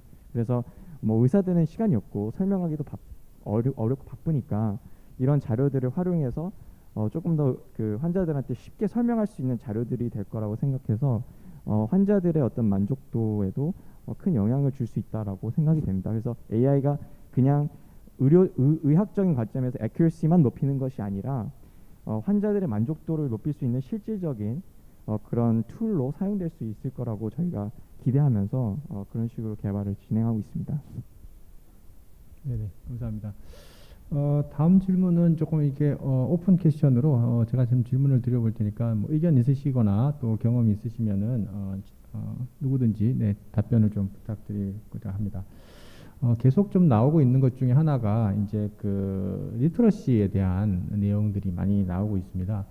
요즘 환자들이 이제 예전부터 이제 제 경험을 좀 말씀을 드리면 예전에는 이제 저는 이제 신장내과이기 때문에 콩팥병에 대한 소식을 신문 기사에서 보고 뭐 콩팥이 위험하다는 걸 알고 내가 왔다 이런 분도 있었고, 그다음에 TV의 어떤 건강 채널을 보고 이렇게 얘기를 하다가 최근에는 유튜브에서 이런 강의를 보고 왔다. 콩팥이 나쁘면 관리를 안 하면 위험하다 이런 얘기를 듣고 왔다고 해서 환자분들이 정보를 얻는 그런 그 방법들도 굉장히 다양해지고 있고 점점 이게 어떤 이런 소셜 미디어라든지 이게 바뀌고 있다는 걸 많이 느끼고 있습니다. 근데 또 환자분들에게 또 교육을 할 때 이제 저희가 저희 병원에서는 환자들에게 교육 동영상을 이렇게 링크를 해서 메시지로 보내드리는 게 있는데 확실히 이제 젊은 분들은 보내드리면 바로바로 보고 나서 다음에 진료 오실 때 질문도 하고 그게 무슨 말이냐 이렇게 막 여쭤보는 분들도 있는데 연세가 조금 있거나 스마트폰에 익숙하지 않은 분들은 보낸 게 어디가 있는지도 알지도 못하고 보냈는지도 모르고 있고 뭔가 자꾸 메시지가 날라오는데 이거 뭐냐 이렇게 이제 하시는 분들도 있어서 참 이게 좋은 어떤 뭐 이런 서비스라든지 이런 거 개발해도 이게 환자에게 직접 또 이렇게 전달하는 거에는 또 여러 가지 어떤 장벽이 있다 이런 것을 많이 느끼고 있는데 혹시 이런 부분들 조금 더 극복하기 위한 어떤 고민이라든지 그런 뭐 계획 혹시 있으시면 말씀 부탁드리겠습니다.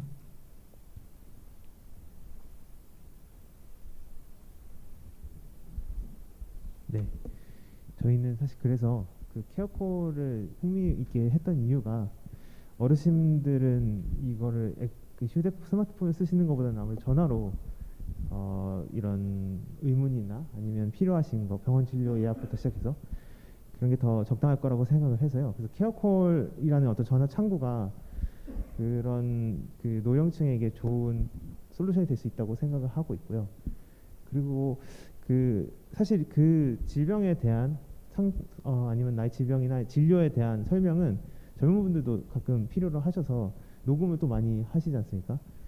그리고 건강검진 그 종합소견문 같은 경우에도 상당히 이제 길고 복잡한 경우가 많은데 그것도 다 읽어보시고 도대체 무슨 말인지 잘 모르겠다 이런 말씀도 하셔가지고 그건 이제 그 개인별 데이터에 대한 이제 카카오 헬스케어에서도 많이 하고 계시는 이런 것들이 잘 모여서 거기에 AI 기능들을 통해 대화형으로 푼다든지 이런 방식을 통해서 좀 진행할 수 있을 것 같다. 그리고 그 대화형이 노령층인 경우에는 전화의 형태로 풀 수도 있을 것 같다.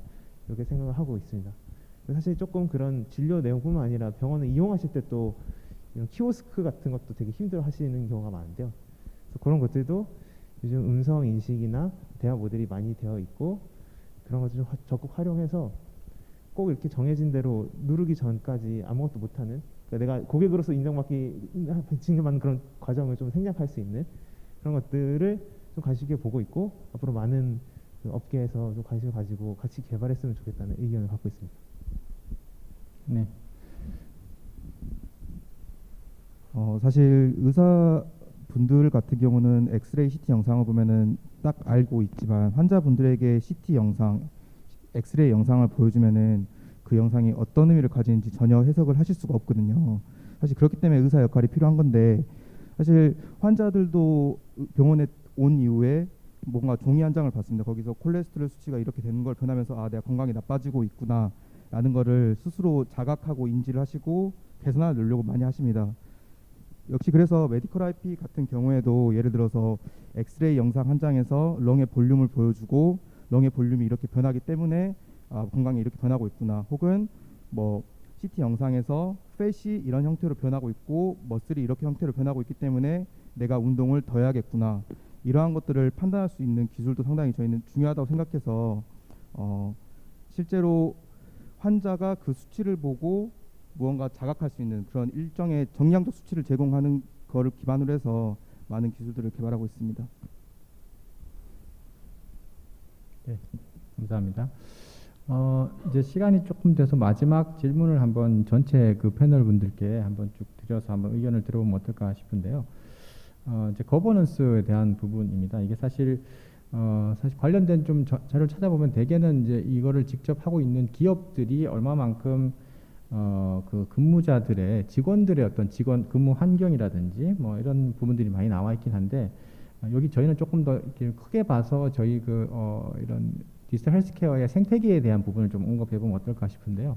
그러니까 이제 지금 기업에서는 뭔가 솔루션을 계속 개발을 하려고 그러고 병원에서는 관련된 이런 그 환자의 어떤 개인 정보 관련된 이슈들 때문에 정보를 이렇게 오픈할 수가 없거나 이렇게 좀 데이터를 쉐어하는데 좀 어려운 부분들이 있고 이런 구조 속에서도 뭔가 이런 솔루션을 개발을 해서 계속 이렇게 지속 가능한 모델로 만들어야 하려면 관련돼서 예를 들어서 수가 문제라든지 또 이렇게 계속 그걸 지속 가능하게 할 수 있는 또 뭔가 별도의 어떤 제도적인 장치도 좀 필요하지 않을까 싶은데 각각 지금 기업 운영하시면서 그런 부분에서 좀 어려움은 없었는지 그런 부분에서 조금 해결책이나 또 고민했던 부분이 있으면 쭉 한번 말씀을 좀 부탁을 마지막으로 발언 기회를 좀 드려볼까 합니다. 네, 어느 분부터 먼저 제 가까이 계신 분. 네. 네. 송준호 대표님. 네. 네. 그 이익과 책임 이 두 가지의 어떤 이슈인 것 같습니다. 이제 그 큰 틀에서 디지털 스퀘어 전체를 이렇게 말씀을 좀 드리는 거는 조금 어려울 것 같고 저희가 AI 기술을 상용화하는 AI 시스템 이런 쪽에 집중을 하다 보니 실제 모델 개발만 해서 실제 밸류 애드가 되지 않는다는 거를 좀 빨리 알았던 것 같습니다. 물론 이제 논문을 쓰고 이렇게 어떤 기술 선도적으로 가는 거는 좋지만 그게 현실적으로 체감할 수 있는 어떤 애드가 밸류가 전달이 되고 그리고 어플리케이션으로서 어떤 성공적인 케이스가 많이 나오는 경우는 사실 그렇게 많지 않은 것 같습니다. 그렇지만 한 가지 간과해서는 안 되는 게 AI 기술이 지금 이렇게 많이 이제 활용할 수 있고 어떤 교육도 잘 받을 수 있고 이렇게 됐던 거는 사실 데이터 개방 정책과 그 데이터를 만드는 그 사람들의 수고 그리고 이 코드 소스 코드를 적극적으로 공개하는 어떤 이런 그 컴퓨터 사이언스 쪽에서 드라이브된 이런 어떤 문화 속에서 나온 전 세계적인 기술 확산인 것 같습니다. 이제 그렇게 생각을 하면 이 AI 기술은 사실은 약간 공공재에 가까운 형태로 봐야 되고 우리가 그거를 밸류 애드를 해서 어플리케이션으로 뭔가 수익 창출이 된다고 해도 정말 진지하게 이거를 공적으로 뭔가 할 수 있는 얘기는 논의가 좀 돼야 된다고 생각이 들고 그리고 이런 맥락 속에서 사실 뭐 디지털 세금 뭐 이러면서 몇 가지 얘기가 나오고 있긴 한데 이런 그 AI 기술의 본질적인 어떤 그 기여를 한 어떤 사람들의 가치가 계속 이어지는 관점에서 이익을 생각을 하는 게 좀 중요한 어떤 맥락이 아닐까 이런 생각이 들고 그리고 책임에 대한 관점은 사실 참 중요한 것 같습니다. 이 그 중요한 데이터를 다루기 때문에 민감 데이터를 어렵게 모아서 이렇게 활용을 하려고 하지만 그럼 그 책임은 누가 져야 되냐? 조금 전에 앞서서 그 황희 교수님께서 말씀하신 것처럼 좋은 데이터를 만들고 다 없어지고 다시 또 좋은 데이터를 만들고 이렇게 되는데 이게 저희가 좀 조심스럽긴 하지만 좀 민감 데이터를 적극적으로 활용할 수 있는 공개 정책이 어떤 사회적 합의를 통해서 나가기 시작을 하면 이게 좀 책임 문제에 대해서 그리고 이걸 활용 문제에 대해서 접근을 하고 나아갈 수 있으면 좋겠고 그런 맥락에서 저희가 지금 하고 있는 이제 K-미믹 이런 프로젝트들이 상당히 어떤 좋은 케이스로서 남을 수 있도록 노력을 하는 게 상당히 중요하지 않을까 이런 생각이 좀 듭니다. 네, 감사합니다. 네, 얘기하면 되나요? 사실 거버넌스는 뭐 기업 입장에서는 이익을 창출을 하고 하는 데에 포커스가 되어 있죠. 그래서 그거는 어쩔 수 없는 현실이지만 오히려 그 의료 AI나 의료 쪽에 종사하는 AI 컴퍼니들은 그런 생각은 많이 하는 것 같습니다. 내가 개발한 무언가가 스케일러블하게 적용이 되면서 많은 사람들한테 비록 이 모델들이 한 100만 명 수준의 데이터로 개발이 됐고 데이터 마이닝이 되고 정제가 되고 개발이 됐지만 이게 1,000만 명, 2,000만 명, 3,000만 명의 사람들한테 이익이 될 수 있도록 우리가 이런 서비스를 프로바이드 한다라는 관점에서는 굉장히 자부심을 가지고 있는 것 같고 그래서 이런 거버넌스 문제가 결코 쉬운 문제는 아니지만 결국에는 기업 입장에서는 이렇게 개발된 것이 공공의 입장에서 많은 이익이 된다라고 생각을 하고 그렇게 개발하고 그렇게 포커스를 하고 있습니다. 그리고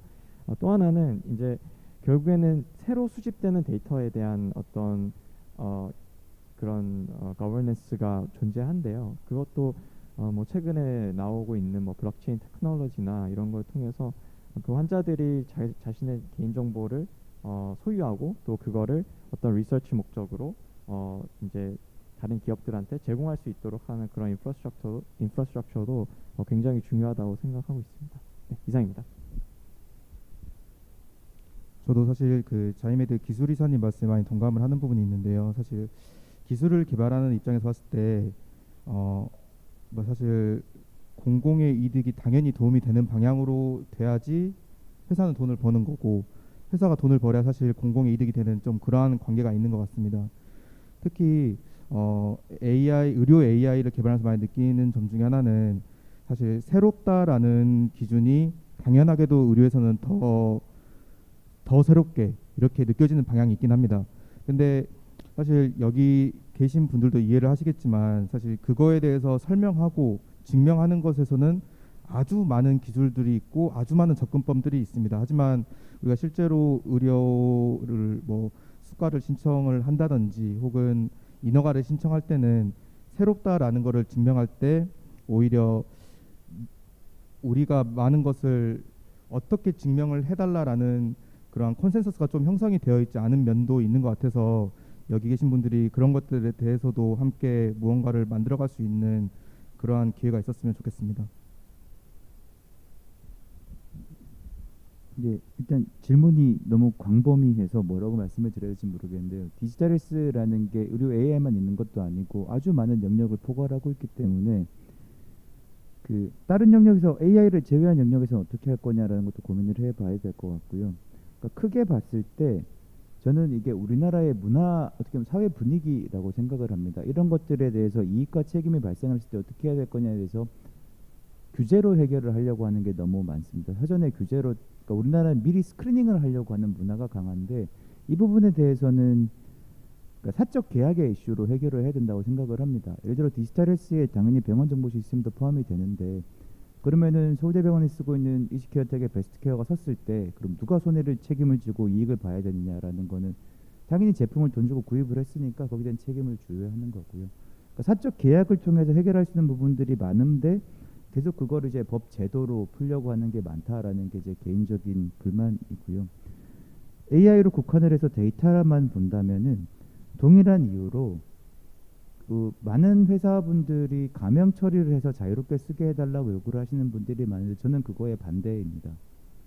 왜냐하면 그렇게 됐을 경우에 이익과 책임에 대한 주체를 질 수가 없기 때문에 철저하게 동의 기반으로 조금 더 많이 힘이 들고 시간이 들지만 개별 동의를 다 획득을 해서 정당한 대가를 주고 데이터를 활용하는 게 맞고 그렇게 해야 되지만 지금 말씀하시는 이런 이슈들도 해결할 수 있고 그래서 아까 제가 처음에 말씀드린 것처럼 사적 계약의 이슈로 풀 수 있는 단초가 될 거라고 생각을 합니다. 네, 저도 저는 일단 이 전체적인 보건이라는 거는 어떤 병원이나 기업이 드라이브하기엔 너무 복잡한 시스템이고요. 그리고 국가가 대내적으로 국민의 보건이 결국 국가에 어떤 이익을 주는지에 대한 큰 판단을 하고 방향을 정한 후에 그 요소 지금 막혀 있는 부분을 뚫어줘야 된다고 생각하거든요. 예를 들면 저희가 마이 헬스웨이 같은 경우도 병원에서 이제 데이터를 전송을 하려면 그거에 대한 시스템도 구축을 해야 되는데 사실상 그거를 어떤 시장 논리에서만 해결하기는 어려워 보이거든요. 그렇다면 이제 거기서 아까 신수영 교수님 말씀하신 것처럼 사적 계약으로 잘 해결하기 위한 이제 기업의 책임은 제가 봤을 때 어떤 기업이 추구하는 가치에 대한 명확한 선언과 그거에 대한 준수라고 봅니다. 그래서 애플 같은 경우에는 우리가 실제로 그런 거와는 떠나서 많은 어떤 고객들이 애플에 대한 안심과 그 프라이버시에 대한 그런 믿음을 갖고 있잖아요. 근데 만약에 우리나라에서 기업들이 뭐 네이버에게 이걸 줬을 때 이게 뭐 다른 어떤 텔레마케팅에 쓴다든지 유출될 수 있다든지 아니면 뭔진 모르겠지만 네이버가 법에 허용하는 테두리 안에서 나 모르게 굉장히 이익을 추구한다 이런 것들이 결국에는 전체적인 사회적인 분위기가 말씀하신 동의 기반으로 가는데 불구하고 장애물이라고 생각이 돼서 기업은 이제 어떤 건 절대 하지 않고 우리가 어떤 걸 가장 최우선의 가치로 두고 있는지를 잘 설득을 하고 그러한 거에 이제 합치되는 비즈니스를 해야 된다고 생각하고요. 마지막으로 개인은 이제 마이 헬스웨이나 앞으로는 이제 동의를 하게 되면 그 전에는 신경 쓰지 않았던 수많은 이제 동의에 대해서 내가 관리를 해야 되는 문제가 생기는데 그러면 가장 좋은 해결책은 이제 신경을 끄고 동의를 안 하는 거가 되거든요. 그렇게 되면 사실 많은 좋은 시스템을 만들어도 이제 동의가 안 될 테니까 그거에 대해서 좀 더 내가 이거를 하는 게 어떤 의미가 있고 예를 들면 우리 부모님이 이걸 통해서 더 건강해질 수 있다. 나의 아이가 더 건강해질 수 있고 나 역시도 마찬가지로 혜택을 받을 수 있다라는 컨센서스와 조금 더 주도적으로 참여할 수 있는 참여 의식이 필요하지 않나라고 생각합니다. 제가 좀 말씀드릴까요? 예. 네네. 간단히 말씀. 오늘 뭐 여러 가지로 정말 공부가 많이 됐습니다. 그런데 전 좀 이런 생각을 해요. 이게 지금 디지털라이제이션이라는 게 이 무슨 헬스 분야가 아니라 뿐만 아니라 이거 완전히 씨 체인지거든요. 그래서 이게 뭐 미국만 하더라도 디지털라이제이션 에이전시가 있어요. 이게 지금 모든 분야에 다 디지털이 들어감으로써 완전히 바뀌거든요. 그래서 저는 지난번에 그 선자부장을 만났을 때 그런 얘기를 우리도 한번 이 디지털라이제이션에 대한 컴플릿 오버홀을 할 필요가 있어요. 이게 어느 분야에 어떻게 접근을 해야 될지. 앞서 제가 아까 치카리 교수님 말씀 중에 왜 AI에 대한 설득이 어렵냐고 AI를 몰라서 그렇다고 하거든요. 근데 사실 우리가 뭘 모르는지를 몰라요. 전 그렇게 생각해요. We don't know what we don't know. 그러니까 이게 어떻게 보면 뭘 모르는지를 알면 그걸 찾을 텐데 뭘 모르는지를 모르기 때문에 어려운 거가 아닌가 그런 생각이 들고요. 그래서 한번 이 있던 의료 분야에 관한 것은 이런 뭐 여러 가지 지금 제기한 이슈들뿐만 아니라 그 레귤레이션을 어떻게 할 것이고 또 그에 관한 테크놀로지는 어떻게 해야 되고 또 퍼블릭하고 프라이빗 로는 뭐고 이런 걸 좀 컴플릿하게 좀 오버홀할 필요가 있다고 하는 생각이 들고 두 번째는 이게 굉장히 과거와 달리 이게 정보가 인포메이션이 어시메트릭하지 않잖아요. 이제는 뭐 언제든지 다 액세스를 할 수 있으니까 컨센서스 빌딩하기가 굉장히 어렵습니다. 지금 어려워서 그래서 이걸 그렇다고 완전히 퍼블릭 구스화 하기도 좀 어려울 것 같고 그래서 이것도 굉장히 큰 숙제입니다. 지금 어떻게 소위 말해서 페어한 인포메이션을 줄 것이냐 어떻게 보면 좀 듀 프라이스를 내게 할 마켓에 맡길 것인지 아니면 정말 컴플릿 퍼블릭 구스를 할지 이런 문제도 한번 좀 논의를 해야 되는데 저는 좀 걱정이 아까도 여러 번 세션에서 강조됐는데 일종의 에비던스 베이스드 팔리스가 돼야 될 것 같아요. 그러니까 에비던스를 가지고 얘기를 하지 않고 우리는 거꾸로 펄리스 베이스드 에비던스를 찾거든요. 그걸 정해놓고 거기에 대한 에비던스를 자꾸 찾아요. 또 더 한 것은 일종의 애닉도트 팔리스를 자꾸 합니다. 뭐가 터지면 그 터진 것에 대한 정책을 하니까 이 컴플릿한 픽처를 못 보거든요. 그래서 이 문제는 그동안 많이 제기가 됐으니까 왜 원격 진료의 문제 이런 것을 그냥 어떻게 보면 대응적으로 접근을 하지 말고 정부 여기 계신 분들이 다 해서 좀 이렇게 좀 팀워크로 엑스퍼트 팀을 만들어서 접근을 해야 되지 않을까 하는 생각이 들고요. 세 번째는 우리가 테크놀로지의 변화를 얘기하면 늘 그 숄러 이펙트는 굉장히 오버스테이트해요. 근데 그리고 또 롱런 이펙트는 안더스테이트하는 경향이 있거든요. 또 숄러 이펙트는 오버스테이트하면 굉장히 걱정을 또 많이 하는 분이 있어요.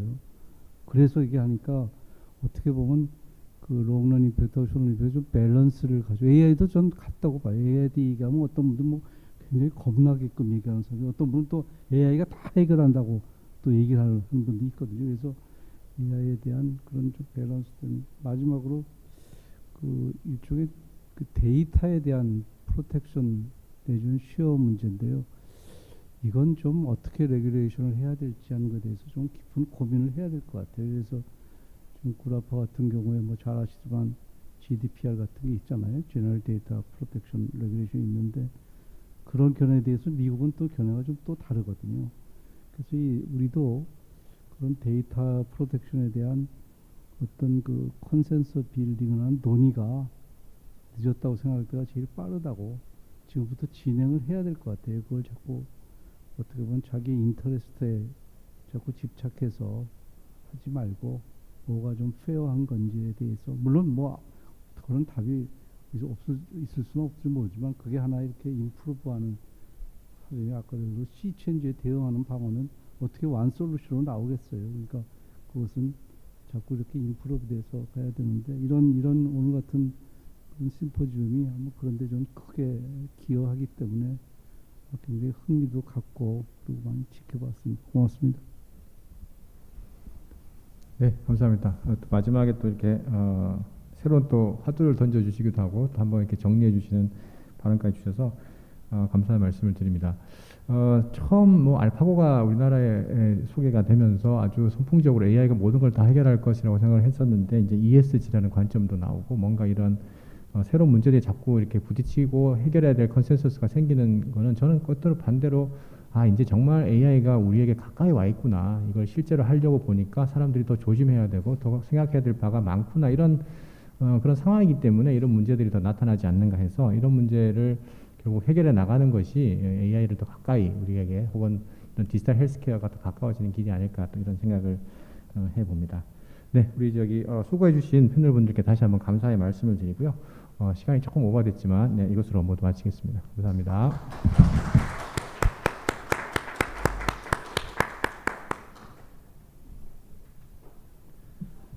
네, 예정한 시간보다 한 13분 정도 넘어서 폐회사는 생략하고요. 이상으로 마치겠습니다. 오늘 2022 서울대학교 의료빅데이터 연구센터 국제심포지엄에 온라인과 오프라인으로 참석해 주신 많은 분들께 깊은 감사의 말씀을 드립니다. 고맙습니다.